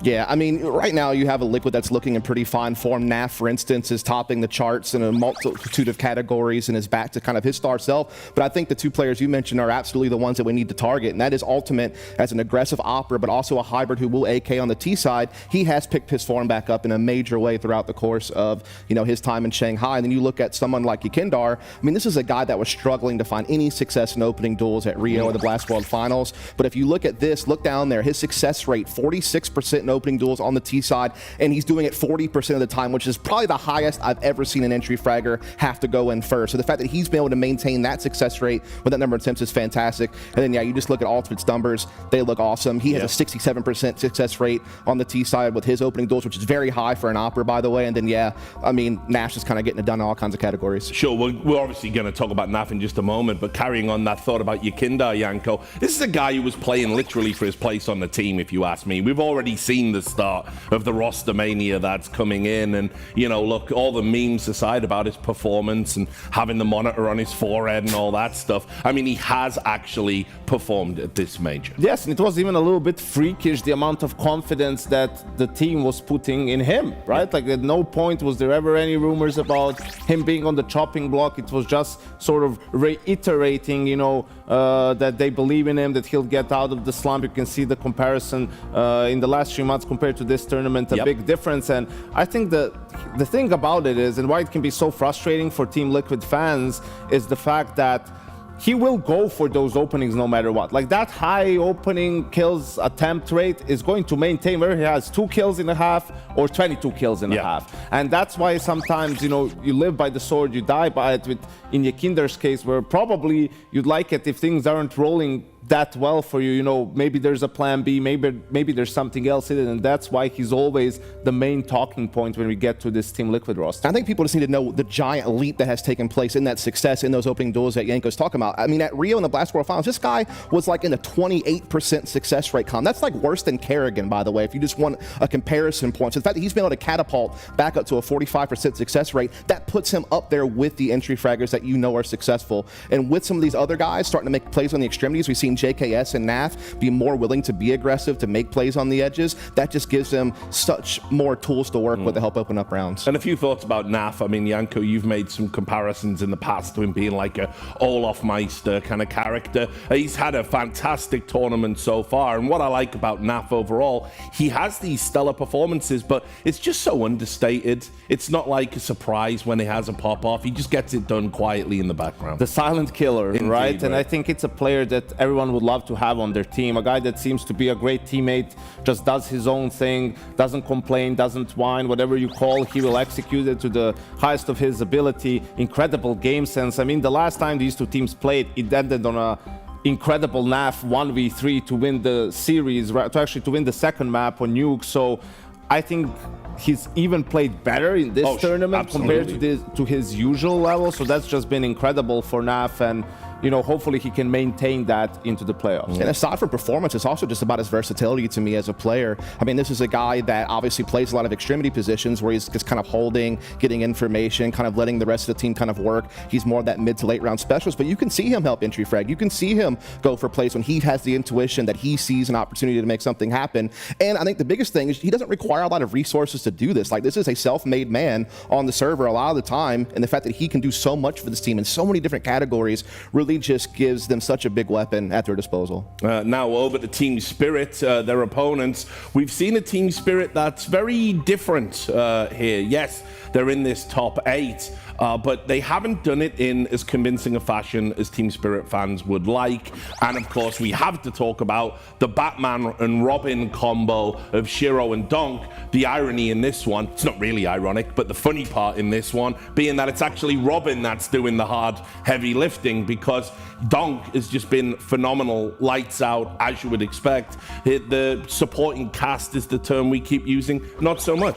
Yeah, really an absolute phenom, Richard, no doubt about it. Highest rated player in the tournament. 155 is a little bit ridiculous as well to maintain, and it has been a question towards this second season that we've had is, can they just keep up with him? Just do enough. Like, this kid can carry you to a tournament win, right? You just need to do sort of the bare minimum. Sure, Shiro is doing more than that. Zontek's a little bit better in this tournament too, but sometimes it just falls apart at the weakest links. Yeah, it's an interesting one because we've seen kind of both sides of this that Yanko's describing throughout the course of this tournament. You know, throughout the RMR run, yeah, sure, they did make it, but they were one of the last teams to do so, despite being a favorite to go 3-0 or 3-1. They had to kind of grind their way through, and even though they 2-0'd the last two teams they played, the eye test just didn't pass for me. They looked timid, indecisive. They seemed like the pressure was really getting to them, but I will say they broke through in the end. Like, the fact that they were able to get clean wins over Na'Vi and over Heroic to make it to these playoffs really helped, and we are getting help out of supporting cast. For one, Shiro's playing great. Zontex has also been great. But I want you to look at this on the far right from Chopper.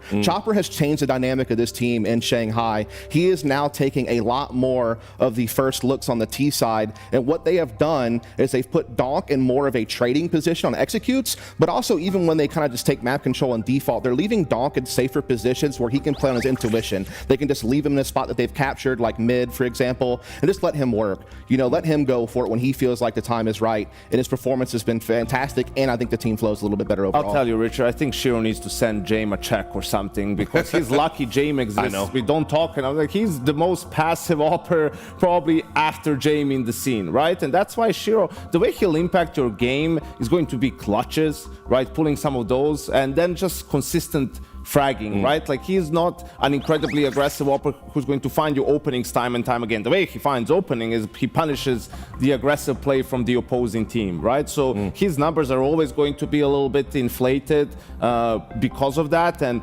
he needs sort of the aggressive guys on the team to do well, because he's the closer in a way for this team. And yeah, I think that's why you don't necessarily look towards him to get you. He'll get you over the finish line. He just won't get you really within striking distance. Yeah.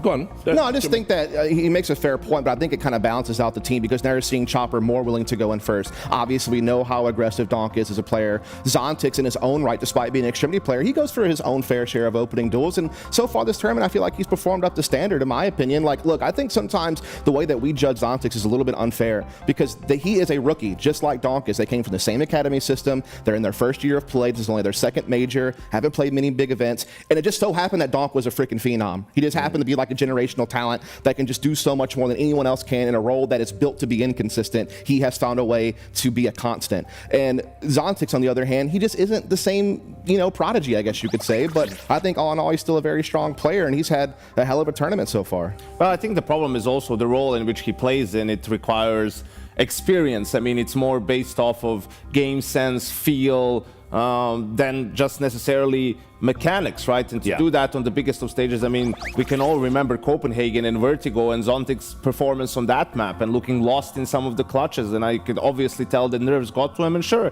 he's a rookie and that made sense at the time, right? But you want to see progress. You want to see players get better and sort of show that they can cope with that and play on the biggest of stages. Yeah, well, look, we've been glowing in our praise for all of these players and in true Richard Lewis fashion. Let's get some negativity in this desk. Let's talk about Magix and what's been going on with him at Team Spirit. Obviously someone that hasn't necessarily had the best tournament. I think he's also got this weird kind of questionable swagger to his demeanor when he does the media work and the interviews, Swagger is an interesting word to use. Yeah. Or an absence of it in a way, because, he kind of has an arrogance that doesn't feel deserved or earned within this team.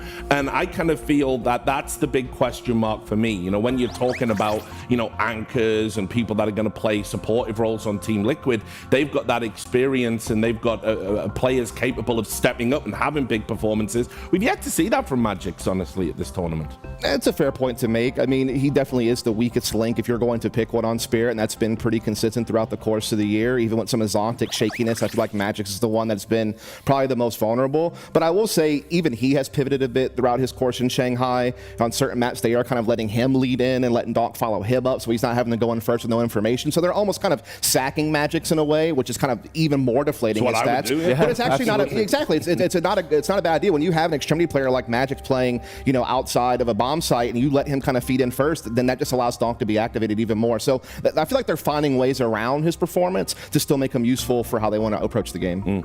You can't hide players. Like in the playoffs of a major, everyone needs to deliver, everyone needs to contribute. You can do some things here and there by letting them go in first in an execute and then they will get traded. But even that sometimes, so that the guy can be set up to succeed if he's the first guy. And if you don't get that first kill, the whole execute can crumble. So it goes both ways in that sense.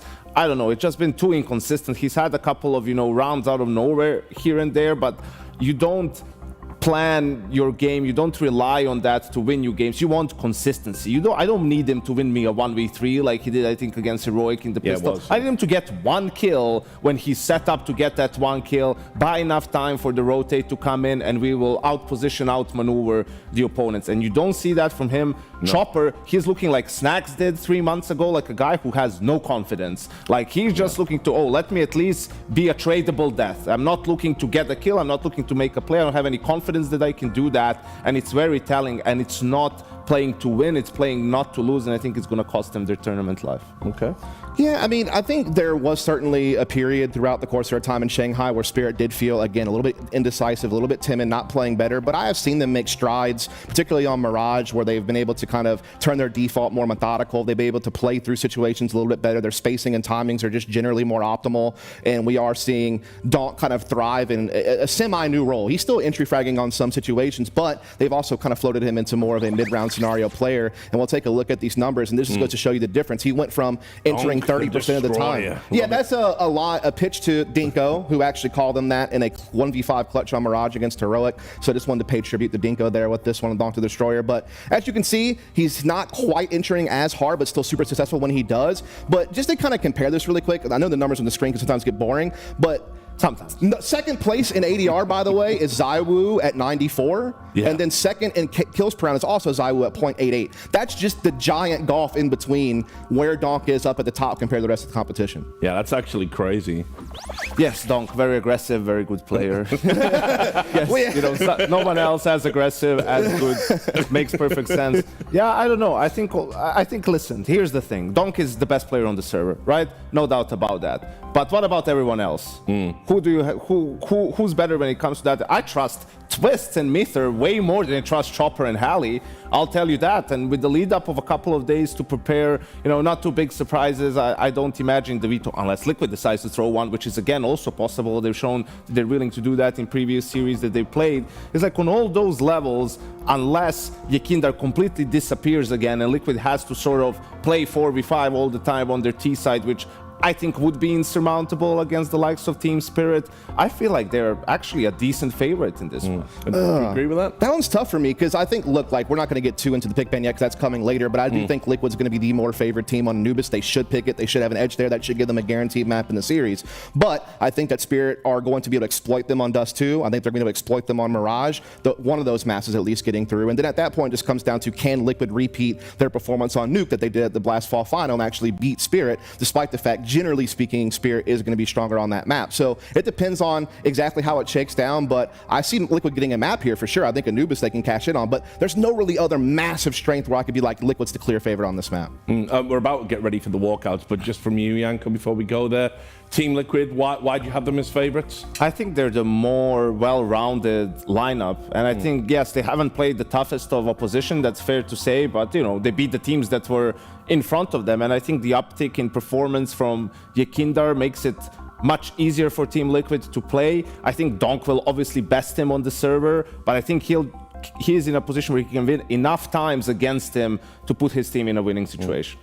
Yeah, I think the interesting thing for me in this match is going to be the difference in opping. You know, Ultimate, very aggressive opper. He's going to be going for picks. He's going to be helping entry with rifles on T side sometimes when you can't afford an AWP. Shiro, more of a backline player, more of a mid to late round specialist. And I think that dynamic is going to be really fun to watch play out because these teams have only played against each other one time. That's not, you know, a huge amount of data to work with. And when they did, it was a close game. And so I'm hoping for fireworks again here in the quarterfinal. Just been told we got 1 more minute. So I just want to ask about the head-to-head between Chopper and Twists. Obviously, we've got an experienced IGL with no confidence versus a new IGL full of confidence.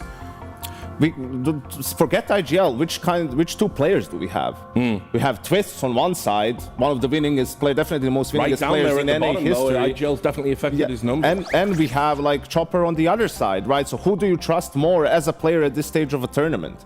I don't care that he's been in game leading for 3 months. I trust Twist still to perform and to play. Right.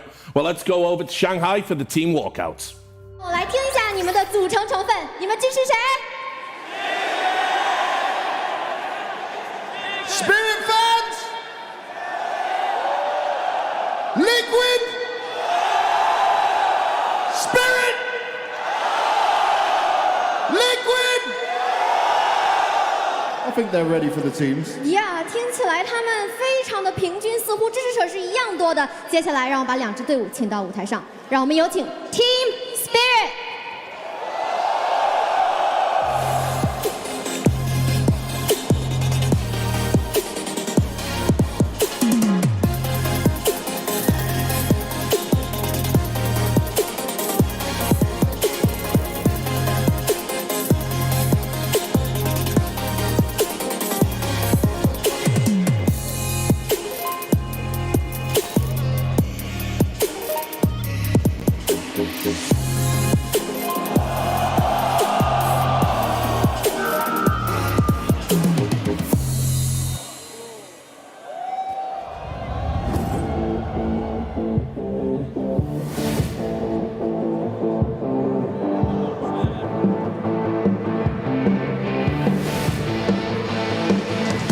实力恐怖的步枪新人王 Donk 加入之后 ，Team Spirit 今年脱颖而出，已经斩获了3座 SG 赛事冠军。而他在本次淘汰赛上打出的神迹 1v5 更是震惊四座。上海 Major 的决胜赛上，期待他们能够带来更多的惊喜。 The dangerous dragons, and they say it depends on Donk. But this is a team game that will need a team performance, especially if they want to stand a chance of ending the year exactly how they started it. Can they all rise to the occasion this time around? It's Team Spirit!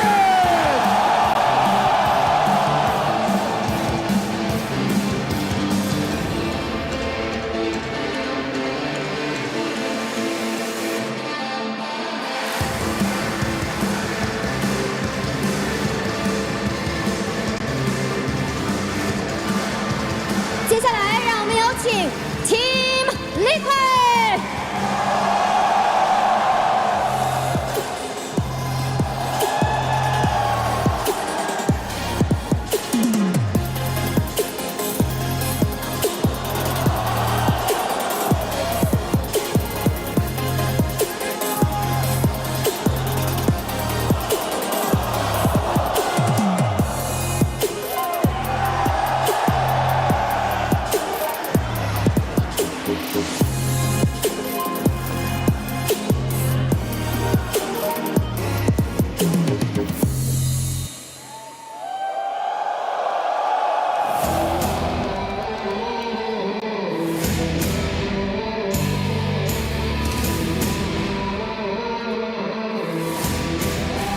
今年命运多舛的 Liquid 最终在世界唯一双圈大满贯拥有者 Twist 做指挥后渐入佳境，从未能打入哥本哈根 Major 到上海 Major 的决胜赛，他们是美洲区唯一的希望，而他们也在谱写 Team Liquid 的新篇章。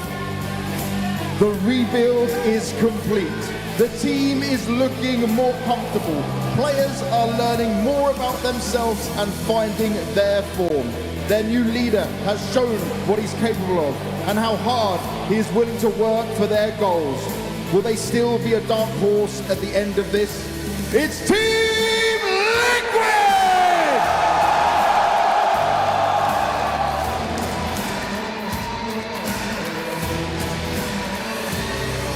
Fantastic walkouts there. You can see how effortless Donk makes being an international superstar look. Just there playing with the crowd, twists as well. So if there was any sign of nerves, you wouldn't know it. But anyway, guys, you know, quick temperature check. I'm just kind of watching just to see if we've got any interviews creeping up on us. But anyway, we can start talking about the potentials for a veto and where it might go. Well, we know where it's not going to go, right? We know Inferno's the permaban of Spirit. We know that we're going to see a ban on Vertigo as well. Actually, being told we are going to get some interviews here. So let's go back to Shanghai.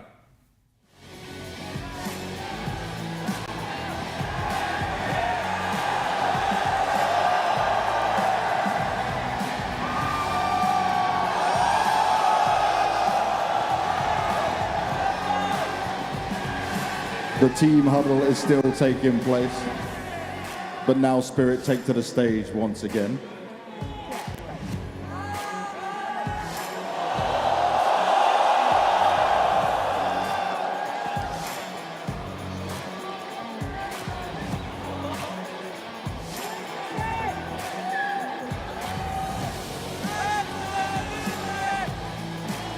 Chopper, what is your feeling coming into this game? How confident are you? I don't know, it's really good crowd, feeling good. 班克问他说 ：“Chopper 来到这个舞台上，你的感觉怎么样？有自信吗？”他说：“我不知道，我觉得还不错，感觉非常的好。”我们来问一下 Twist，Do you have enough confidence to take Team Spirit down? I believe so. I think my whole team has enough confidence. We feel absolutely amazing today. I feel like we've prepared well, and we just can't wait to play in front of this amazing audience. 我刚刚问他说有没有足够的信心战胜 Team Spirit， 他说当然了，我觉得是这样的，我整个队伍我的队友们都已经准备好了，我们今天感觉非常的棒，我们已经准备好了。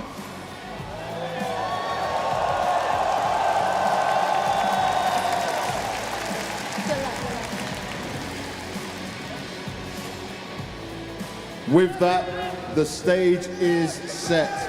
But Shanghai, this is looking beautiful. Are you ready? 好的，让我们把舞台留给 Team Spirit 和 Team Liquid。 Yeah, there we go. So we got the interviews. Love that answer from Twists. You can see he's just full DX in it. You gotta love it. Yeah, so anyway, now we have to talk about the minutiae of where this veto might go to. So I'll start with you on this one, Dust. You said, just before we had to go back to the interviews, you know where it's not going to go. Yeah, no Inferno, no Vertigo. We know that's the two permabans, but I think what'll be interesting is the picks, because I think Spirit could exploit Liquid on either Dust 2 or Mirage. It'll be up to their choosing which target they want to go to first. If I am Liquid, I am getting Anubis immediately. Last time they let it go to the decider map, I don't want to see that. I want them to go ahead and put their best foot forward now and guarantee themselves a map in the first two.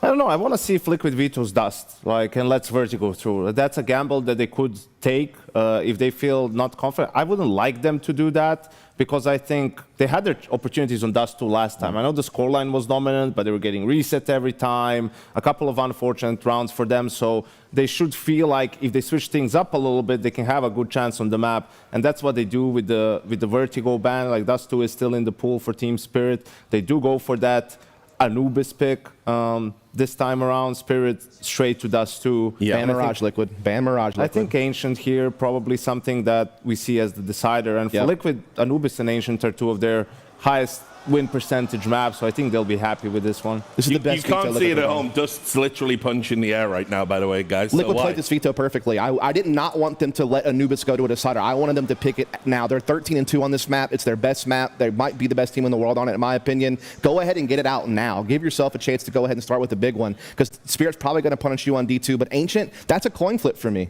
And we'll see a little bit. Spirit deciding to pick CT side on Anubis, right? On Liquid's pick. We see teams a lot pick T side, actually, because it is a T-sided map, and also you get to dictate the pace of the game at the very beginning, right? Obviously, it goes both ways. It might be tough on stage to get into the swing of things, right? And that way they can steal away a couple of extra rounds on CT. But yeah, for me, I have all the confidence in the world in Team Liquid to take this one home. Okay, well, let's talk a little bit more just about the matchup, Dust, on Anubis specifically. Sure. You said Team Liquid might be the best team in the world on this map. Tell me why. I think it's just because, A, the success record is there, but also it's just I've seen them constantly innovate. Like, they already have a great foundation of, Twist and, Yekindar being your aggressors, and Canal and mid, having Naf and JKS playing the extremities. But now those two extremity players are willing to go for plays, willing to go for openings, and then we can see Yekindar be mobile and how he assists things. And they've also added some new mid-control protocols. They've been doing a lot. The only thing that Yekindar hasn't adjusted is a way to see more of the game,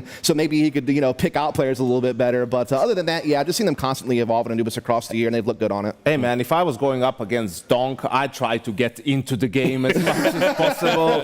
Any advantage that I could get. And here is where, sometimes you talk about Spirit and Chopper plays mid, right, on a map like this. Donk is mostly towards connector, towards B. So it's sometimes Shiro, yes, he moves all over the place, but sometimes it's hard for these guys to get activated, right? I think that's where you sort of give the edge over to the side of Team Liquid. Their talent is more evenly spread around the map. And that's why I think they should go for Chopper. Chopper is a weak point on this map for me defensively, and this is where you've actually seen Liquid evolve into pulling Naf off the extremity and helping Twist attack middle. And I think that combination can just open up so many options, whether they want to use that to split A, whether they just want to use that to threaten CT rotations and then kind of fall back and then play a mid to late round play. I just think that Liquid's so dynamic on this map, both attack and defense, and I think that getting it first is going to give them their best chance at pulling this off. I mean, is it a complete disaster if Liquid can't get this one over the line? Yeah. I don't think so. I think they have their chances, right? I don't think their Dust 2 against Spirit was as grim as it maybe it was in other situations, and we'll get to that map altogether. But yeah, absolutely, their best chances are on Anubis and Ancient. I think Liquid will tell you that themselves before the game. And for Spirit, is there a particular key to victory that doesn't involve Donk? I think, again, it comes down to Zontix actually doing pretty well for my money. Like, he is an extremity player on this map, but he's been able to be pretty successful in that throughout the course of Shanghai and recent events, going for openings and finding him. When he's not, he's been a good trade fragger. I think that that's actually, for me, the X factor. Because, I know I'm going to get from Donk on an in-and-out basis. We all do. We all know we're going to get from Shiro as well. He's always been that trusty sidekick, but more on the passive front. You need Donk to have someone else that can kind of help him be the aggressor. And in some cases, it's just been Chopper going in first to sacrifice himself so Donk has a more favorable duel. But sometimes it has been Zontix, and so far I've been impressed with him in Shanghai. The most important people on Team Spirit are Chopper and Halley, because you need to prepare well for this game. Liquid plays in a very dynamic way, especially on their CT side. So you need to prep your players to be reactive and to hit timings and not be scared of utility. If you get blocked by a smoke, you still need to hit the timing and go. Otherwise, Liquid is going to outposition you whole game long. They do a great job of disguising, sort of where they're weak or buying time to make aggressive plays with utility, right? And this is something for Spirit. You can't just be, once Liquid does something and then you react, it's too late. You need to be able to anticipate in this game. That's what their players need to be able to do on the server. That's the point that Halley and Chopper needed to nail home before the game started. Yeah, and obviously we have seen them drop this map over the course of the RMRs and the Major, Dust. Perhaps to opponents are a little bit surprising, certainly worse than Team Liquid. Yeah, it's no doubt that it's a map that at times has been good for them, but it has kind of failed them a little bit. And I do think that one thing that Spirit could do to try to be a little bit more dynamic is to try to move Shiro's op around a little bit more defensively, try to get some different looks to him. But it's also going to be about Donk. You know, he's the one that's going to be guarding that B connector on the CT side. He's also a guy who is very mobile in his own right. I think at some point this game they're going to have to shift his position to kind of help things out. All right, guys. Well, thanks a lot for that. We are going to go straight over to the action now. So bring the hype. Oh, bringing the hype for sure in this one. This could be a bare-knuckle brawl. The map pool as well, Chad, you said to me off air, you said this is a brawly set of maps. We've got brawlers in the server. Can I expect a little bit of early action just to kind of whet my appetite? I think with the Nubers, definitely Dust 2 is going to follow up, and then if we make it to Third of Ancient, all of these can deliver in that capacity, but we are straight into game, straight underway. And Team Liquid, well, it's their map choice, Spirit, opting to start on the CT side. Yanko touched on it. This is the type of the map where the CTs have to set the tone. We'll see if they do so out the gates on the pistol. Over towards B. This is a bit of a variation for Liquid from their last few pistols on this map. Heavy mid for Spirit and an opening glance from Magix. Yeah, he's going to take a little bit of info and throw out an incendiary that will foil your initial plans, but it doesn't look like Liquid are going to be phased. Fortunately for Liquid, they hadn't let go of the utility just yet. Here it comes. Wave of util, Donk to receive ahead of the smoke, and it's actually Magix that draws first blood. Ultimate puts Magix down, it's Donk they find in the smoke. JKS, a fan favorite, removes Donk empty-handed into the pistol. Oh dear. Those dual Berettas, they collect a double kill in unison. It's actually Zontix that finds himself a double as well, and down goes Naflight. Triple kill to start off for Zontix. Yeah, looked real good for a moment there, but the mid push with the window drop into the dual Berettas, wanting that con control Team Liquid, that's where they get slaughtered. Bomb going down, likely to see the force follow through. You feel that was looking good for Liquid. But Zontix, he is a big win condition for this team. Obviously, all the talk is about Donk, right? The carry performances that this guy can put in. Pull his team across the... Yeah, well, you know, the flashes, the smoke, it doesn't make it easy. But it was that right there. There was a goosh, and then the two frags that came in. But Zontix is essentially the third star of this team.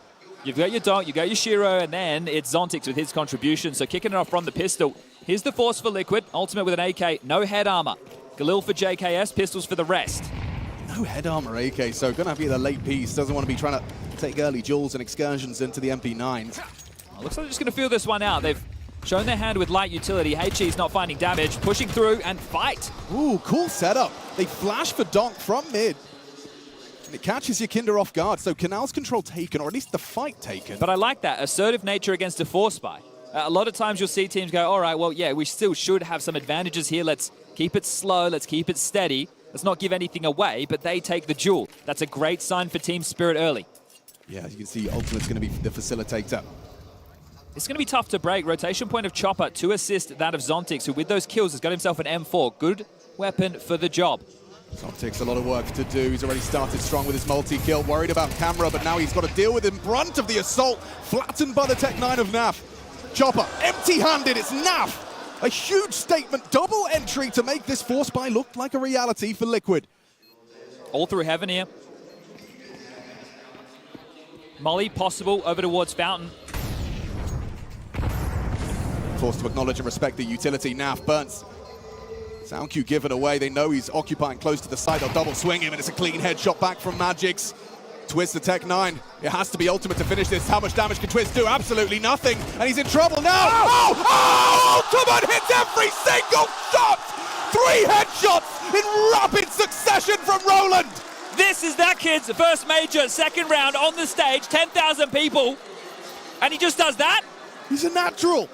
That's how we're starting? Okay. I questioned why the AK's in his hands, and he explains perfectly. How has he done that? You think we're the train? It felt like it should have definitely been there. That was so steady, so calm.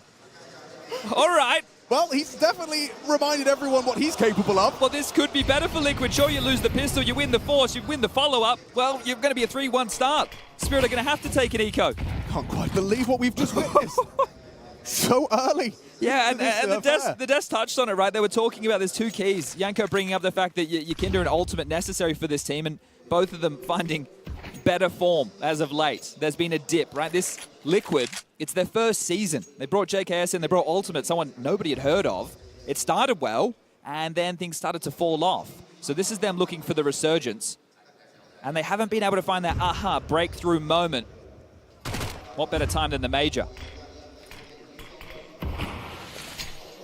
Jostling for control, forcing out Util. Smokes, plenty. Liquid have a good amount to finish with, but the CT setup currently, 3 players residing over towards B, and just 1 man, Chopper, left to his own devices on A. Smoke dotted in, and now Zontic's freed up to rotate. You can see him there glancing. They know that they've left this mid gap. Has it been exploited by Liquid? Well, not yet. Again, the target's Chopper, Das discussed. A vulnerability on their CT setups. And he's been left to his own devices. He needs one hit, just to slow them down, if anything. A headshot onto Yakinda was available. Should save now, Spirit. You're out of position. Might still be on high alert because the A anchor Zontic's still alive. But right now, Spirit have absolutely no reason to go for this. I think Spirit might lay down arms as well, right? Let them hold on to their goodies. You didn't really get to see too much of what they were working with, but you knew they were going to be forcing. So well handled, just one problem to deal with. And of course, Spirit, in those moments, you have to gamble. That's the nature of this map. We've been talking about it time and time again throughout the course of the major cycle. The T side, you're looking for 7, 8+ rounds. If you're able to get past that 7 mark, great. For the CTs on a force, what are you going to do? You're going to push through window, you're going to push through smokes. You have to hope the fight comes your way if you want to play passive like that. Well, genuine question then about this CT side of Anubis is, you know, is it something that you have to essentially gamble because of the vulnerabilities of B? Like getting crunch from Con and Main can feel so rough that if there's not 3 or 4 players there, you just give it up. Do you have to gamble even into the gun rounds as well? That's one of your 2 options, right? And I guess as we see this game progress, secondary AWPing is also something that you could do, right? Because it's going to mean you could hold on to utility for longer. But I think that as the rounds whittle down, that's one approach. It's similar to Inferno is that way, right? You want to make sure that you're holding onto your util, but you also need to fight for control. So you're stuck between this horrible feeling. Which is why there's that T bias. Exactly. So for Team Spirit, this is a second bite of the cherry with those purchases. So problems as, well, this looks like a technical timeout. Just taking a look as it looks like it will be, yeah, Zontix. He's got his headset off. He's got the admin on his side. And they'll be sorting this one out. It is a grandiose stage. Yeah, center stage. We're right on the floor in all of the action here in Shanghai. 10,000 people. Thursday afternoon. Yeah, and we were watching the first best of 3 from the stands, and have to say that like this whole crowd is like tapped in. It's a high level appreciation, right? Like they note a save and they start clapping, and it's like, okay, that's nice. Like they're actually able to piece things together, which is. And the loudest we heard them get was for something like, you know, an eco victory, something that they aren't expecting to happen when that expectation's subverted. They're not just cheering for, oh, red team, my team. Go red team. I got a couple of other storylines to get into here. Twist is playing with the crowd. Yeah, and he's one of the favorites, but surprisingly, and this is not my bias, this is theirs. Yep. JKS, the birthday boy, is apparently the talk of the town. He's one of the most favored players here in China, which is insane to me. That is but they had the biggest roar when he walked out on the stage from the Liquid bunch.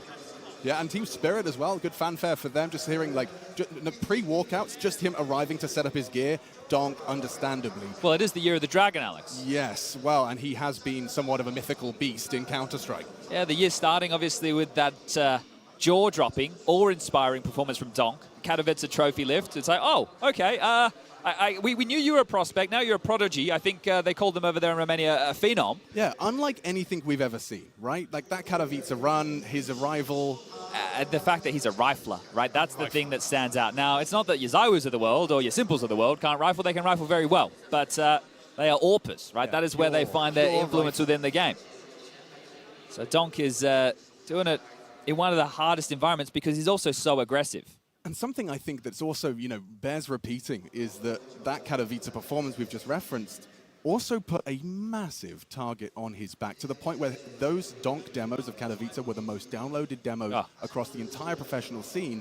So what does that do to a player? Obviously, you've just burst onto the scene. You've got your tricks, you've got your approaches, you've got your, you know, maybe you're touching a crouch key a little bit more than other players, whatever it may be. The Donk slide, I believe, Alex. Slide. What, dude? I've been watching some Donk demos. Believe it or not. There you go. He is, yeah. He's very rarely completely static. It's almost like he's found like a way to kind of dead zone. But this shows you, right, the young generation generation, and when they get tapped in at such an age, especially when they don't have the residue of a 1.6, of a source, of a previous iteration, of a...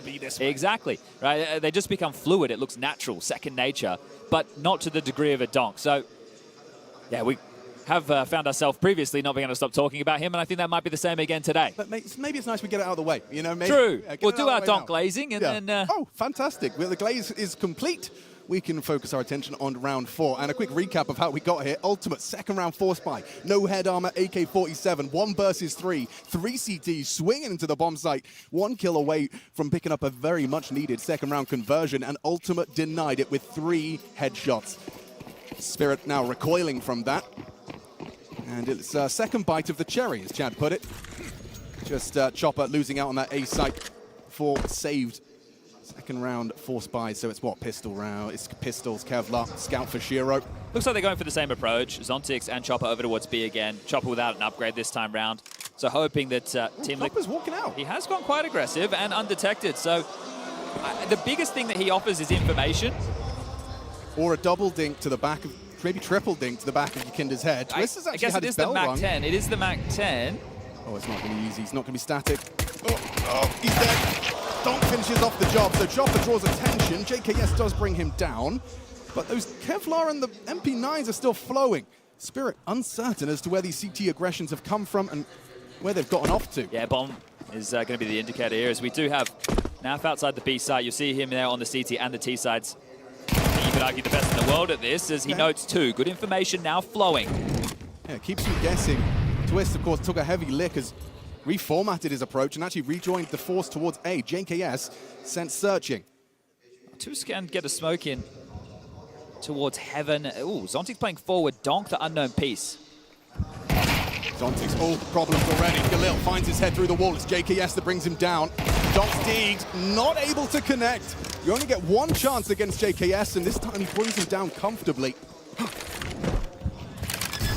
Set for a third. Yeah, handling business. And Dust pointing this out. He wanted to then pick this map, not let it be the third. Pointed out some stats. They're 14-2 on this map with this roster, and they've only come together on this half of the season. So this is home turf for Team Liquid. So far, so good. I think Dust 2 does really raise some alarm bells. Vito going as expected, I would say. Because this has been a bit more spotty for Spirit. They're on a 2 losses on the trot. One of those was to Passion.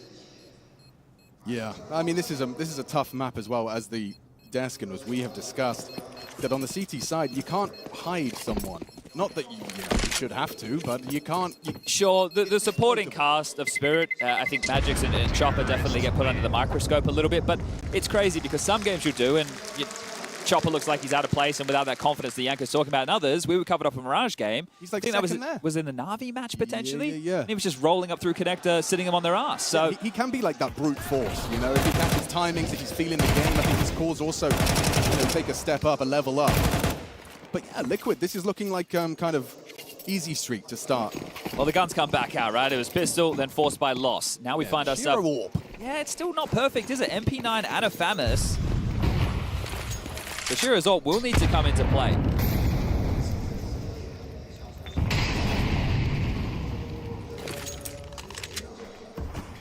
So early harass on middle. Also jumping on play, turtle up towards the B bomb site.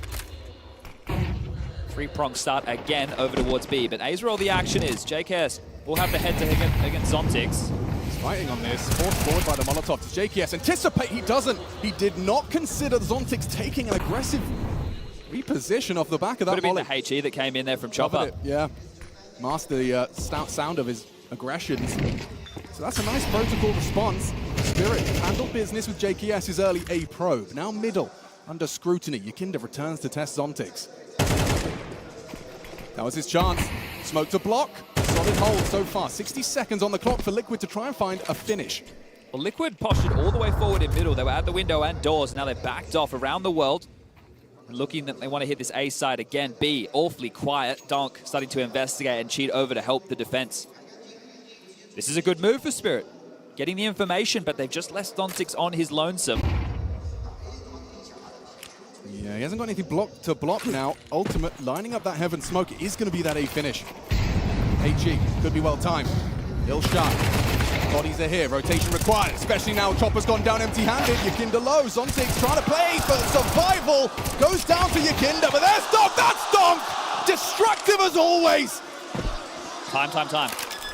Needs to get the bomb down. Ultimate in a 1 versus 2 situation. Has Donk done enough? It should be. Shiro and Magic just tasked with the finish. And Ultimate has a chance! Comes down to the Shiro USP. And that's a perfect embodiment of everything we've discussed. Chopper, nothing. Zontix, nothing. In comes Donk for the triple. And it's enough for the cleanup crew into a 1v1. Okay, A defended. And that started in a 4v5. Yeah, just barely though, wasn't it? We'll check this one out again. There's the opener. Yakinda on the way in, and then Zontic misses his timing, but Donk arrives perfectly. A beautiful triple, a necessary triple, and it's the combination of the Donk and Shiro show. I always find the M4A1S, when you see the triple, it's like the last 6 bullets, and it's just that control. He taps those last ones to make sure there's precision in behind it. You know, you're working with less bullets. Oh, he made it work so well. Hallie's going to get on the mic for an early tactical timeout.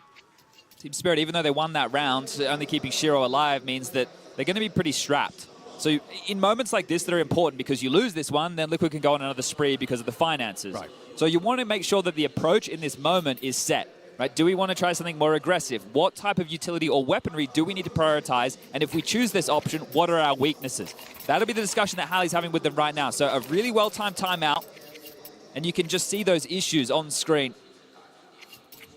2 M4s, 2 MP9s up against Liquid, who have 4 AKs, and Yakinda choosing to operate with the MAC-10. Yeah, and less utility, so deliberately, not only the lesser This is more mid abuse. This could be trying to run down Chopper. This is dry. Chopper just getting runner. Chopper's in trouble, isolated, holds his own for 1. Twist will trade, pressure on. Temple smoke already dropped. This is already breeding uncertainty. Good move here from Zontix, though, trying to isolate the fight against JKS, so applies that pressure. He knew that he was just on an island. Shiro doesn't quite believe it. The game plan is so mid and A-centric right now for Liquid. It really does feel like they're trying to abuse Chopper in middle and then understand what that leaves for poor Zontix to deal with. Well, yeah, because then once you adapt, then B site's weak and you can finally start walking in there. Well, we'll see when that starts to come into play. Right now, 4v4. Still a decent amount of utility left for Spirit. It's Zontix. He has to get something on the way in. He doesn't have a smoke, Chad. There is no way. He essentially has to just get this info safely, which... Well, they just cleared Con. Good info right now for Spirit. He has to stay active. So susceptible to a flashbang. Walking in. No flash. He's not ready. Wow. What was that? A quick switch. Nav brings him down. There's Shiro's AWP. Necessary. Finds a response, but they are into the site. Shiro plays for the retake with his boys. That's aggressive. Too aggressive. Twist hits a shot through the wall. Molly finishes the job. It's Donk, though. He is arriving. They have mantled into heaven, so Naf a forward position upon the fade. It's Donk's awareness that will be tested, now revealed by Naf. I think that hit him. That actually hit Donk, so they know he's up there. Now the question is, are we playing for this round? They are so distracted by Donk, though, that there are backs turned for Magix on this late A rival. Twist addressed it just in time.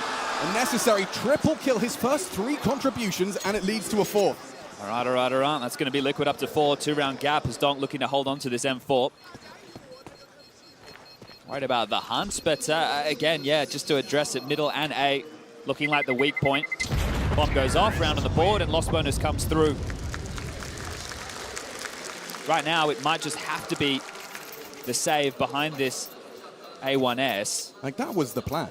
Yakinda's MAC-10, he was there to die. Yeah, and they even caught Chopper off guard, so Chopper did good to get 1, but they are really isolating his starts.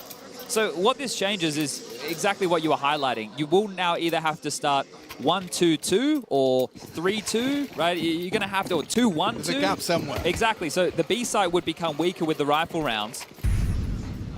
But this is Donk with the saved gun. So he loves to be in the front of the fight. So as the pistols, get him a bit of info and then put him in the right place, wind him up, let him go. The dynamo of Donk. Chopper. Now lurking through that dark smoke. That is going to be problematic for them. Shiro trying to draw across there so Donk can do damage. There it is. Team play available. AK found. First of this save rifle. We'll need a whole lot more from Donk if Spirit have a chance in this one. Does he stay mobile? Oh, okay. Well, Magix has been noted, and Naf isn't playing to punish the crawl back on his B lurk. It looks like Naf is parking the bus here for a reason. Oh, that will clear you out. Information provided. Still occupation towards that B main side. Not a lot they can do about it. I don't know, Donk is going towards jail just to hold the crossfire with Magic. Ultimate's coming to bail him out. He's scared. Understandably, Donk's rifle was seen on this bomb site. Crossing back is actually into Magic's. Staying active on that. Getting a bit late in the round. This can still go wrong for Liquid. 37 seconds. They've gambled correctly here, Chad. Spirit, that is. Liquid with a man advantage. No Kev on Magic's M4, so really will fall to Donk to find the multi-kill once more. JKS going to be arriving through Con. Miss smoke. Awkward now. Spirit a charge, and there he is! Once again, just finds the perfect timing, destroys Liquid with 4, an ace from Donk. One save rifle, and he puts his skills on display. Stone-faced, as he pulls a magical round out for Spirit. You could just see it. Just there working into action. Yukinda gets them too, but apparently that's not enough. This is such a tough position that Donk finds himself in as well because of the fights, but it works out perfectly. Just the timing into that fight. Is he really here this late? If you're Liquid and you're going for that option, you have assumed that they have rotated elsewhere. You don't think that you're going into the stack. So that, either read or gamble from Spirit, either way you want to split it, pays off. In Liquid's mind, they know that we know where Donk was. They wouldn't just leave him there. But what a perfect timing as well. The fact that as he swings, Twist is pulling out the Molotov in the open, lined up for him. Magic's taking aggro from the platform position is exactly where you want a molly, because it's such a hard fight that the T's have to sweep in and clear. So you can understand why Twist is getting ready to clear him out. But that one is a round that you need to, if you're Liquid, not get rattled by. Right? We'd say it in the past with the Zywar or Simple. Those rounds are going to happen. Well, so far 2 of them have happened. But you can't let it get out of control. 7 rounds in, though. And they've been able to buy. Mytha took the timeout just to settle them as, again, game plan. Oh, Chopper's got help this time. If they continue to try and force the issue through the flames, doesn't matter unless Shiro can rack up a double. Pulls the trigger, does silence Yukinda, and forced away by the smoke towards Temple. There's follow through this time. Normally they've gone mid and backed off. This time they're just going to go quickly in towards an A split. Yeah, I mean, Zontic's A main. He's blocked JKS, so it's going to be through camera. Oh, missed shot from Shiro. That could come back to haunt him. Zontic's going to have a head-to-head here with Ultimate. Ultimate does win it out just about. Look at Naf surfing through the flames. Not a care in the world. How do you two now for this post plant? 3v3, this is looking fragile. better for Spirit. They are fragile. Naf needs to hit something here. Donk crouching in, looking to find him, maybe overlooked. Can Naf catch the timing? Backwards turn, and Naf adjusts! A beautiful transfer into the head of Magic's. Puts it onto Shiro. Sure, he's got 3, but he's got 15 points of health for the 1v2. As an AWPer, you want this into the next, but simultaneously, no, you can do it. This utility, Ultimate Stairs, this setup is perfectly designed to ensure he cannot get isolated duels. He cannot pull the trigger onto one without response from the other. And so bides his time for an overextension. Waits for Ultimate to touch his keyboard a little too much and realizes that it's not being given, and so he concedes. Despite his best efforts, even a missed shot in there, he finds 3 kills, but it's not enough, insufficient as Liquid sees a 5th. Yeah, hanging around looking for a mistake, not getting one, so back and forth we go. It's 4 consecutive rounds now of back and forth action between these two teams. But still, we set the bar of 4 to 5 rounds for the CT side of Team Spirit, sitting at 3, not too shabby. You can attribute 1 to Zontix and 2 to Donk. That's right, Zontix with a triple kill on the pistol, and then Donk coming up big with an A1S and an AK-47. Yukinda again strapping in with this MAC-10, and JKS is doing the same. Have they read the economy wrong, or is this just going to be an A rush? Because, hey, there is another buy from Team Spirit. Okay, I'm intrigued. Only 1 set of head armor, however, that's on Donk. Just launching into A. It's Zontix on his lonesome. We'll have to block them the best he can. Zontix, that helmet, or absence thereof, is going to be a problem! My God. Just like that, the drive-by connects! Not ready for a MAC-10, expecting the rifle. Headshot from Yukinda, and Yukinda could do more. 3 players here running through, he guns them all down! Lovely work from the Space Taker, the Space Maker. Liquid gifted a 6th off the back of Yukinda. Charge into the A site. The game plan is clear. Abuse mid, abuse A. They are having absolutely no issues with Zontix or Chopper so far. Like, there are limited options for an A anchor there, but Zontix, he's not ready for a Mach 10 instant headshot through a smoke. That is what Yakinda will deliver you, right? Space, the fact he gets the entry and then the follow-ups, that's beautiful work. It's the type of form that they need if they want to be able to take down Spirit. Coming into today, I think I looked at like 60-40, maybe even teams would have been hedging higher, you know, speaking to different players around the lobby. People are, yeah, Spirit's in good form. We've been pracking him. Okay. Yanko, he believes Liquid have what it takes to get this one done today. Dust 2 up next. Ancient is the third and Decider if we need to get there. Speaking of Yanko, you know, he described Liquid, I think it was their CT side he was referring to when he described it as dynamic. We're seeing dynamicism, whatever that word may be, on their T side as well. Yeah, well, wait till we get over to the CT side. Yakinda is the tell of aggression for this team. They move him around the map. He's that loose piece, right? Kind of what you would expect from an AWPer. But sure. Yakinda is pushing out B main, pushing connector, going middle, pushing out A. Wherever we see him starting the round is where you expect Liquid to take a fight. Taking a fight, that's on Spirit's docket. They bought into the previous. Looks like they're doing the same right now. They know that they just need 1 or 2 more rounds, so gonna shove. Sure, couple of saves, but it's messy again. MP9s too, Famous, AWP, and Donk with the A1S. And I didn't want to have the framing of, yeah, it is just Donk. Well, obviously, he's had a contribution of Zontix and Shiro, but maybe it is just Donk. So far, it has been.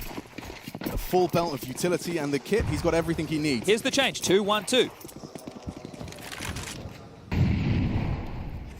What's the Liquid approach? Naf starts off slow B. Ultimate and Twist starts with taking some mid to start.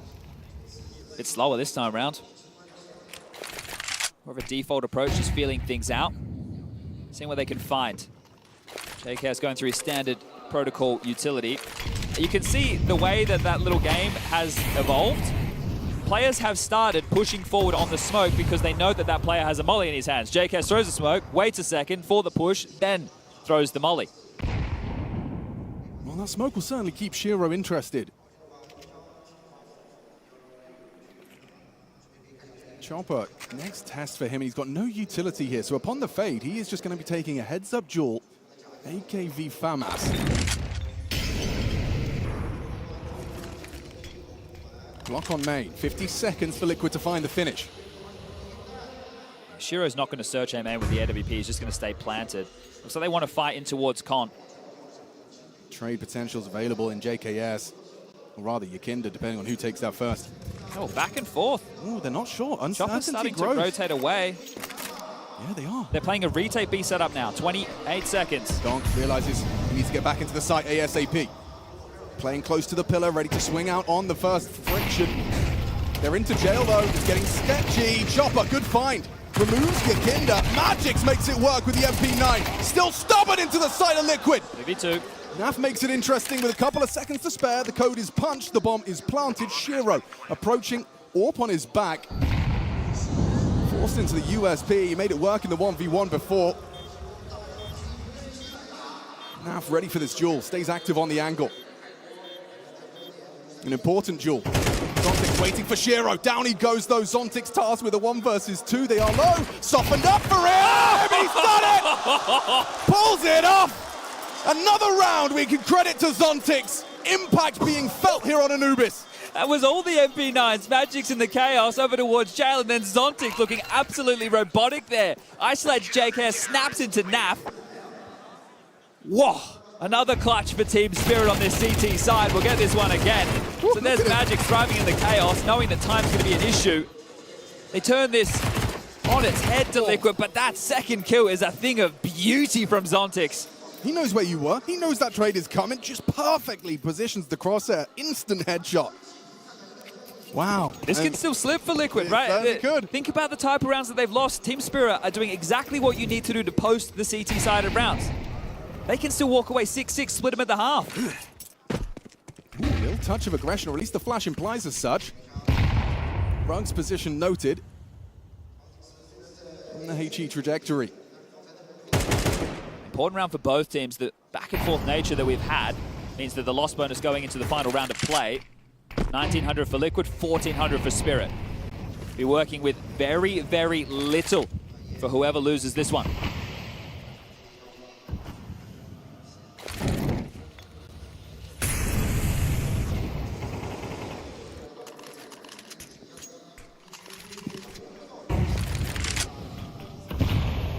B smokes have landed. CT side on high alert. Spirit anticipating a B finish behind this util, but it's not coming.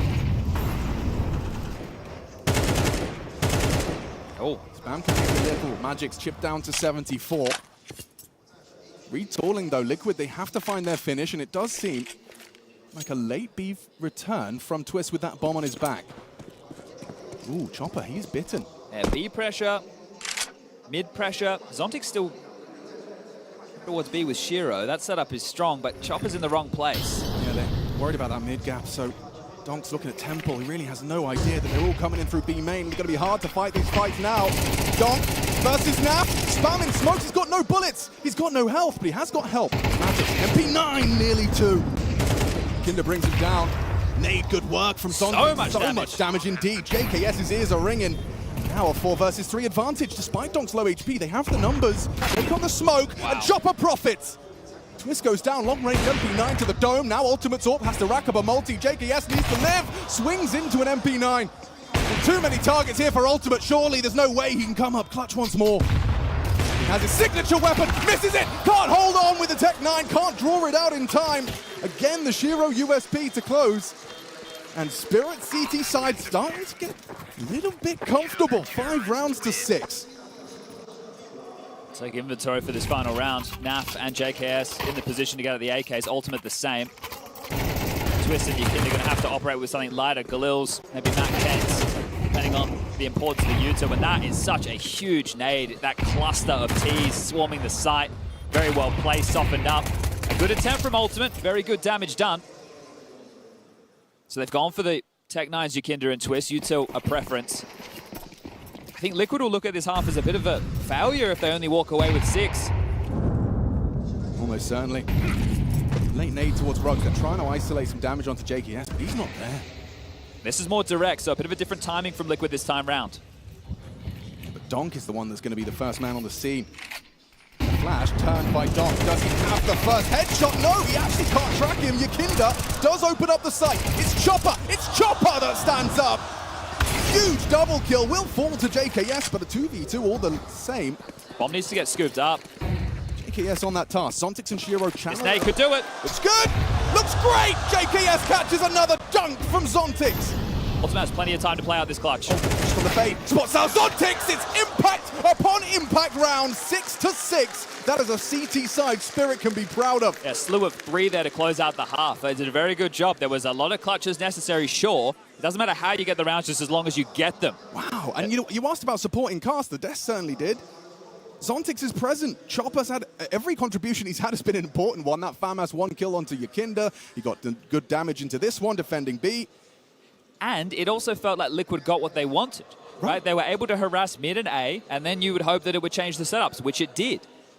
However, Spirit is still able to fight back in and get themselves all tied up. They're in a very strong position now to take this map. You move over to their T side even. Just thinking about Zontix's HEs. That's like repeated damage. He knows their plant preferences, reads it well. Back-to-back rounds. Zontix, without even needing to pull a trigger, finding a good kill with a well-placed HE grenade. Okay, well, sides have been swapped, Chad. Well, this is far from over. Remind everybody again, 14-2 with this roster, Liquid on this map. So only having lost it 2 times, and well, it was coming through in both of their progression series. Once again, I think it was against FlyQuest and once against MIBR. Right. To get them from opening stage to elimination to where we find ourselves today. Here comes the pistol round. Heavy lean towards middle/A from Team Liquid. It's just one man of NAF flight over towards that B defense. Mid-centric attack from Team Spirit. Twist, anti-flash. Here's the steps, gets ready for... Ooh, he eats the flashbang and a sitting dunk for Dong. A second available for him, trying to track the hedge. And finds it onto Yukinder. Setting him up for success, and Ultimate just spamming in the smoke, reveals his position. Shiro unloads a full clip. Oh, they faked as if they were going to go temple towards B. They're actually just waiting. It looks like they want to finish A. JKS is considering supporting Ultimate, and of course he's got the smoke in the kit, so Ultimate is a valuable asset to the team. Can't track. Magic draws the crosshair and sets up more from Donk on the Glock. Clear this corner as well. Oh, this is revolting! Another one! Another one from Donk! The dude is just stamping his time card. He is just putting in work. Working Liquid like it's his full-time job.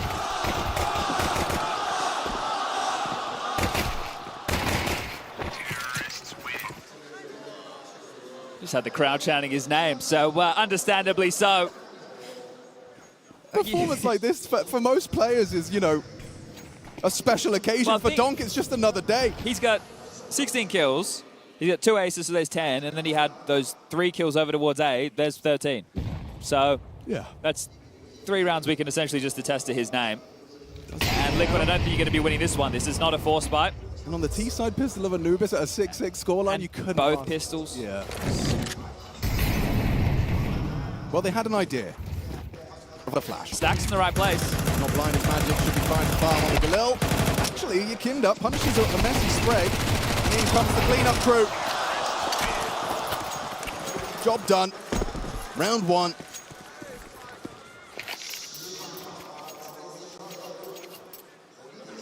Liquid are going to have to work very hard to get themselves back in this game. I know it's only a 2-round differential right now. They're going for the Fury.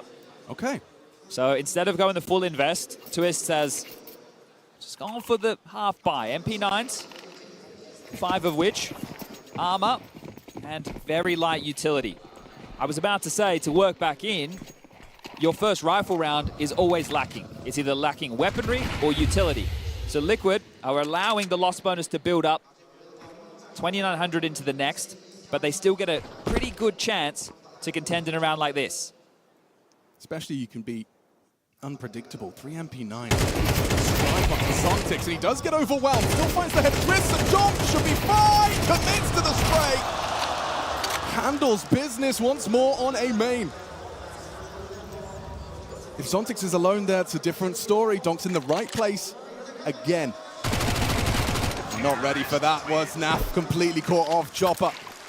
Your Spirit there, you're not expecting that to be the type of purchase. You're definitely thinking they're going to go into a gun round, but that goes back to something I touched on in the first half. Yakinda being the tell of aggression, right? They like this move, Liquid. Yakinda is the connector player over towards B, but if they want someone to go aggressive, they're going to use him as the point man.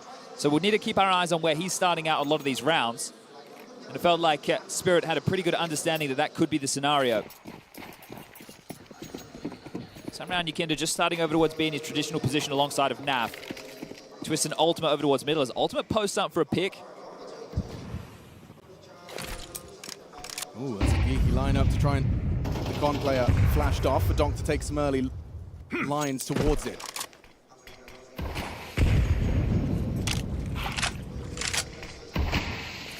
I think what they were looking for, just want to apply that pressure to start getting the CT to siphon through utility. So burning a smoke over towards B. So now they work on the A main control, but with 2. Just want to highlight how passive JKS is playing his A site here. Yeah, he might get surprised real quick. This is so much pressure that he is unaware of. This isn't a commit. They're just searching still. Look at the bomb. It's down towards T-spawn. So right now, this is just pressure. Pressure definitely amplified with the miss of the main smoke. They're going to feel like it's a vulnerability, and Zontix is going to try and punish. Gap on that. Buys his time, tries to swing out. Zontix wise to reposition. Yakinda spots his toes, Chopper exposed. Nice. That's the bomb over towards Rugs. Okay, info flows. Magic's trying to get in towards A main. They are committing to this, but JKS still working that heaven smoke. Twist as well. Liquid, multiple kills through the smoke wall. Magic's Shiro forced into an uncomfortable 2 versus 5. They're in the site, but they still can't find a fight. A favorable one at that. Does win out onto Twists. Shiro hoping for an overextension. Does jump mantle up, but JKS finds the headshot. Magix is in trouble. He's boxed in. Yakinda's got his exit covered.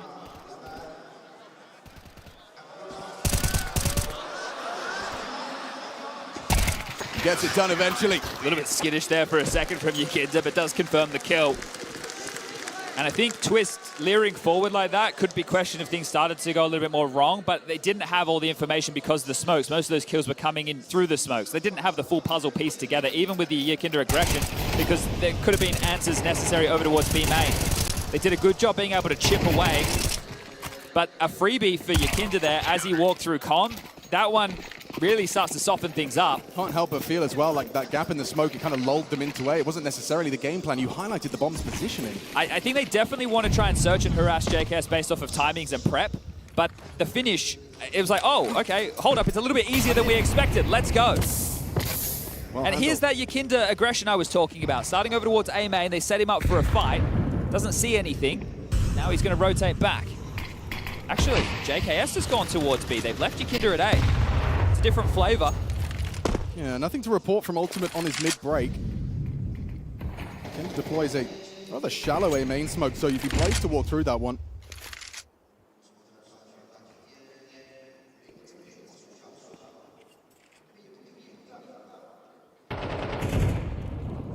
Starting to prepare for a test of NAF on B. He's got a lot of responsibilities here, Chad. Passive stance here from Liquid. NAF anticipating this. They're quicker than they expect. They're already up. NAF, back turn. Donk should have it. Does. Quick reactions. His 21st contribution, and it's enough to get the bomb down on B. Ultimate, this is a ballsy move for an AWPer to make if you're really brave enough. Second guesses himself. They'd risked too much by going for this. As much as he probably wants to drop in and go crazy, I think he was called off before that. Yeah, and more than capable, but... They just put that together a little bit too late, Liquid. The idea was to smoke off B main and then be able to focus fire from a little bit more of an uncleared angle, right? We see some teams starting to opt for B main smokes late when they're coming in through that comp position, isolate them in that choke point. But they were 1 or 2 steps ahead of what Liquid were ready for. So NAF getting caught off guard.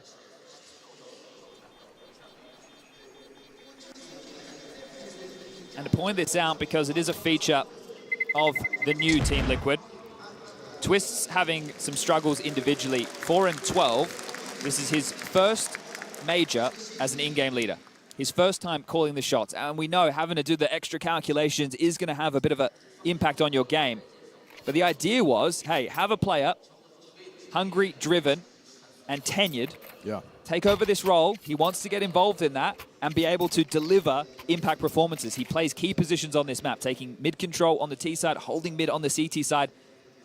But you can attest, Chad, as someone who has competed at majors, as an in-game leader, that when it becomes the trying times of a big game, your eyes aren't on your crosshair as much as they used to be. There's a lot on the macro, and this has felt more like a chess game, especially when we go back to the details of the pressure they wanted to apply to mid, and then the rotations or setups they wanted to force late.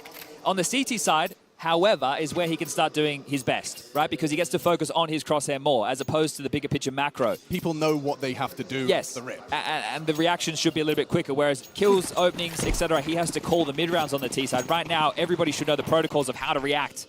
Liquid have to bounce back with this round, or Team Spirit are going to run away with this map. Yeah, this is a very big round for Liquid and their major campaign.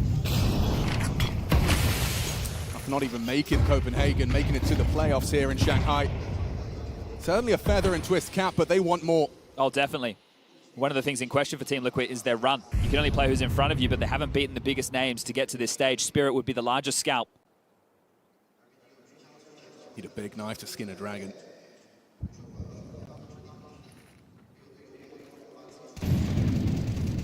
Chopper could be walking into the crosshairs shortly as they look to join him. Donk and Shiro partner up as they look to test Twist on his mid-hold. This is his opportunity. Oh, Shy!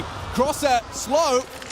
Chopper, the in-game leader, head-to-head. He wins it out. JKS to be tested once more. Good angle for it. Can't transfer. It's Donk. Needs to be a save. They needed more there. That's the punish. Beautifully structured round. It's simple from Spirit. Exactly the same scenarios as what we saw taking place within the first half. Right, your mid defender or your A defender getting isolated. They were hedging 3 players towards B Liquid. If I'm Team Spirit, I'd probably send out a few feelers to hunt right now. You could give away 1 or 2 guns looking for this. If you take away the AWP or any rifles, you're removing threats going into future rounds. Loss bonus going into the next will keep Liquid in buy potential. See JKS's apprehension as well. He knows that there's a donk behind a Chopper. Right, and you've got some big issues because at that point you're pinched, right? You can fight for as long. They can just wait. You're not in a great position. You're going to get your support is literally miles away. You don't have any support. Yeah, it's get a multi-kill or bust. The latter, as an 11th comes through, we highlighted the importance. Liquid, this is their map pick on this quarterfinal stage. They've probably already played this map multiple times in their head at night, thinking and anticipating of this head-to-head, of this clash in pursuit of a semi-final. Perhaps not visualizing this kind of scoreline. And this is where Team Spirit get to do things more as a team, right, on this T-half with how they maneuver. The same can't be said for the first. It was individuals popping off in massive moments. That's what Liquid need to find now. That same explosive nature from this CT hold.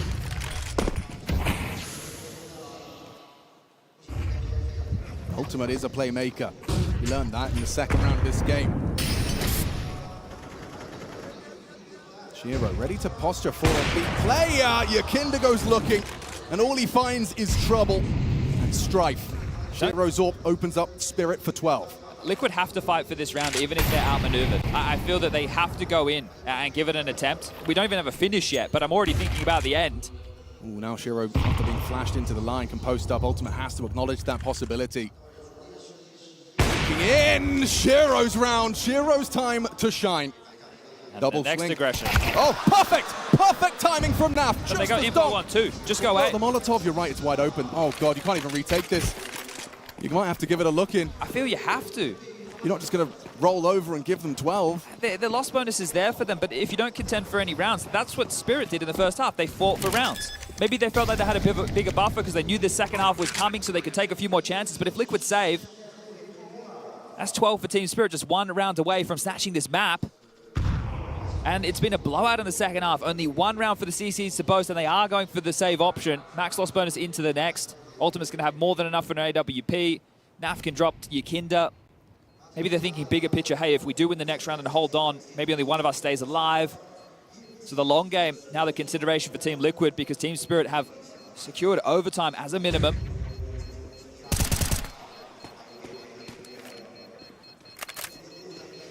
Desk also pointing out the way that Shiro finds his openings on the T side.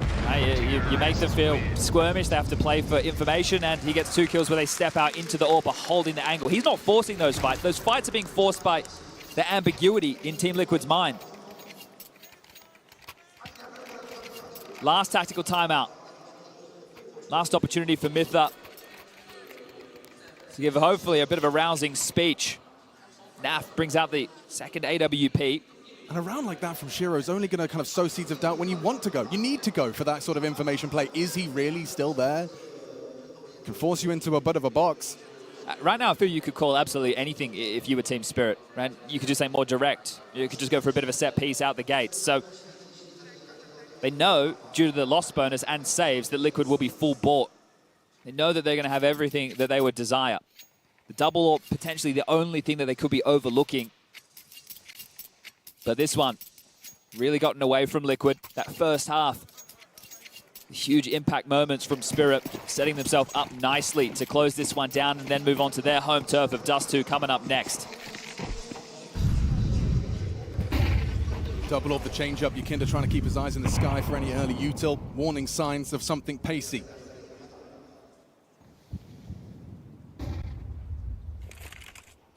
Holding onto his util here, Twist. Restrained. Times it well. Chopper was starting his advance. Oh, ouch. Well-placed nade, but it'll be completely unconfirmed damage. Onto the AWP. You could argue the one that matters the absolute least for. Right now, Liquid battening down the hatches for an A finish, having 3 players trying to lock down this side of the map. But playing for info, Twist and JKS pushing towards baskets alongside of the AWP of Ultimate. Mid is the gap, and mid is where Chopper is patrolling. This is a tough fight for JKS. Zontix is very good at this. Yeah, he's active on this. JKS and Twist. About to clash with Zontix on his sweep, and there's the barrel. Cleanly converted. Zontix removes JKS, and Ultimate's AWP now spotted. That might change the game plan. Bomb is not committed. And they flash, they actually get him across. Now temple flank is a scary possibility. Naf's AWP is going to be here just in time. Not ready for that is Dom. Important find from Naflight. Now Magic's given the green light to go looking. Shiro is flanking. Naf, he may not be ready. The back of the head. He still pulls the trigger onto one. Yakinda, he's about to be Molotov. Peeking over the flames, impossible. Force back smoke on top. They're all locked out because of the aggression. Look, Liquid are all going to play through either B main or connector. No, all connector. You're smoked. Yakinda can break this, but they should wait it out. Running through this would be crazy, and the communication. Look, Twist is going all the way around the world. This is going to be so late. This is going to be the latest retake. And with so much at stake, this is your map pick in this quarterfinal, and Spirit, that clock is ticking to their conversion. Despite the man advantage, Shiro and Zontix are set for success. Twist, very late on this. Shiro, not ready for it, and they do connect. A ballsy call from Twist, but it pays off.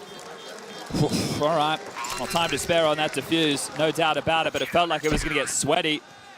Shiro not hearing those footsteps could be an issue of the stage environment. Comms as well. Yep. You know, I'm going to do this, you do that, be ready for this. Okay, well now everyone's burned their timeouts. It's Spirit's turn. It's Hallie on the mic trying to wrestle back for a quick and easy finish. I think Naf's frag onto Donk is so No, influential. it's the one onto Magix. Yeah, true. Magix has no reason to be playing first. Unless he was mollied in that position and we didn't catch it. If Shiro's saying, I've got one, yeah, I've got one. so he could have been mollied out of that position. Not sure, right? I don't want to be throwing him under the bus right there, but that death is the one that you feel, okay, if the flank's coming, let the flank play. Mahali does not want to allow any opportunity of a comeback. Knows this will be a full buy. Into the next, we'll have a discussion about the money. You've got some players on a high end of 6.3 Shiro, Zontix 5.4, so they can get buys out, drops, saves. That's a conversation for if we go another round. But Liquid, they like the way that double AWP felt. Naf's impact and ultimate, both of them finding kills. But now, that is noted. Team Spirit know what they're up against. How do they adjust? Well, already you can see a deviation from the norm. Bomb leans A-side on the back of Shiro and Zontix. He's already considering some A-util. Look at this. Okay, so there is going to be mid-util thrown by Shiro, but it will all be smoke and mirrors, or rather, flames and mirrors. Some deception all the same.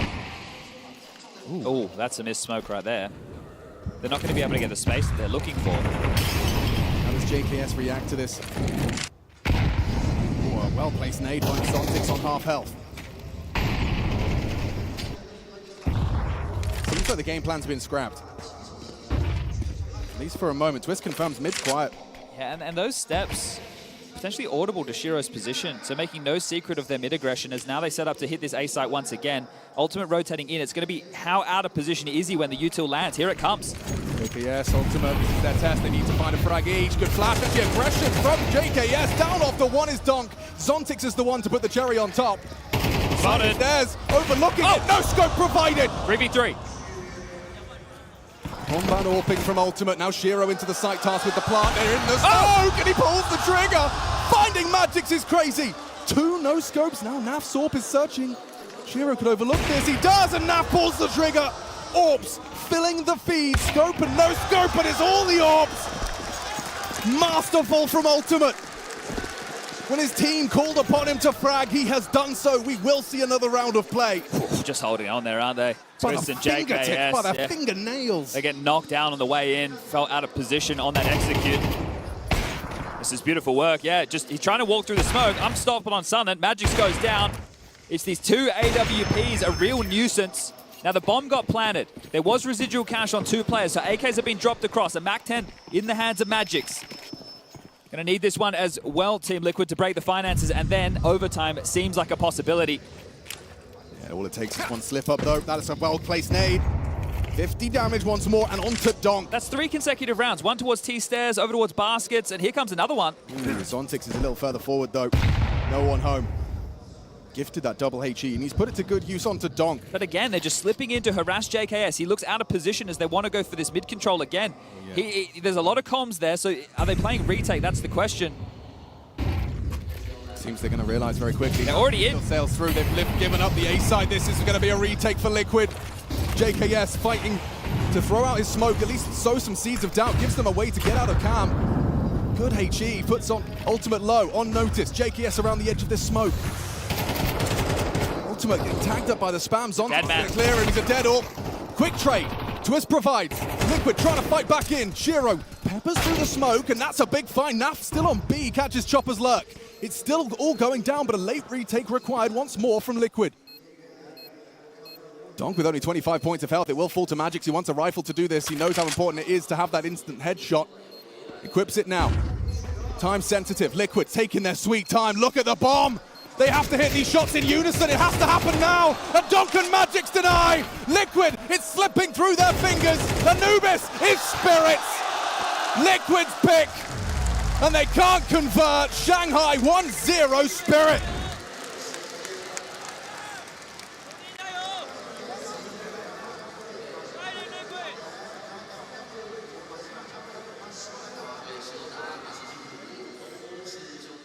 She said she loves you, but she can't love me. But I love you.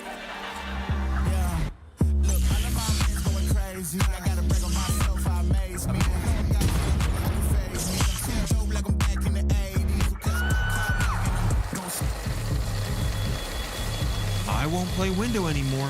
What's going on? Play your role. 1xBet. On to the next one.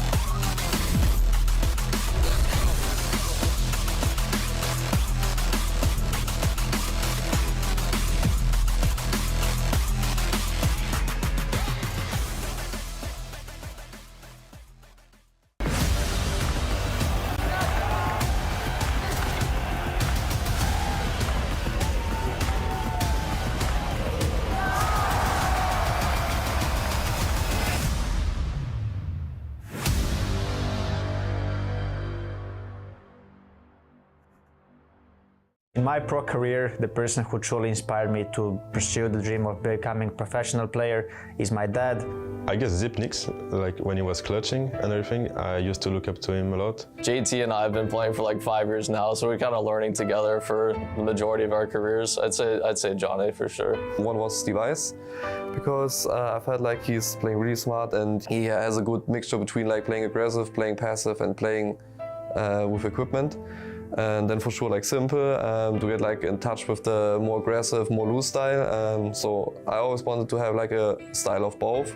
I think everyone's idol was Coldzera. And since I started playing CSGO and I started watching the tournaments, it was like when Luminosity were at their best, how Fallen plays, and I watched all his videos. So I think he's a big inspiration for me. I think like since then I've been a big fan of him. I always liked clutching, and I was like often in those positions. So I try to get inspired from like his play style and how he was thinking the game. So of course I watched the best support like Simple, Zaiwu, and Device, but I think one that taught me a lot was Shiro. I mean, first of all, I started playing in his kind of PC club. I was a kid, I was a teenager, I was going out having fun, and then he was always pushing me into playing. They were driving me to events and everything. Once I got the good offer, I declined, and he was like, now you have to commit to it, and that's how it all started. Well, basically, we spent the last 5 years of our lives just grinding this game out. We lived in gaming houses in Texas and in California, and just traveling the world together, just living the game. So, just between him and I, it's like we've been grinding this game for basically our whole careers. When I sometimes lose a tournament, even a big one, he's always like, I mean, it's fine, we know where we came from, we know how it is and everything. So, I mean, the parents are always going to be proud of you no matter what you do in your life, unless you do bad things, of course. But they're always going to try to be there for you.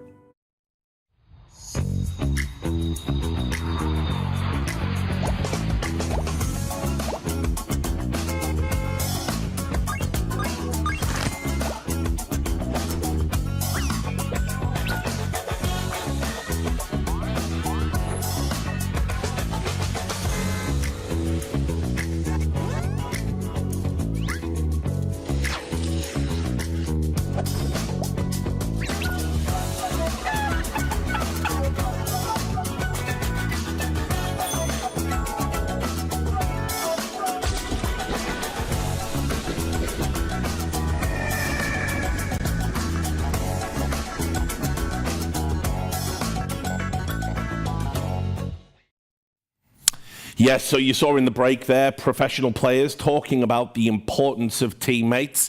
Turns out Team Liquid could use one or two of those right now. Losing their map pick of Anubis, we did say it wouldn't be a total disaster, but kind of feels like one at the moment. Yeah, unfortunately, it felt like they had their opportunities. Plenty of them on Anubis just couldn't really finish Spirit off. I mean, they couldn't deliver the kill shot, and props to Spirit for showing some resilience, really, and being able to sort of close it out themselves in the second half. Yeah, I mean, it's interesting because obviously Liquid came in the heavy favorite. They've had such a strong Anubis. It has been the one map they have been able to rely upon throughout the course of the year. Meanwhile, Spirit had a hot start to the year on this map, but have been kind of shaky lately.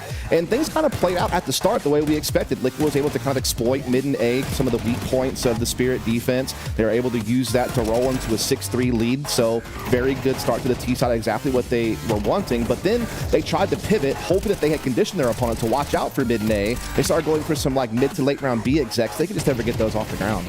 Yeah, it was the stubbornness of Team Spirit that I think surprised Liquid in the end, right? Like you felt, okay, surely now they'll focus more on mid, they'll focus more on A, right, in some of these mid-round situations, and they didn't for the most part, right? Like, I mean, they were sort of trying to play 4D chess, expecting Liquid, you know, to do exactly that, and it worked out, coupled with a couple of great individual rounds from Donk and Zontix as well. That just gave enough of a buffer for Team Spirit moving on into the second half, where they could, you know, after an ace from Donk in the pistol round, really just keep riding with that momentum. Yeah, and I suppose, look, we're just going to have to do it again, guys. We're going to have to talk about Donk. I know it's like probably boring at this point, but I mean, what an really incredible crazy game. It's crazy, Richard, because Liquid did an incredible job of minimizing his impact. Yes. But the one or two times they went, you know, to his side,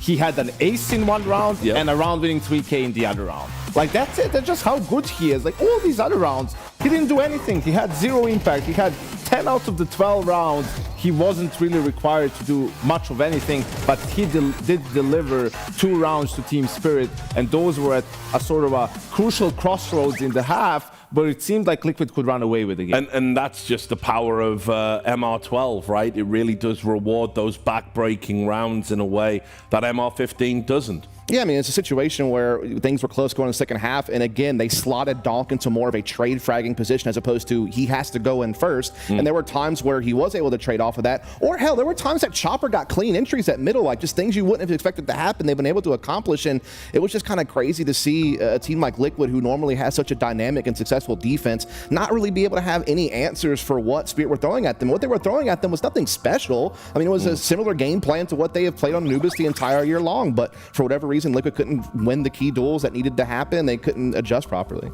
And as I alluded to in the intro, obviously kind of one to forget for Twist. I'm sure he's going to be feeling not too great about his personal level of performance. Obviously does get insulated from a little bit of that now as an IGL. He is taking on, you know, these extra responsibilities, but I think the problem you've got is when you know that Twist is one of the best riflers in NA, usually pre-IGL, to see him like this, it's always a bad feeling. I think there was definitely a couple of rounds in which he could have done more. You know, the one on middle in the second half sort of comes to mind, right? But I don't think it was the main reason why Liquid faltered. I mean, this is the one that's a little bit more damning for him. They're in a 4v3. Look how much time has passed on the clock, and they just go back to B. This is what we're talking about. Spirit is going for a 3B stack. But this is not the problem. It's like, with this much time, send a scout towards A. Have someone flank middle. Like, try to get some more information. You're sort of just blindly going into this B bomb site. You can see how the time is ticking away, and this is where Donk steps up. He already has 1 kill. Here's 2 more, and this is going to be the ace for Donk on 1 saved gun and an eco for Team Spirit, right? Like, this is one of those rounds where Liquid has control of the half, like they are in the driver's seat and they let it slip, but by what was really not a great way to handle a 4v3 with how much time was left on the clock. We had another round we wanted to take a look at, which is round 10.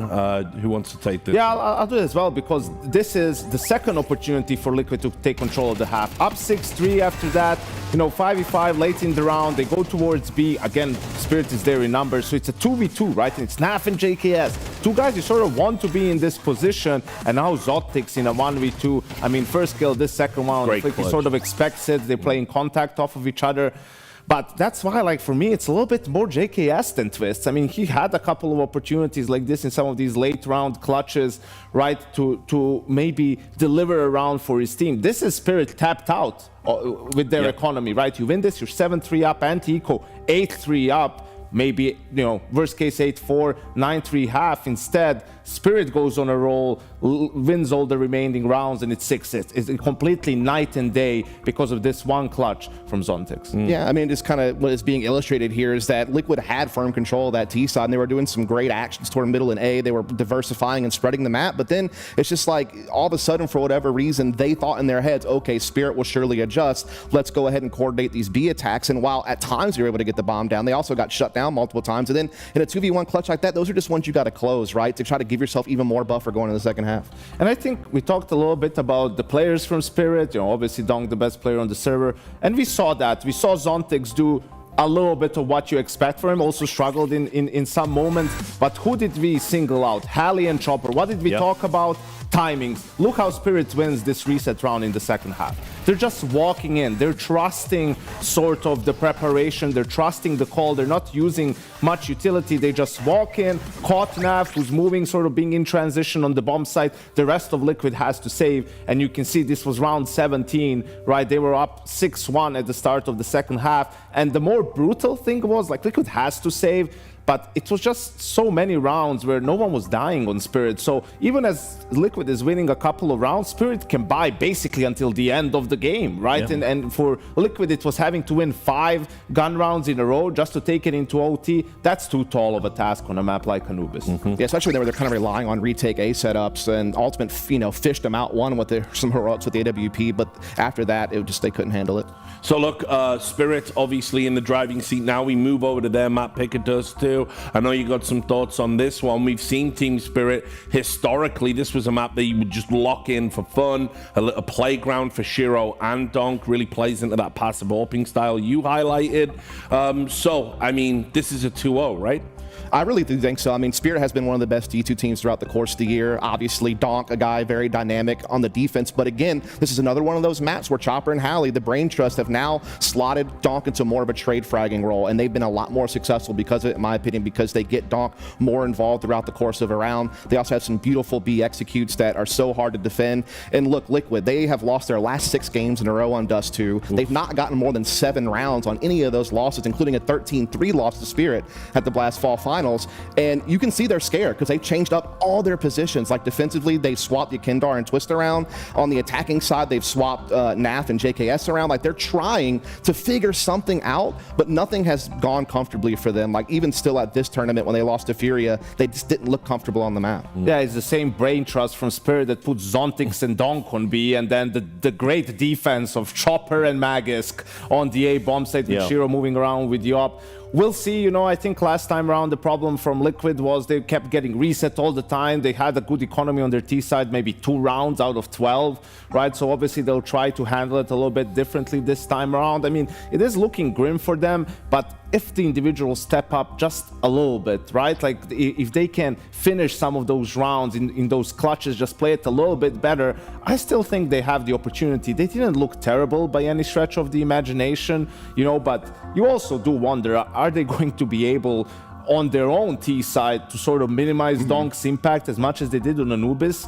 That seems unlikely. So yeah, it will have to be probably Liquid's A game on this one if they want to take it into a third. And I'll hit you up, Dust, as well. Let's talk about Liquid's A game. I mean, you've painted a very grim picture. Is there anything individually that might stand out that can pull them back from the brink? Yeah, just kind of tagging off of what Yanko said, the individuals of Liquid do have to step up. So, for example, NAF is now that B attacker on defaults and on mid-B splits. He's going to have to find a way to be able to have impact against Donk, who is such a good B rotator. Zontic's a pretty good B anchor. You have to find a way to win that matchup.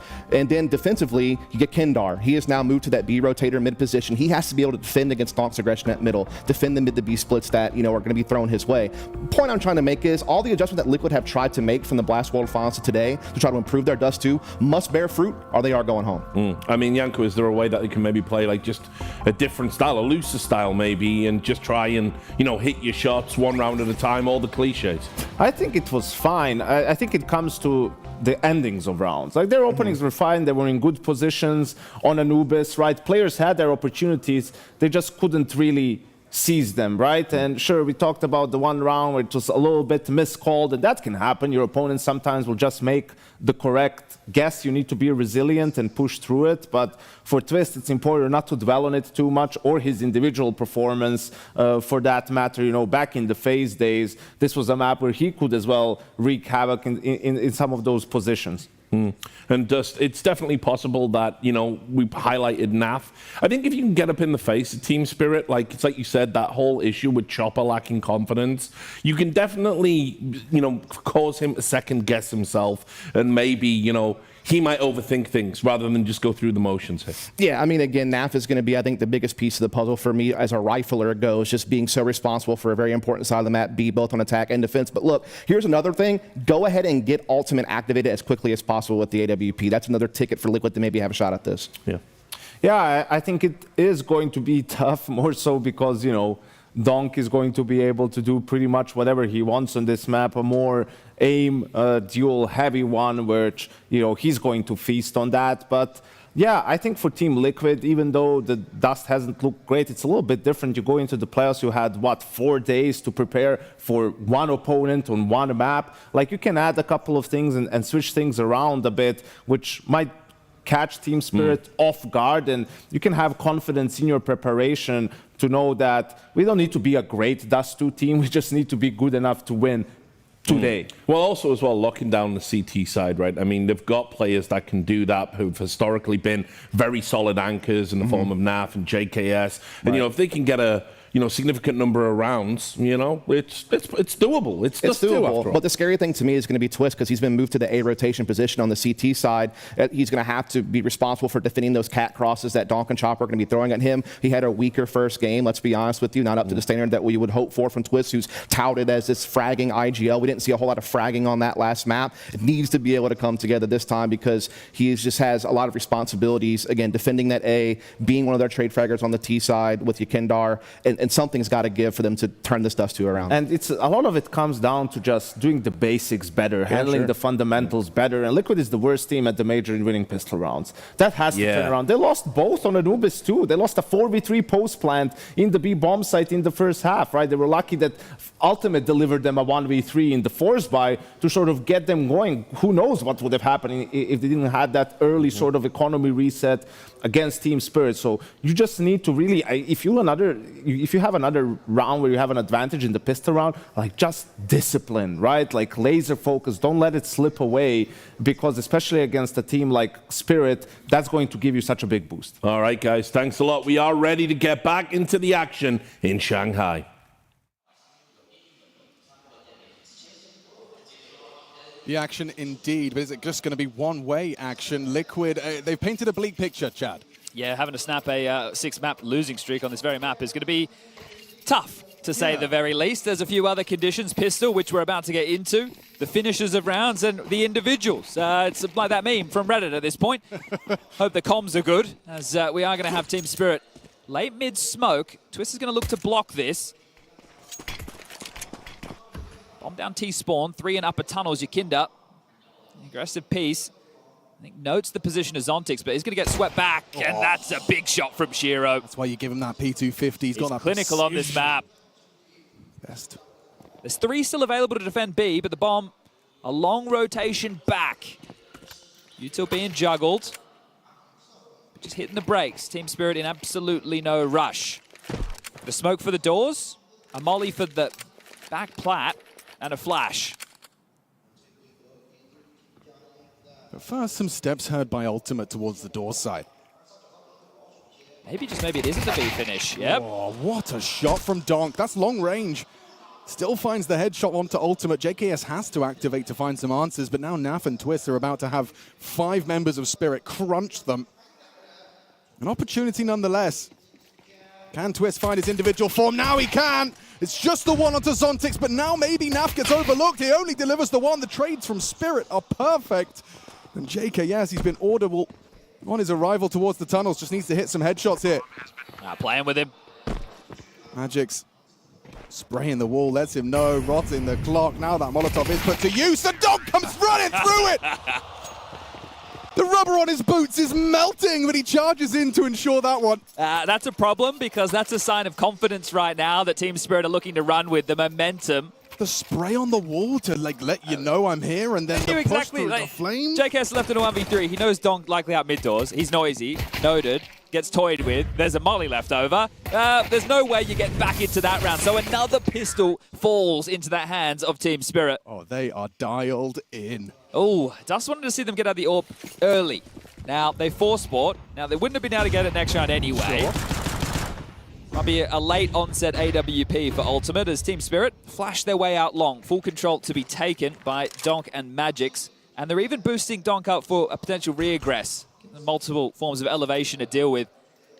You can forward in mid, has information, but I feel that was already given over with all the util that Spirit dumped to get out. A new CT response, a smoke. That one's not perfect, though. There's a gap. Yeah, this looked like they were investigating it. Woof. JKS. He saw bomb? White screen. I'm not sure. They will have seen it on the map. Radar, yep. That smoke's not perfect either. Good positioning from Spirit. They're getting themselves across. Unscathed. 5v5 as they already take to the ramp. Bomb on the back of Magix. Now, perhaps some friction fell. The 5-7 from Twist and Ultimate are finding headshots, and JKS has found another. Zontix and Donk partner up. A 2 versus 4 quickly becomes a 2 versus 2. But just with pistols, Desert Eagle for Nav. A re-smoke. Donk has to be tasked with that plant and will get it down, albeit after a fake. Buys time for a bit of a reposition here. He just wants to be diligent, but the Chaos is dealt with for now. This is tough because there's no kit available for this Liquid retake. Now for the Deagle at range. It's a good weapon for this fight. Oh, he can't track him. Zontix static for a moment with the MAC-10, but still bests Nav. Feels impossible for Twist. It definitely does. 2 versus 4 for Spirit and their second round conversion. Crossfire is perfect. 180 degrees to clear, and your back is exposed. Zontix with Donk as well. That second round looked comfortable, despite the number discrepancy. Yeah, well handled. I think the moment where it got a little bit out of control, they had the 4v2 number advantage, and then two players just kind of got picked apart quickly. So Liquid, you fought hard to give yourself a fighting chance.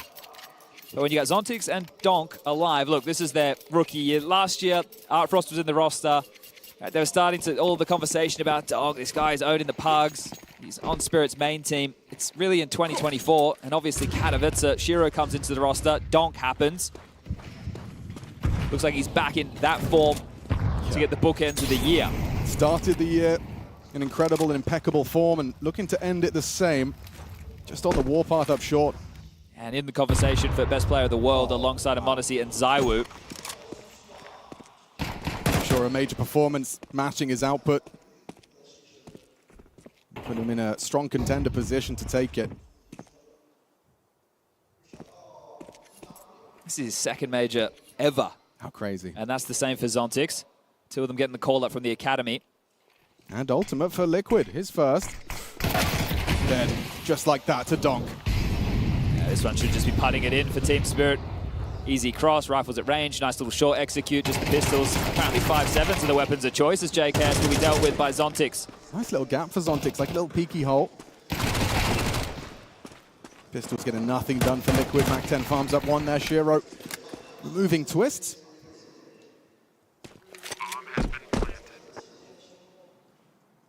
They made it to the quarterfinals last time around, Spirit. That was over in Copenhagen. Looking to take it a step further, and we know who their opponent will be. MOUZ dealing with Mongols earlier today. I might be getting ahead of myself, but this is, a lot of would argue, their map to lose.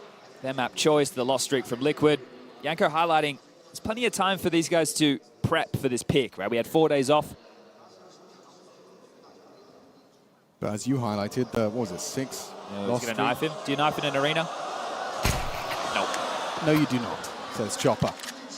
Not going to take any chances against Nav. A decorated year. 100 more? He's good. A decorated year for Spirit as well. Obviously the Kato victory. Oh, okay. Well, got it in the end. Spring finals in London. On Dacha Season 2. So they've got trophies in the cabinet.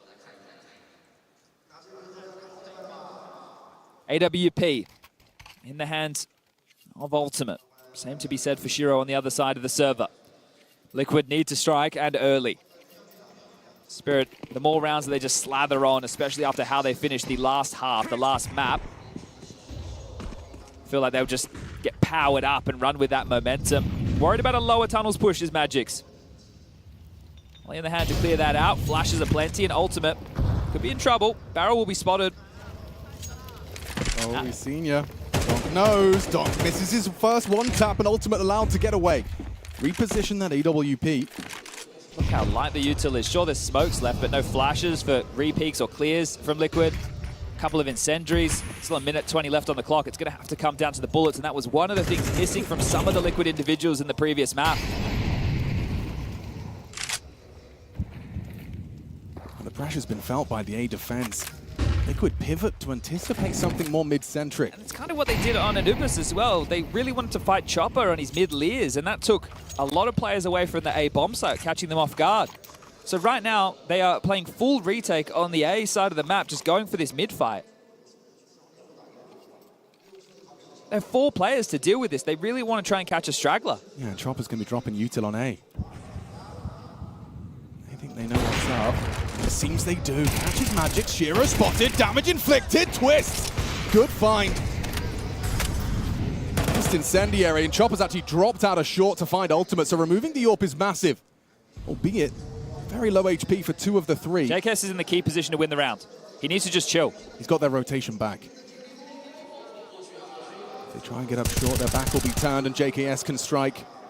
Removes Sontix. 15. Potency fades from Spirit despite Chopper's best efforts. Shots are being hit. Regardless, though, it is a Liquid round, and they'll take it by any means necessary. Double AWP as well preserved. Yeah, okay, one's going to be in the hands of ultimate for sure. I think Naf, we saw him wielding it on Anubis. We'll see if he wants to operate with it over towards B as well. That could have been in the late chaos of the round. So is double AWP actually part of the game plan, or has this just come together late because of how close this got? Took a lot of casualties, did Team Liquid. Great little maneuver there from Chopper. Understanding the gap, Twist and Ultimate both showing up on the scoreboard, knowing he could deal with that space. JKS only with 1, but it was the winning kill. Yeah, important. Yakinda secondary AWPing, not Naf.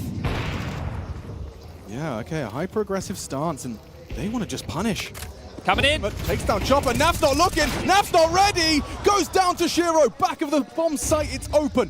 Yakinda, he's delayed them with the flashbang, but that's just so they can get their util down. Window, molly, door, smoked, break of it. No one's exposed. And now you're either, oh my God, double Molotov. They still have 2 more smokes as well. They can replenish doors. How do you get back in? I don't know if you do. Oh my goodness! A ridiculous wallbang headshot. Yakinda's got the lineups. How's he done that? That might incite them to go for this. But strafing in, Donk on the AWP now, removes ultimate. They're backing off. Despite all of that, it's such a nasty bomb site to retake the replenishment of the util as you highlighted. It's just not worth it for them. Was that a flash from Naf to try and mantle up? Or was it a smoke? I'm sure we'll catch it in the replay, but yeah, just getting caught. Trying to get a more forward stance on that platform. And then his death essentially gives over the bomb site. So Naf getting caught in transition. Donk won't get to stay alive, but they win the round. They save the AWP, and it'll be all good in the hood. There could be 2 drops going into the next. Maybe, just maybe, we see a MAC-10 or a Galil. This one again, madness. And did have them looking. The only highlight of the round, really, for Liquid. 4-1, 3-round difference. Hey, this is going to get away from you real quick. But this is when you know Spirit's Dust 2 is working perfectly, when they can get away with these B calls. And that's even after they give away the opening death in middle. Yeah, Naf was just so unprepared for that, and understandably so. 5 players all of a sudden just go.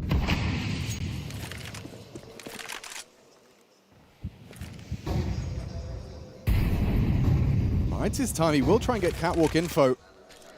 Break. Spots 1 progressing and has to try and track and time with the smoke. Doesn't pull the trigger successfully, at least not the first time. That's Donk dead. Donk down, that's a big scout posted. Ultimate delivers with the AWP. Now it's up to his teammates to deal with Chopper, just waltzing into the A site with a MAC-10. More of a warning shot than anything, but he gets away with his life. So mid to B seems scary. Audible. Yakinda knows. Yakinda spams away, gotta be careful. He doesn't know. They wouldn't be reloading like that if they were that close. Twist acknowledges the gap, so they have that 2-man B defense, and Twist in support. Smoke will arrive. Twist has to choose a reaction to this. JKS getting pushy on the long door side. This is twice now we've seen him just be liberated in this position. Normally it's one of the toughest places to push on this whole map, so JKS taking space. They know what's up. It's a question of if they can handle it, though. Is the exec perfect? Wow, that's a well-placed nade. Chopper softened up. Takes the fire. Yakinda trying to draw them into the site, trying to have them commit. He does well, but he's burning. Nades arrive, as do the bullets of Magix. Now Naf drawing attention. Twist unable to provide support. The util's too good. Spirit breakthrough B once more. Helpless. You knew what was coming. Another B post plant. Kits available. Util being donated. Yeah, he's got one. You kind of want ultimate sending the rifles in, but here they go. Sontix has vision, doesn't even choose to engage. Now he does. Ultimate will punish. Quick one on the scope. Behind the smoke is Shiro. Need Magix to do something. Shiro gives it up. Might just save. Waves the white flag, says you can have this one, Liquid. You've earned it. Retake util, high pressure situation. They get it done. That's important. I think that's a good sign to see Liquid go for that retake. And I know a lot of people are probably going to sit there and go, well, it's a 3v3. Why wouldn't they? But this is the B-bomb side. This is Dust 2. And if you look at Anubis on their CT side, when they were in situations, they would just save. Yeah. So to battle back into that, you have to turn to Naf. He got isolated. He couldn't get any support. There was no chaos. They couldn't rain in flashes, have Twist push through window. So they were fortunate to pick that one up, Team Liquid. Hallie gets on the mic. First tactical timeout called. Finances is the conversation. We saved an AWP. Shiro can drop an AK. That means everybody else will be operating with a little bit less. Maybe Galil's in the mix. It still could justify buy territory. Yeah, it's coming together. So, AK, ooh, maybe it's not all in. Donk's left with residual, Shiro as well. So they've gone, hey, these are the tip of our spear. Let's enable these two. Let's get them to get us a kill and we can pick up a rifle. There's still a way into this round. Perhaps more threatening than Liquid anticipate. Now, boosting the AWP for this sight line. Can't spot yet. But they know it's going to be cleared. Look. Oh, their break's coming. And here it comes. Ultimate just revealed and destroyed by Shiro. Beautiful work. What a play, what a setup. Facilitating an opening kill. There's an enemy AWP. A jump scare for Ultimate. So much pressure on this A defense now because the AWP is over towards B. Normally you just have the mid-long or car. Well, now Yakinda's marooned on the other side of the map. And if you give up A site, Liquid, Shiro's going to be able to post up. This is so well called, so well structured. There is absolutely no one here to resist. They've read them like a book.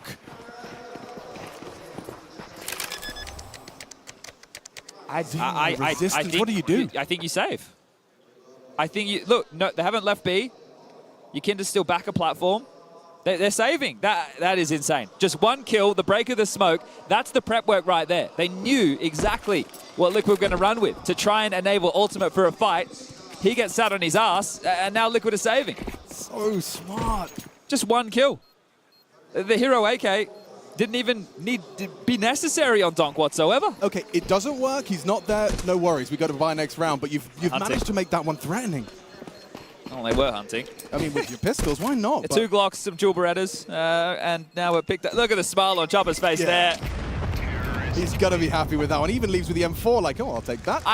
And Hallie just took the timeout. So you have to accredit him, right? We don't know what's going on in the communication whatsoever, but the coach took a timeout. You had a saved AWP. You got an AK dropped over towards Donk. You go immediately into that boost. They clear the smoke. You get the kill. You win the round. Thank you very much, Hallie.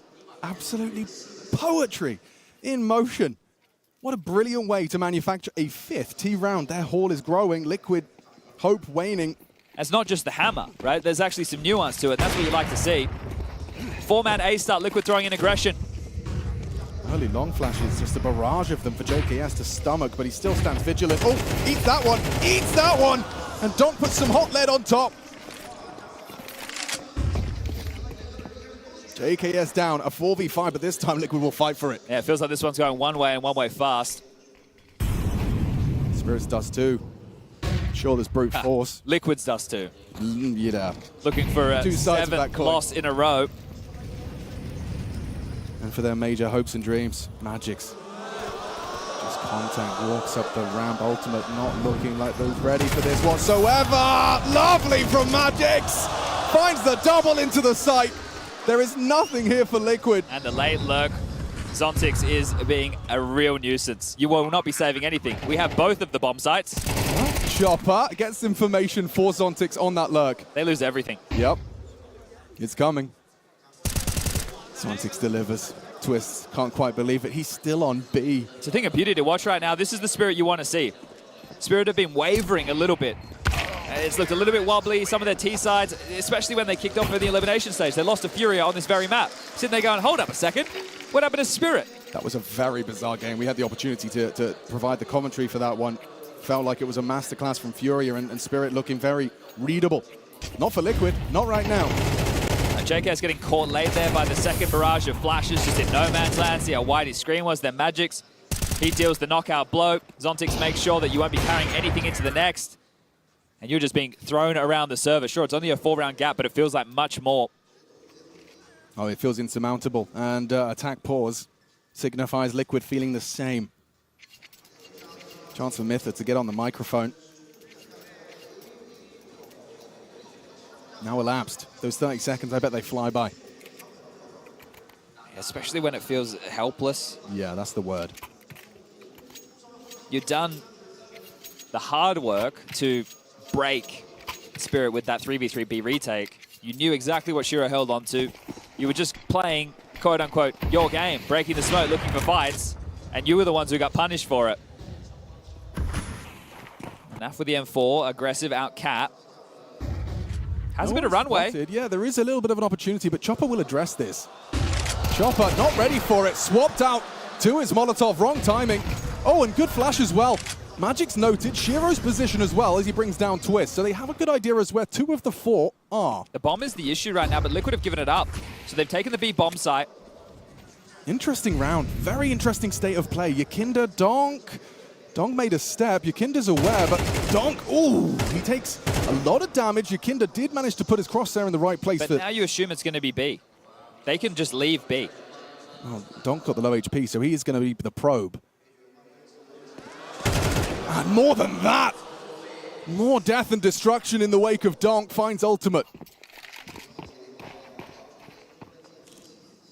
No one else home, he says. Magic's even catching the search, and JKS has done well to get his crosshair onto the head of Magix. The B site is lost. The bomb makes its way through. I'm not taking any chances. Bogdan's Law. As we can see, the round is pretty much done. JKS and Naf on the wrong side of the map. They're going to be noisy and trundle through T-spawn. Zontix, however, always present. He walked at the perfect time.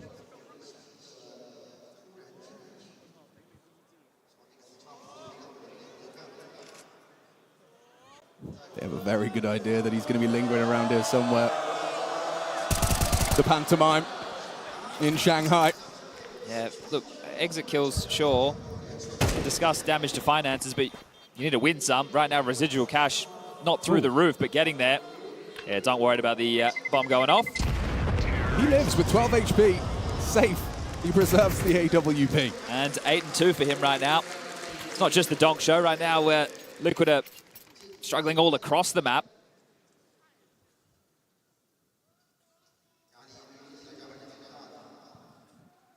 But not delivering the back and forth entertainment that I think everybody was hoping for in this series. Well, it's not. The half is not done yet, Chad. An AWP for ultimate. And it has to be now. HE trying to obscure the cross, but Shiro still connects. Naf limping into the B site. Yakinda trying to be proactive. He talked about his aggressions and can be the linchpin to some of Liquid's successes. High risk and high reward, but not too much of the latter so far for Liquid. Protocols for lower control. Donk seizes that. Awaits the flashbang from Chopper up mid. Such a default round right now from Liquid. 2-3 split, all playing ramp. Oh, he's going to molly It's it. always risky going for this type of a jiggle when they could have crossed right side. The incendiary. Zontix, I'm sure, is going to back his aim on this one if he does get forced out, but Donk's taking a heavy lick. Good HE from Twist. Recovers another one from CT Spawn, left by a teammate.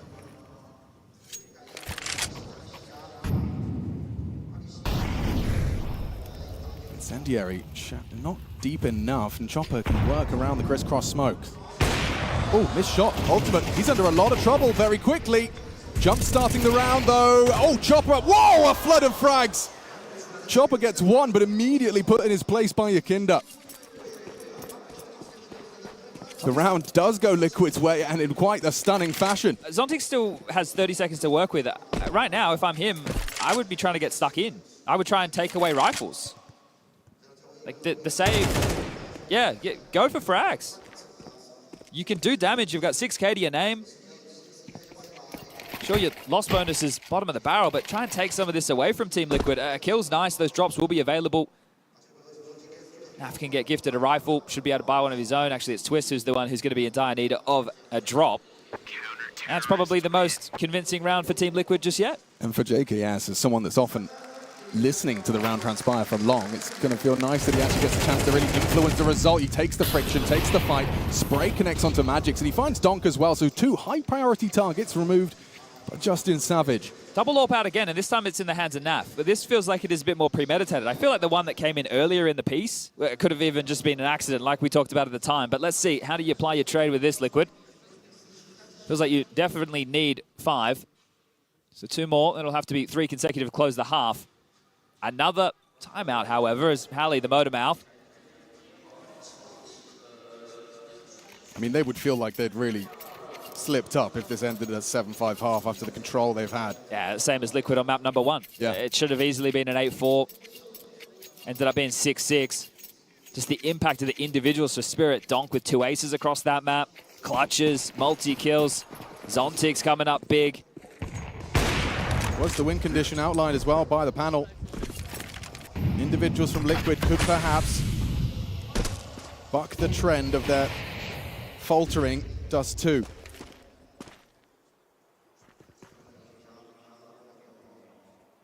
There'd be no better time for them to remedy their shortcomings on this map. After failing to convert Anubis. I really don't want to allow them into B to Liquid, so they drop their own door smoke, trying to channel them up short. That's where Twist can put them in perfect position to harass them with these HEs. Keep scooping those up. How well timed can they be? That one not so good. Comes the mid util. Does Twist buckle? Does he get nervous? Does he overreact? All 5 through short. So there's no concern here. Ultimate, he's got his sights set on the correct. Flash is coming his way. He will be blinded off, but has vision.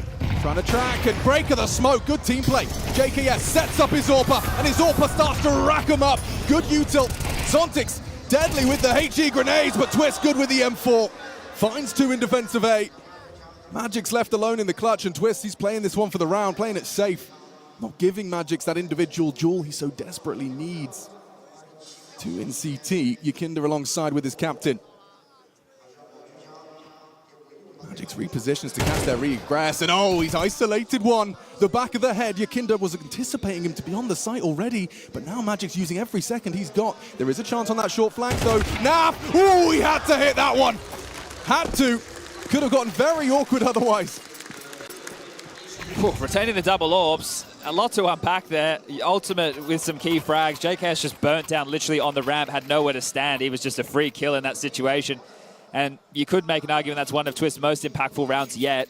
Important double kill for the new in-game leader in his first season, first major call on the shots. And this is for 5.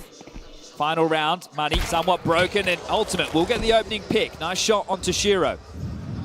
Magic's turn by the look of things.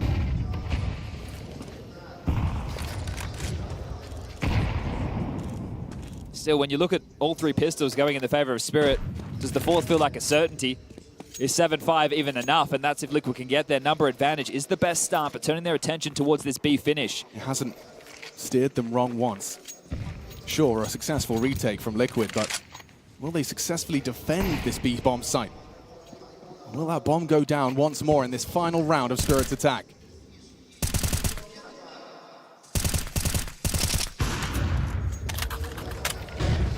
come. Flashes connect. Yukinda's vision restored, but now fades to black. Donk down after one. Ultimate Orb noted at the back of the site. Zontic swings through and removes him. Quick execution of the Polish Orb. 3 versus 3 though. And now Util ready to go. Twist wants to get ahead of this. Flash, push, tries to deny, finds onto Zontix, but Magic's with the trade. Magic's that Molotov could be well suited to the window, does throw it out. A decision forced by Liquid. Respecting the flames. Naf recovers a bit of Util to sow seeds of doubt in the middle of the site. Still vision though upon the fade. Chopper has the angle. Channeling through that window. Magic's not holding. Now options available for Liquid. Time is of the essence. They have to hit some shots, and they have through the smoke. Behind the bricks is Chopper. Naf not ready. Executed. JKS comes up clutch. And Liquid will recover a 7-5 half. Touch and go yet again for Team Liquid, but they pull off another B retake, and this one matters an awful lot. 7-5 on the half, and the birthday boy finally gets some impact in the clutch. Left it late.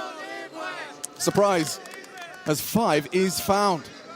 Well, better late than never, but again, just waltzing into that site right there. Spirit, such a good understanding of the pathing necessary, hitting some really critical shots. Good trade work. I think it was admirable the way they used every piece of util they had for that retake. Even the smoke, forcing Magix to kind of play behind it, opened up that avenue through window upon the fade of the flames. They made it work. Chopper probably thinking he could have won that as well. Yeah, I thought that smoke that Naf had thrown through the doors was actually going to be used against them there. You saw them like lurking behind it, using it to their advantage, but no. They find the 2 kills, make it 7-5 on the half, and again, pistol round feels like a necessity for Team Liquid. They need to snap a 6-map losing streak on Dust 2. That's to keep themselves here at the quarterfinals. That's just to push us to Ancient as the third and potential decider. All started with the ultimate opener, but it all felt like it got under control with this kill. Yeah, Twist really proactive on that one. You've got limited flash, you're not waiting for your teammates, he just says, get me going, set me up. Tries to deny the plant, but regardless of 7-5 half, and as you've discussed, this pistol likely for Liquid's chances and major life. Bit of util in this. Twist has a P250. Oh, can you imagine? The dual Berettas at range ago is Donk. Still on the jump spot. Chopper looking to harass, not making it easy for them to lob out this utility, but quite a spread pistol right now from Liquid to feel out if there's any CT aggressions. Interesting double decoy. Wonder if that's going to be baity. Important to do. Bait out that B smoke. Means that you could now pivot and return to B for an execute. Unlikely they have a second. Oh. Well, the decoy landed, the flash didn't. There was a plan. This is not the time to be cumbersome, Liquid.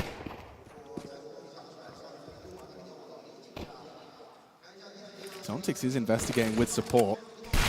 Oh, what a shot! He must have just had the tiny fraction of Naf on his screen. They mid to B, it's into the stack. It's into 3 players. Yeah, Zontix and Donk with their crosshairs trained on this exact fight. And Dual Beretta's the perfect weapon. Yukinda swings, gets the info, draws the crosshairs, but Donk once again finds the double. Chopper on the B bomb site. Will they expect him hiding out behind the big box? They are being diligent. Will they clear him out though? Positions wisely. Back is turned. JKS survives with just 1 point of health. And another one. Another for JKS. He's got the shot. Chiro 2 HP. Twist has to come up clutch right here, right now. Trying to isolate them. Does finish off what JKS started and now spots the git, spots the player. The mind game begins. Twist spotting again. Zontix closing that gap, has recovered the kit. Now Zontix, or rather Magix, excuse me, has the edge. Twist, 7 bullets to play with and a fake. Will Twist try and call the bluff, spots the head, gets him off the bomb. He's playing it so well! RVD! Secures Liquid's first pistol, and it couldn't have come at a better time. Back-to-back 1v2s necessary there. Bloody hell, Liquid, they're making this one incredibly intense. Donk's double, you think it's good, but then Twist manages to whittle away at him with the P2. JKS. Well, couldn't finish his meal when I tell a lie. That clutch for JKS was a 1v1 at the tail end of that half. This is a 1v2 for sure. Oh, wow. Makes it work. All right, well, they're going to hold on, don't they? They need to make sure that they get this conversion. It's a force buy from Team Spirit. An opportunity to make a case for Dust 2. Definitely not in the driver's seat, Liquid, but they're starting to draw level. Okay, gotta respect that smoke. They'll do so, despite Zontix being on an island right now. door smoke, you know he's absolutely terrified of the prospect of being hit by a full frontal aggression. It's not come his way. Well, something that Spirit didn't do was fall for Liquid's hijinks on Anubis. They just kept those heavy B lanes behind the desk isolated and highlighted as to some of their keys to success on the CT side as well as those individual performances. So tunnels control, cat space, nobody highlighted over towards long right now for Liquid to deal with leaks. Silent assembly of this boost for Zontics. There you go, they've brought the respect over towards A, so that smoke drops towards short. They're going mid to B into a stack again. This is going to get tough. Perfectly.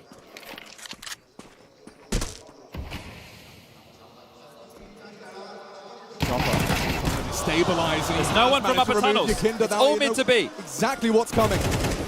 Playing with tunnels, playing with that Galil. Chopper, perfect placement. More damage, more problems for Liquid. They're running out of players. They're running out of health.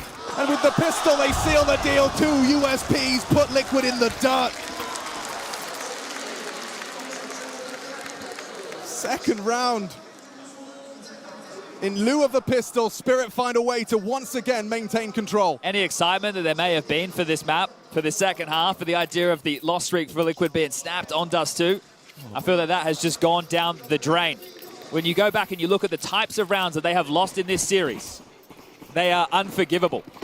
Right, sure, Donk with a saved M4, turning that into an AK, getting an ace. That sucks. Those rounds are going to happen. But then Shiro with a saved AWP, clear of the smoke, 1 death, you save. Now, in the second half, you do the hard work, you win a clutch on the pistol round, and you can't stick the landing. You were just buying respect of you two. You baited out B, you baited out short. You just finished B blindly into a stack, and the key kill that mattered the most was Yakinda's death. You no longer had any pressure from upper tunnels. All of your B defenders could turn their attention to window and doors, 2 of the smallest choke points on the entire map. Chopper gets his flowers for that one. It feels like put a bow on this one, it's done. Pack it up. Anti-flash positioning from Magic's, anticipating something out long. No flashbangs to be thrown this way. It is just nothing more than pistols, Glocks. And Shiro can start racking them up. Farms himself up 3. Magic's a pair. Smiles on the faces of Spirit. They know some of the hard work, the heavy lifting has been done by that second round conversion, just as Chad does.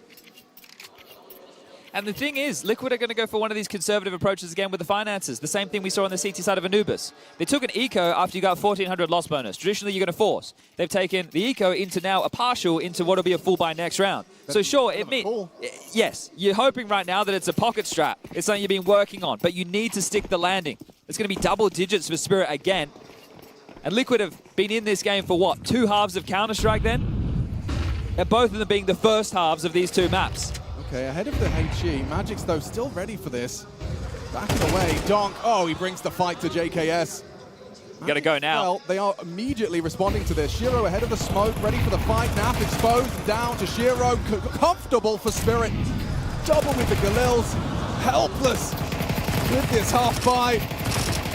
Just the 1 kill to boast. Spirit flying high in Shanghai, 10-6.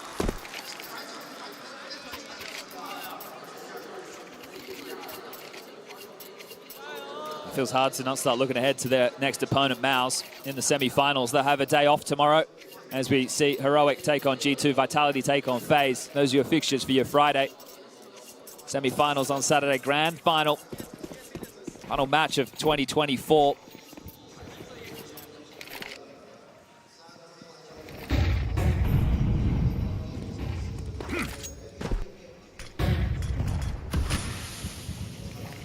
Shiro.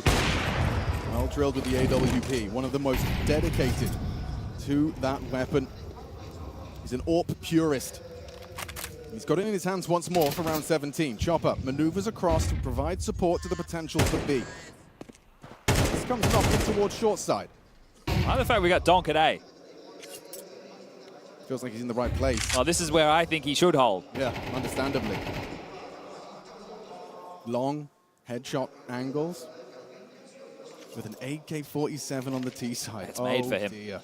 Well, let's see if they decide to go for the short executor, if they want to try the mid to B. 4 players at the moment congregating over towards middle. Ultimate holding onto the short space. JKS with the mid to B smoke in his hands. Naf to be the late piece. Sorry, Yakinda to be the late piece through long. Crisscross smokes out mid, so trying to draw this rotation. Donk's not going to move. He's in Goose. He's just going to stay there. So you're just going to batten down the hatches if you're Spirit. Hope that you can get the defense. Will Liquid once again second guess this B side? They might just go in blind, right? Because they're not being able to feel this out. There's no contact. There's no fights. Twist is across. Maybe he will investigate. We're going to have to call them back through tunnels. It'll be tough. Still no rotation. Still no rotation.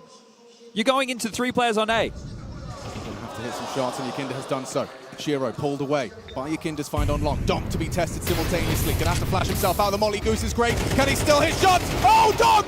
Just the one! Naf, an important trade, an integral trade, but Shiro is alive and kicking. That bomb will go down. Zontic's mantle's up. Just playing for this. Oh, reverse his gaze at the worst possible moment. He goes down to Chopper. Zontic's the jump scare for ultimate, and it's an 11th. Sailing towards the closer, Spirit. See how chances there, Chad. Oh, for sure. All through their fingers. For sure. Yakinda getting the kill at long is huge. That actually made that seem possible there. And Chopper knowing how big that retake was. Again, you don't want to give Liquid a chance to get back in the game. Let it a big roar, a big fist pump from him. That was the kill from Yakinda. Great work, Shaw. Thought Donk was going to set himself up for success there, but a good trade. But this is what happens. You bang on. Twist just looks away. He's investigating short. They're out of sorts. They're out of place. They're trying to do too much. They don't have a good understanding of what's coming next. And Spirit is sitting them on their ass. This is Chopper letting out that roar. Just 2 more rounds to move forward. Looking to do better than Copenhagen. Spirit looking for a semi-final. Spirit looking for a grand final. Spirit looking for that major trophy. Those greener pastures that Shiro was seeking. When he lifted the trophy in Katowice, he likely felt like this was it. It was already it. He found the golden goose. Yeah, look at Cloud9 now. But then trouble, then strife, then people all turned their attention to Spirit. A year of ups and downs. Coming into Shanghai with a point to prove. Donk, he's going to try and prove it with some CT aggressions. Gets himself into lower tons. AKS swings through, aware of Chopper's potential occupation. What a shot! Chopper just body bags him.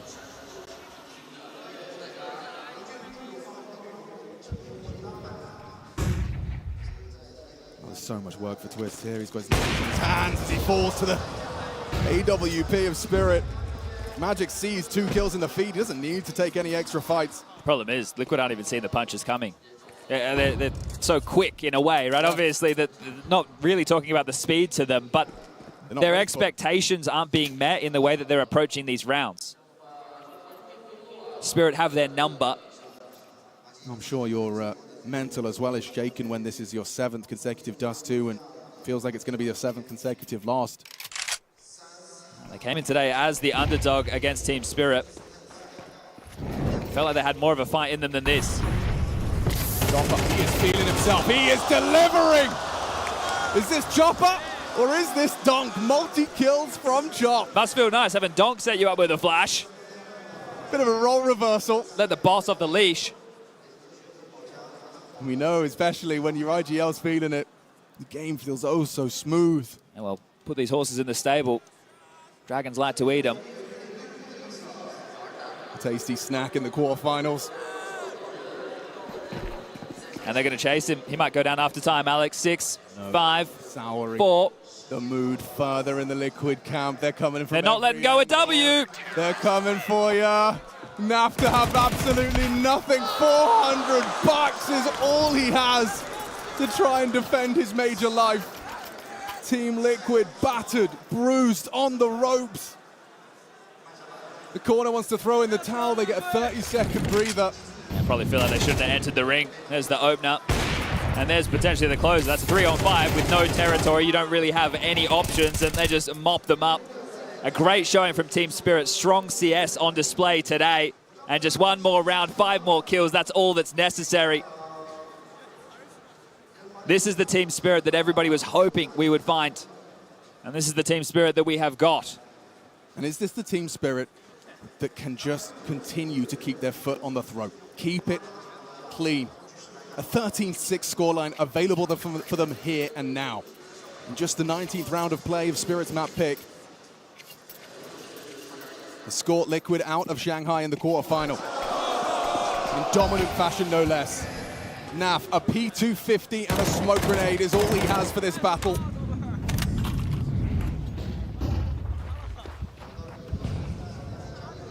Your hands start to get a little sweaty. You realize this could be your last round at the major.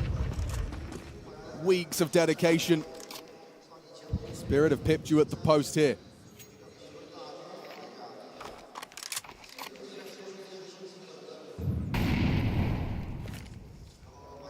Direct approach from Liquid. Zontic still stays stalwart with Donk in support. It is light on A-Chat. Yeah, sure, there's an avenue, but it's Shiro's AWP that you have to get past, and you only have flashes. So this is a sniper's dream. Shiro pulls its crosshair away with the leg break, and Yakinda profits as well. Magic still occupies long. It's a little consolation round. If I'm Spirit, I just go for damage here. I try and take away all their rifles, make sure that their buy into the next is only with the win bonus. And they got stacks of cash on a few of their members, actually more than a few, so they can just be a nuisance, just hang around, try and do some damage. Like, that's a circumstance you can't replicate. Yeah, and I just said it's a sniper's dream. They only had flashes while it was perfect, and he got killed immediately, so I mean, sure. Perfectly aiming for the majority of the assault. Yakinda's aggressive move pulls his crosshair down. Here's the damage. Ultimate. Yeah. Okay. More than damage. That is destruction.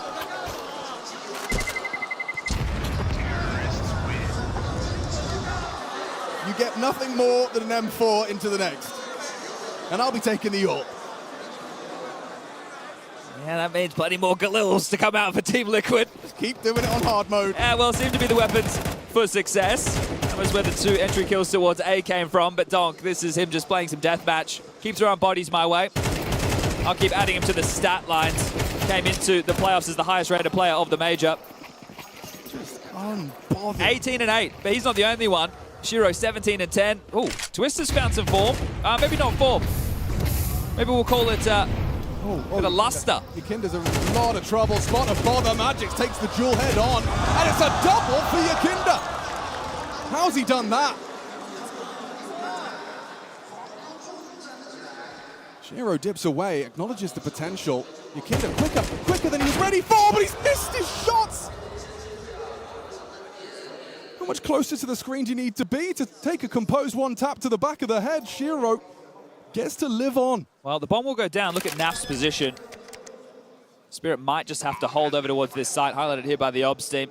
You can see the bodies lying on the other side.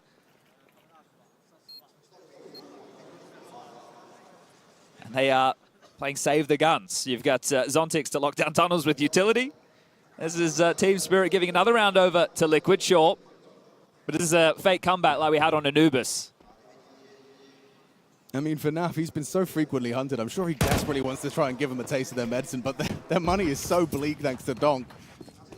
They just can't afford to. So Yakinda, in back-to-back rounds, has been able to find them ways in. It was JKS who got the kill coming out short onto the AWPer, but Yakinda entered and dropped into spawn. So he actually opened up the angle a little bit with his maneuver. This is a double on the AK, playing between the bottles of flames. So great work from him. That was such a rough spot to be in. The only way out was headshots, and he delivered. So great, you can give that one to Yakinda a double thumbs up. Well, this is the problem. It's going to feel hopeless just because the amount of rifle rounds that Team Spirit need to get to. This comeback, it's like climbing a mountain right now. And for Liquid, I don't know if they have what it takes. This team hasn't been able to find their breakthrough. Now, they've only been together coming out of the player break in the middle of the year, sure. You got big names within this roster, and you thought you had something special in Ultimate. Still, it's his rookie season. Started with a bang, simmered out, and then has been trying to find that form yet again. Now, this is Dust 2. You'd love to see him with an AWP in his hands, but that's not the case. And Twist could drop him one, and it looks like they're just going to do it with the rifles. Spirit with the saves, a full buy for them. have money for residual buys on Donk, Shiro, and Zontix if they do wipe the board, and so 4 chances available to get this map done. So you aren't worried just yet. 6 rounds up there demanding Liquid, and Yukinda has once again provided an opening. Spam not far off the mark, will escape the potential for the break of the smoke, and now aggression from Zontix and Donk. Being considered by NAF and JKS as it stands. Information aplenty for Team Spirit. Look at all the util, but they're just completely contacted. So much space for Spirit. There's no way you expect them this deep in the tunnels. Now from Donk, he wants to try and get some answers. Smoke on the doors, but they will be in ahead of that. It's JKS that delivers the head-to-head. Remove Donk, there's Naf. Onto Chopper, Zontix position. Oh! It could have been all 3. An important and a necessary kill from Twist has given Liquid the edge. Shiro, 3 bullets, 3 targets, and that AWP he does not want to fall into Ultimate's hands. Try that one again.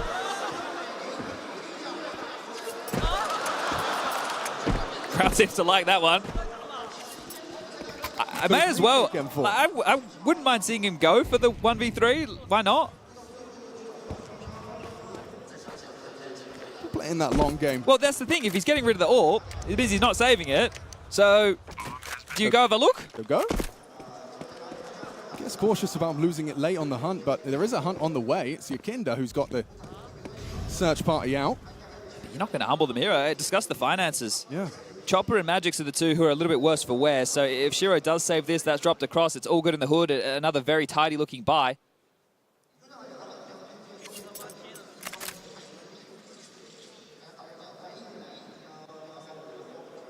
So we found ourselves at 12-6. We're going to need a big old run from Liquid. Yeah.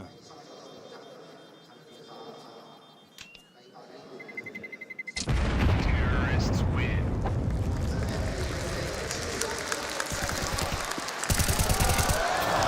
Goes down again.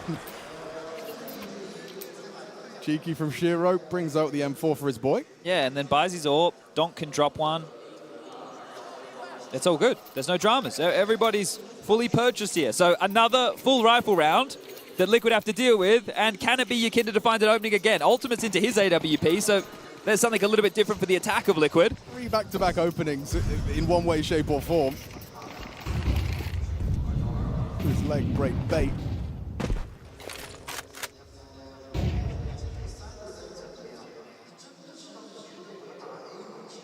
An interesting approach, and Chopper gets that information. Will he get away with his life? It seems as though Twist thinks twice about committing to the spam. Just contact walking into Chopper. This could really go horribly wrong, but important trade. JKS delivers. If you go mid to B, you know there's likely still 2 defenders. Yeah, Donk wants to investigate further. Get some answers. Are they waiting? Are they committing? Tucked in, Zontix to take first contact. Break draws attention. Liquid are reformatting.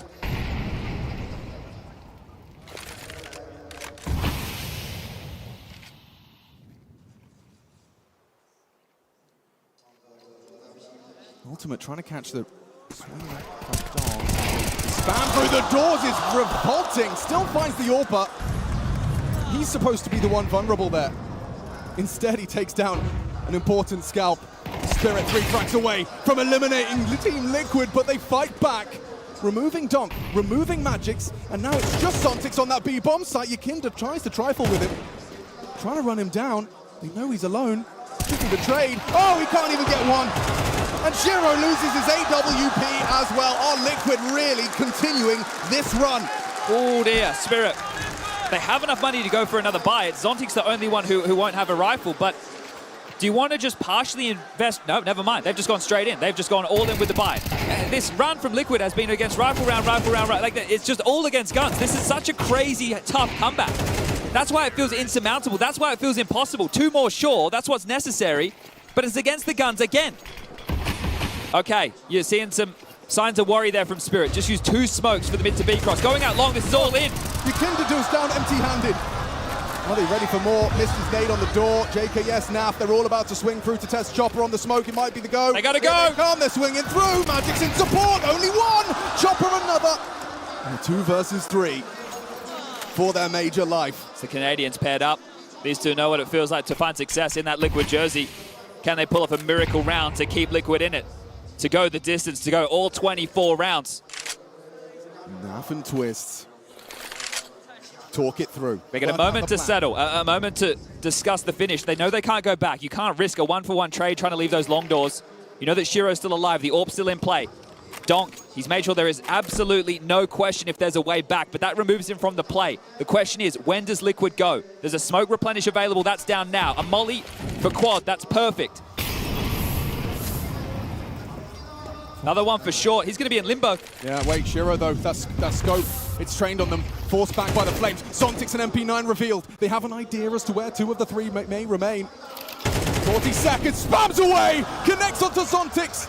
Twists, guarding Nafly. 9 bullets, just stands to deliver, but here comes Donk. The round the world, on long, exposed. Nice shots, Twist stubborn, holding on.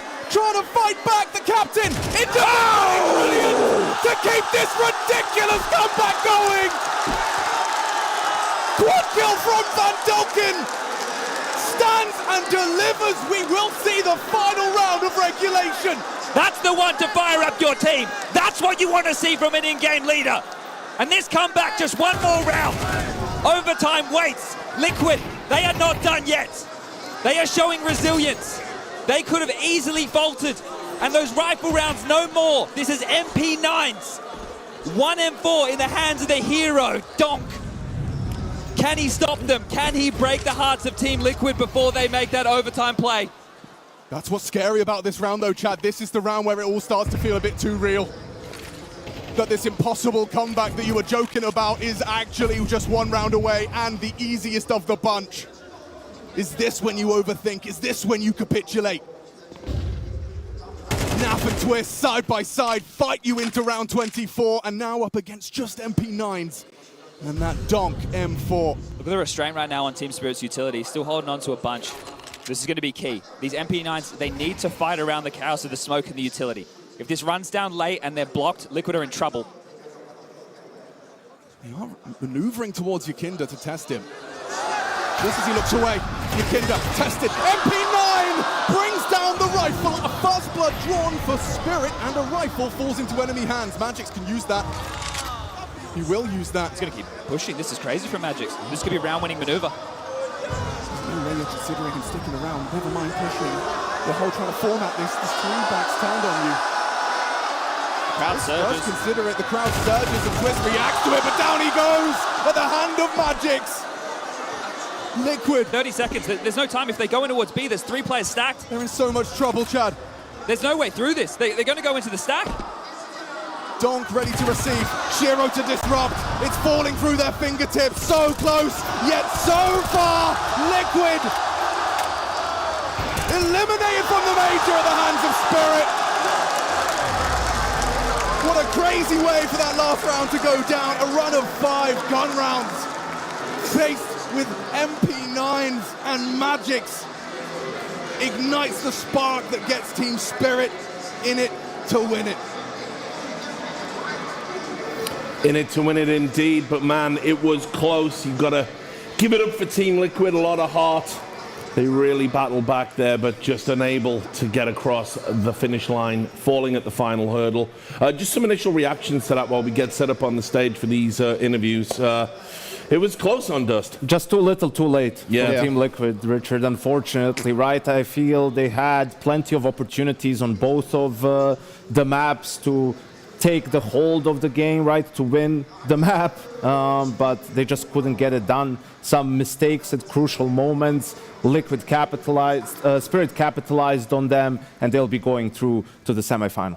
Yeah, indeed, they do. And just such a hot start on their T side. Liquid tried to call it back those last 3 rounds of the first half. And even after winning Pistol in the second half, things were looking pretty grim as Spirit quickly kicked it into gear. But again, you got to give a little bit of credit to the grit of Liquid to fight that thing all the way back, nearly pushed it into overtime, but just ran out of gas right at the end. That big backstab from Magix at Long A, the final round of regulation, just caught them completely off guard, ran out of clock, and ultimately run out of time in Shanghai.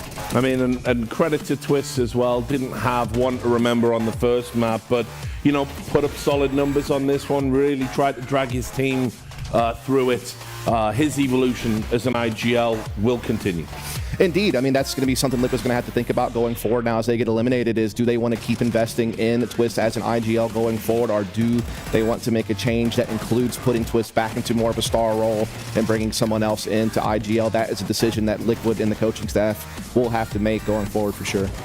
Yeah, I think the problem was, you know, we pointed out around on Anubis. I think there was one on Dust 2 as well. Finally, Liquid wins a pistol. And then, of course, the following round, they mess up. Again, I just think on a macro, on a strategical level, it wasn't that great the way they played it out. And, you know, that's how it goes. Like, it's not great, the big picture stuff. And then one kill going the opponent's way makes it really deteriorate fast. And that's what happened to Team Liquid. And, you know, that's what gave Spirit such a massive lead in the second half. I don't know, Liquid got up to 11 rounds. I have the feeling that out of the 11 that they won, 9 were gun rounds. Right? Like and that's such a crazy thing to say, because usually you would need, you know, you could win the game with 5 or 6 gun rounds if you win the anti-ecos and you win the key ones and at the right time. But for Liquid, that's just been the bane of their existence in this series. Yeah, I mean, I have to give credit to Liquid because, look, on that run back on the T side, it wasn't pretty, but it was just the fundamentals, you know, going for the long A control. Yekindar sometimes getting clean entries, or when they traded, they always traded a ban up, put themselves in advantageous situations. Their pokes at middle, they would limit Donk's, you know, capacity to shut them down. They were finding, you know, openings there to pressure mid B to then fall back into A exec. So they were kind of just drilling down on the basics of Dust 2 and using it to fight their way back into what was almost an overtime situation, but again, just ran out of steam right before the finish line. And we can now go live to Shanghai for that winners interview.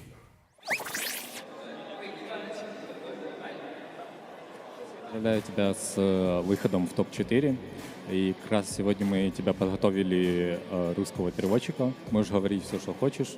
И какие у тебя есть слова?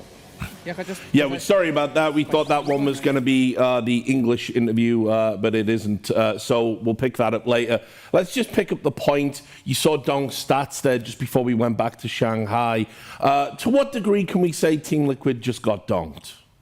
I don't think you can necessarily say that. You know, I think a couple of times in some rounds, especially on Anubis, right, where he has the ace, and those are rounds that you'll come to expect. Like the 4v3 for Liquid where he got the ace, that's, again, we were pointing a little bit to the call, not ideal. Sure, maybe against another team you don't get punished for that call, like some other player is not going to ace you, but it didn't feel like, it felt like Liquid was, Spirit was playing from ahead for the most part, and it wasn't necessarily Donk like winning them rounds that they're not supposed to win. Like he was getting his, and I think that's always going to happen with the form that he's in. I just think Liquid got a little bit outplayed and outmaneuvered in areas where you weren't necessarily expecting that to happen. Yeah, I think they got out-called by the controlled chaos of Spirit. We know they like to play an up-tempo play style. You know they're going to go for the spawn-based plays if they got them. You know they're not going to fear taking early round duels, but they do so in a way where there is support. It's not just scrappy play where they're just loosely wide swinging with no intention. They have a support system behind Donk when he is going for plays. They're slotting him in second or third sometimes and execute rather than just having him go in first with, you know, no real concept of, you know, where to focus and where his support is coming from.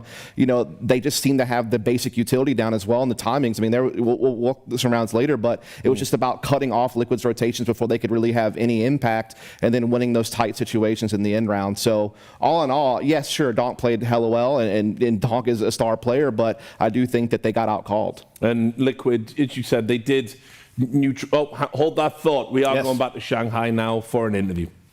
Could have been ended a bit earlier, I would say, Magic said that. You said it to me as well. What was your struggles you were finding there, especially in this second half? Well, the issue that we have faced on the ending of the city side of Dust 2 was that we have been kind of failing using our spoons and expecting them to do some specific rounds while we knew what they're going to do, but they went into the heavily like abusing long because I'm playing long. It's easier for them. So yeah, and there was like an early fight on long, and you know the later on scenarios are almost pretty much unique, and they were like a bit better in a lot of rounds, but yeah, in the end we finally managed to finish it, because if it went to overtime, or if we would have lost and going into the Ancient, would have been so depressing as fuck. Yeah. But it wasn't, and it was positive. You said, right, they were targeting you a bit at long. Is this where you say to the team, okay, we need some extra support here, I need some extra backup? Because you guys were willing to fight at long, round after round. The issue is that we were fighting as fucking dogs, and we were not doing it the correct way, because I have no idea actually why, but you know, we had an idea to fight for long, but we didn't use the resources that we have the proper way, and that's why we were losing the fights. Because if we would have gone for a fight like with exact scenario in each player had, we would have won it. I want to come back to Anubis a little bit as well. It did seem like at times they were trying to focus a lot towards A. You guys had an okay job at holding it, but it was your B holds that I would say were a bit more impressive. What did this come down to as to where you were positioning yourselves, how you wanted to try and take Liquid here? Personally, I don't know. From what I've seen, they've started the game with attacking A side, and going to the end of the half, what I've seen, they went for abusing B side. It's pretty okay, because like they've shown some rounds going A, in the end they're going B, and we don't know what to expect. So actually we were just like doing some setups, being ready, maybe sometimes not ready, maybe sometimes we were counting on Dong headshot on the platform on B side. But yeah, so that's how we won the 6 rounds. We just hit our shots. It was difficult because it's Anubis. Now overall you guys played very well. Donk, couple of aces in the game, he was on fire the whole way through. It did seem, though, this game was more of a team performance from you guys. Is this a positive sign going forward? I don't know. Could be, yeah. And how confident do you feel for going into the semi-final game on Saturday, going up against MOUZ? We need to take a look. We need to watch. We need to make some preparations, maybe, or not. And we'll find it out when we see it and play. I look forward to seeing them play. Spirit are through to the semi-finals. They'll be facing MOUZ on Saturday.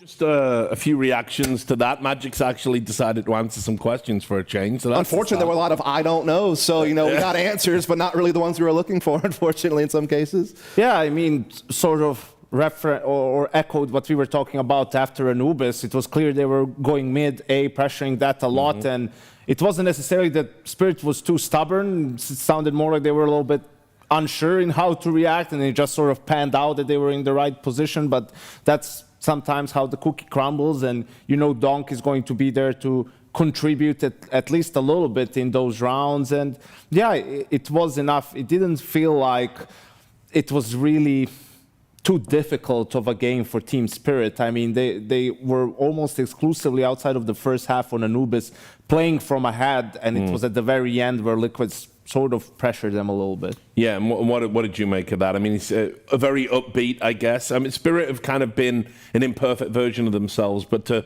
be in the semis, you know, I'm a little bit surprised by that. I guess Magic's is too. Yeah, I mean, I think if you look at kind of where they were at in the RMRs and how they struggled through, the fact that they were able to come this far. Gotta interrupt you there. It is time to go back to Shanghai for the exit interview with Twists. Congratulations, you and Liquid now out of the Perfect World Shanghai Major. Always tough to talk in a circumstance like this. Can I just ask, what's going through your mind right now?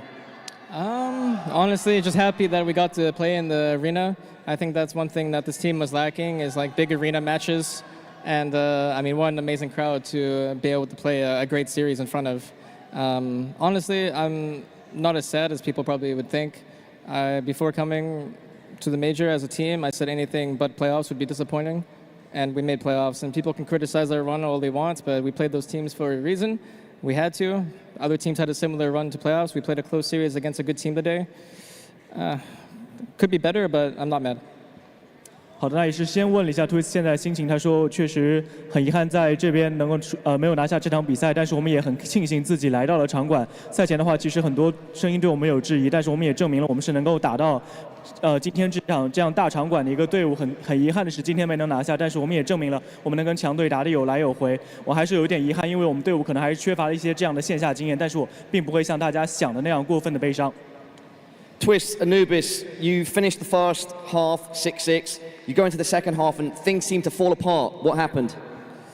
I mean, it could be from how my calling transpired on the last rounds of T-sides. We went into a slow rhythm, but I checked tab at the halftime, and they had won alive like 5 rounds in a row. So it was such a close game, and I think maybe we got a bit disheartened from how close the rounds were, and they were not going our way. And then I think we totaled up too much on CD side Anubis, and we adapted too late. And I lost a lot of duels. I haven't had a game that felt that bad in a while. 那想问一下，在第一张地图阿努比斯上面是为什么像上半场比较顺利的情况下，下半场没有拿下？Twist 说是可能我觉得自己这边的指挥有一些问题。我们上半场最后，尤其是在打 T 的最后一把，打得特别慢，但是那一轮之后的话就没有什么手感。然后很多时候连续5轮，我在比赛结束的时候看一下战绩，我们发现其实场上有的时候最多就是活1个活2个的一个残局。我自己的话也个人输掉了很多拉出去单打的1打1的一个局面。对我来说，我自己在这场比赛的话，感觉到可能是我最近打的最差的一场比赛。所以我们在下半场的话就没有根据对面的战术做及时的调整，也在这方面没有做好，导致比分之间被拉开。And then, of course, Dust 2, you guys were so close to a huge comeback to take things to overtime. What went wrong? I mean, I think our first T rounds, like, I mean, when you lose the conversion round after winning pistol, it's almost worse than just losing the pistol itself. So they reset our economy. They had a good plan in the beginning of the half to block us. Mither and I adapted kind of later in the half, and we turned it into like a more of a loose style to take control.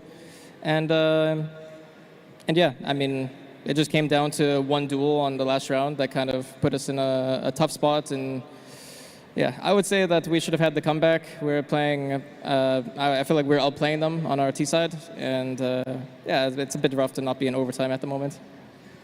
然后谈到12的话，这边 Twist 也说到，其实我们上半场就是手枪局起来之后，第2轮直接输了，有的时候还不如直接输掉手枪局，对我们的经济来说最后会比较重。然后来到下半场的话 ，Mr 我们的教练和我稍微调整了一下战术，我们开始慢慢的打，然后我们找到了一些节奏。我觉得其实来到了关键局最后1分，其实就是一个1打1的机会，很遗憾，但是我觉得我们其实是有机会能够去打到加时的，因为我觉得我们在下半场明显是打得要比他们的状态和枪法都打得更好。Final question, Twist. What's next for the team then? How do you build back stronger heading into next year? I believe so. I think this is a good high that we can ride going into the next season. We left home on October 27th to travel to Singapore, and we've had 5 birthdays spent in this time period of being in China. So I think people deserve to go home holding their heads held high, and yeah, take a well-deserved break. We put in a lot of work in the past month and 2 weeks or so. 我们也聊到了这个，最后想要看一下 Twist 对于未来1年的期望呢 Twist 也聊到，其实今年的成绩对他们来说是一个非常不错的成绩了。这是一个1年美好的收尾。其实算起来的话，10月27号他们为这次 Major 做准备，去到了新加坡，然后到现在中间也有队员过了生日，他们需要一个好好的休息，在这么很长的一段时间的辛苦的拉练之后，需要好好调整，然后重整旗鼓，继续迎接下1年的比赛。Twist, commiserations. Anything else to the fans that have stuck around to hear from you in this arena? I want to say a big thank you to all the fans that are here watching. I got goosebumps every time I walked into the arena or I wave and everyone's cheering and celebrating. It's such a, I don't know, I have to be humble with how much support I get here, but it makes such a big difference. I can happily wake up and smile knowing that there's just so much support, genuine support. And yeah, also thank you to my wife, who unfortunately could not be here to watch the game, had to go back home. But I know she was a big supporter. 那也是感谢所有到场的观众朋友们，也是感谢所有的观众朋友们，我对此是深感荣幸。我每次来到现场，你们的欢呼声都让我感到一身的鸡皮疙瘩都能起来。我觉得你们真的很棒，然后也感谢我的家人，感谢我的妻子。很遗憾她这次没有能够来参与到我们的比赛里，我还是知道她是非常支持我的，感谢大家。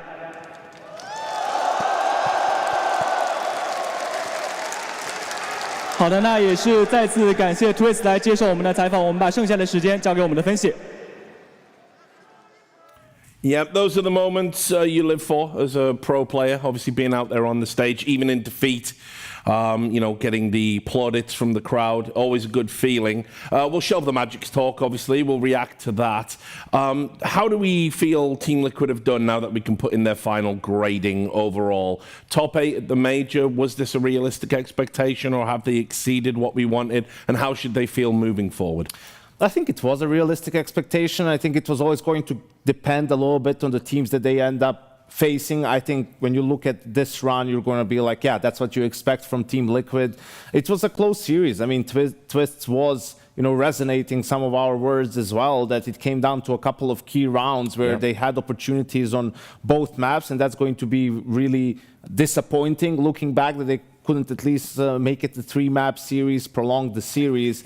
But you can also face the reality that it's the first season for this lineup, rookie on the team, first season for Twists as an IGL. So yeah, that's going to be absolutely tough.